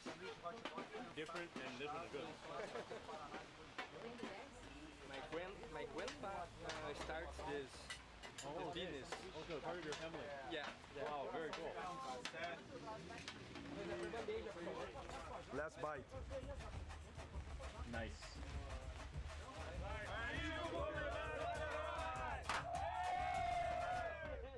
The entire crew here at Tio Dog they're so awesome. They're so friendly. They're having a good time out here making the Tio Dogs, making the Philadelphia.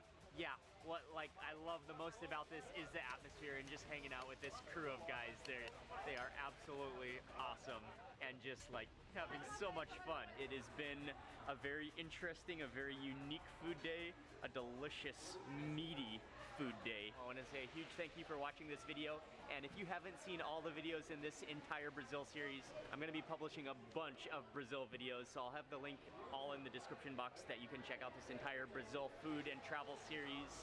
And I want to say again a big thank you for watching this video, and also Guilherme, I want to say a huge thank you to Guilherme and Rafaela for arranging everything. They're so much fun to hang out with, and I'll have their links in the description box below. He also made a video today, and yeah, thanks again for watching. Good night from Curitiba in Paraná, Brazil. See you on the next video.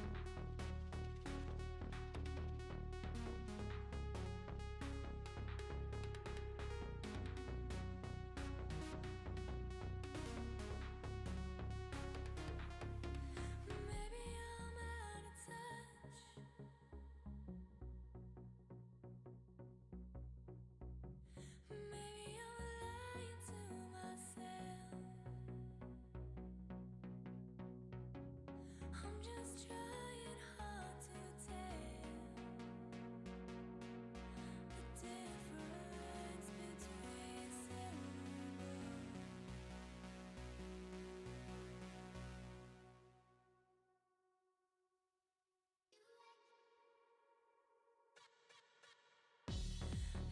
Am I just lying to myself? Am I alone? Am I too far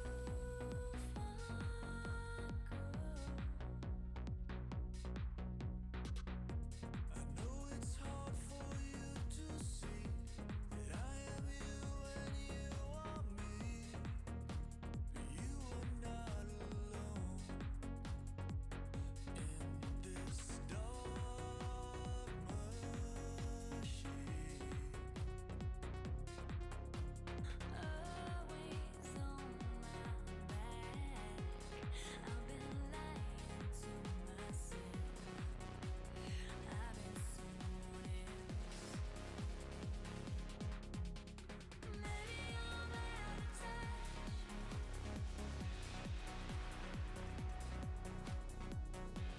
Maybe I'm lying to myself. I'm just trying hard to tell the difference between silver and gold.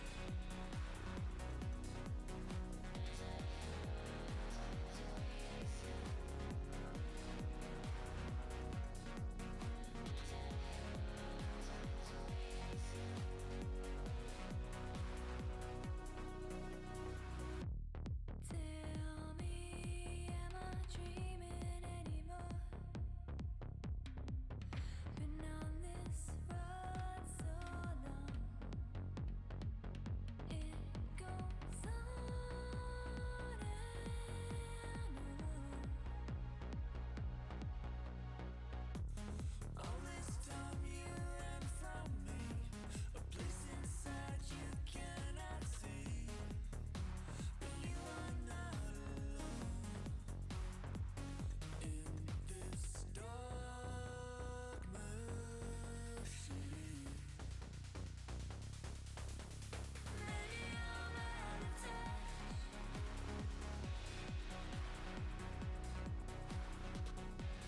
Maybe I'm lying to myself. I'm just trying hard to tell the difference between silver and gold.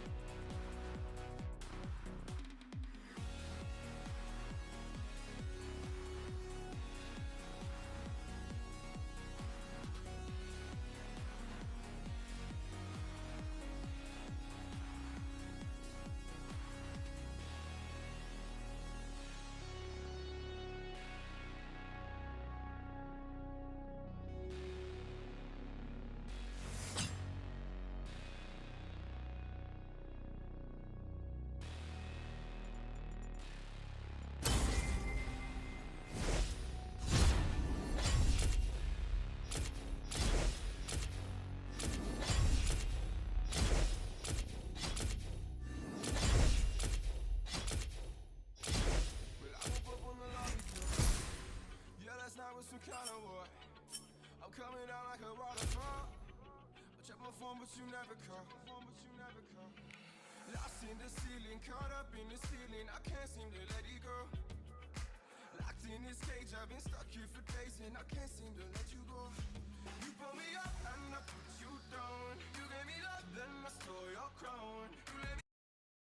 Hey everyone, I hope you're having an amazing day. It's Mark Wiens. I am in Goiânia in the state of Goiás in central western Brazil. We're gonna especially focus today on a local fruit called pequi, which is a semi-dangerous fruit, but it's loved in this region. It's one of those fruits that you either love or you hate, and it's gonna be my first time to try it. I can't wait to try it. We're starting at the market. We're gonna walk around, we're gonna eat some snacks, we're gonna get a feel for the city. Then we're gonna go to lunch. It's a little drive away to it's a place called Goiás Valley. And then we're gonna come back and eat some street food. So that's the plan for the day. It's gonna be an incredible day of unique food, exploring the fruit.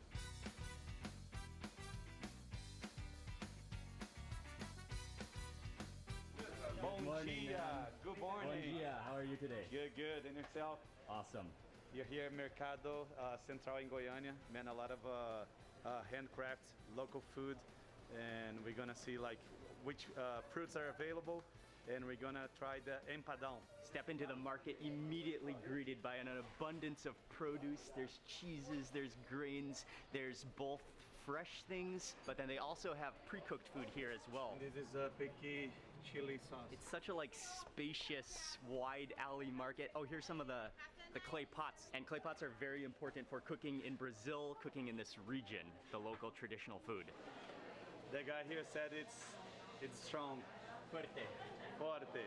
Bom dia. Brincadeira, mentira. Mentira. Bom dia, bom dia. Bom dia. That's Wow. the empadão. That's awesome. That's huge. Oh, this one is the big one. Chicken, sausage, onions, tomatoes. Oh, so that's filled with all the different meats. Yeah.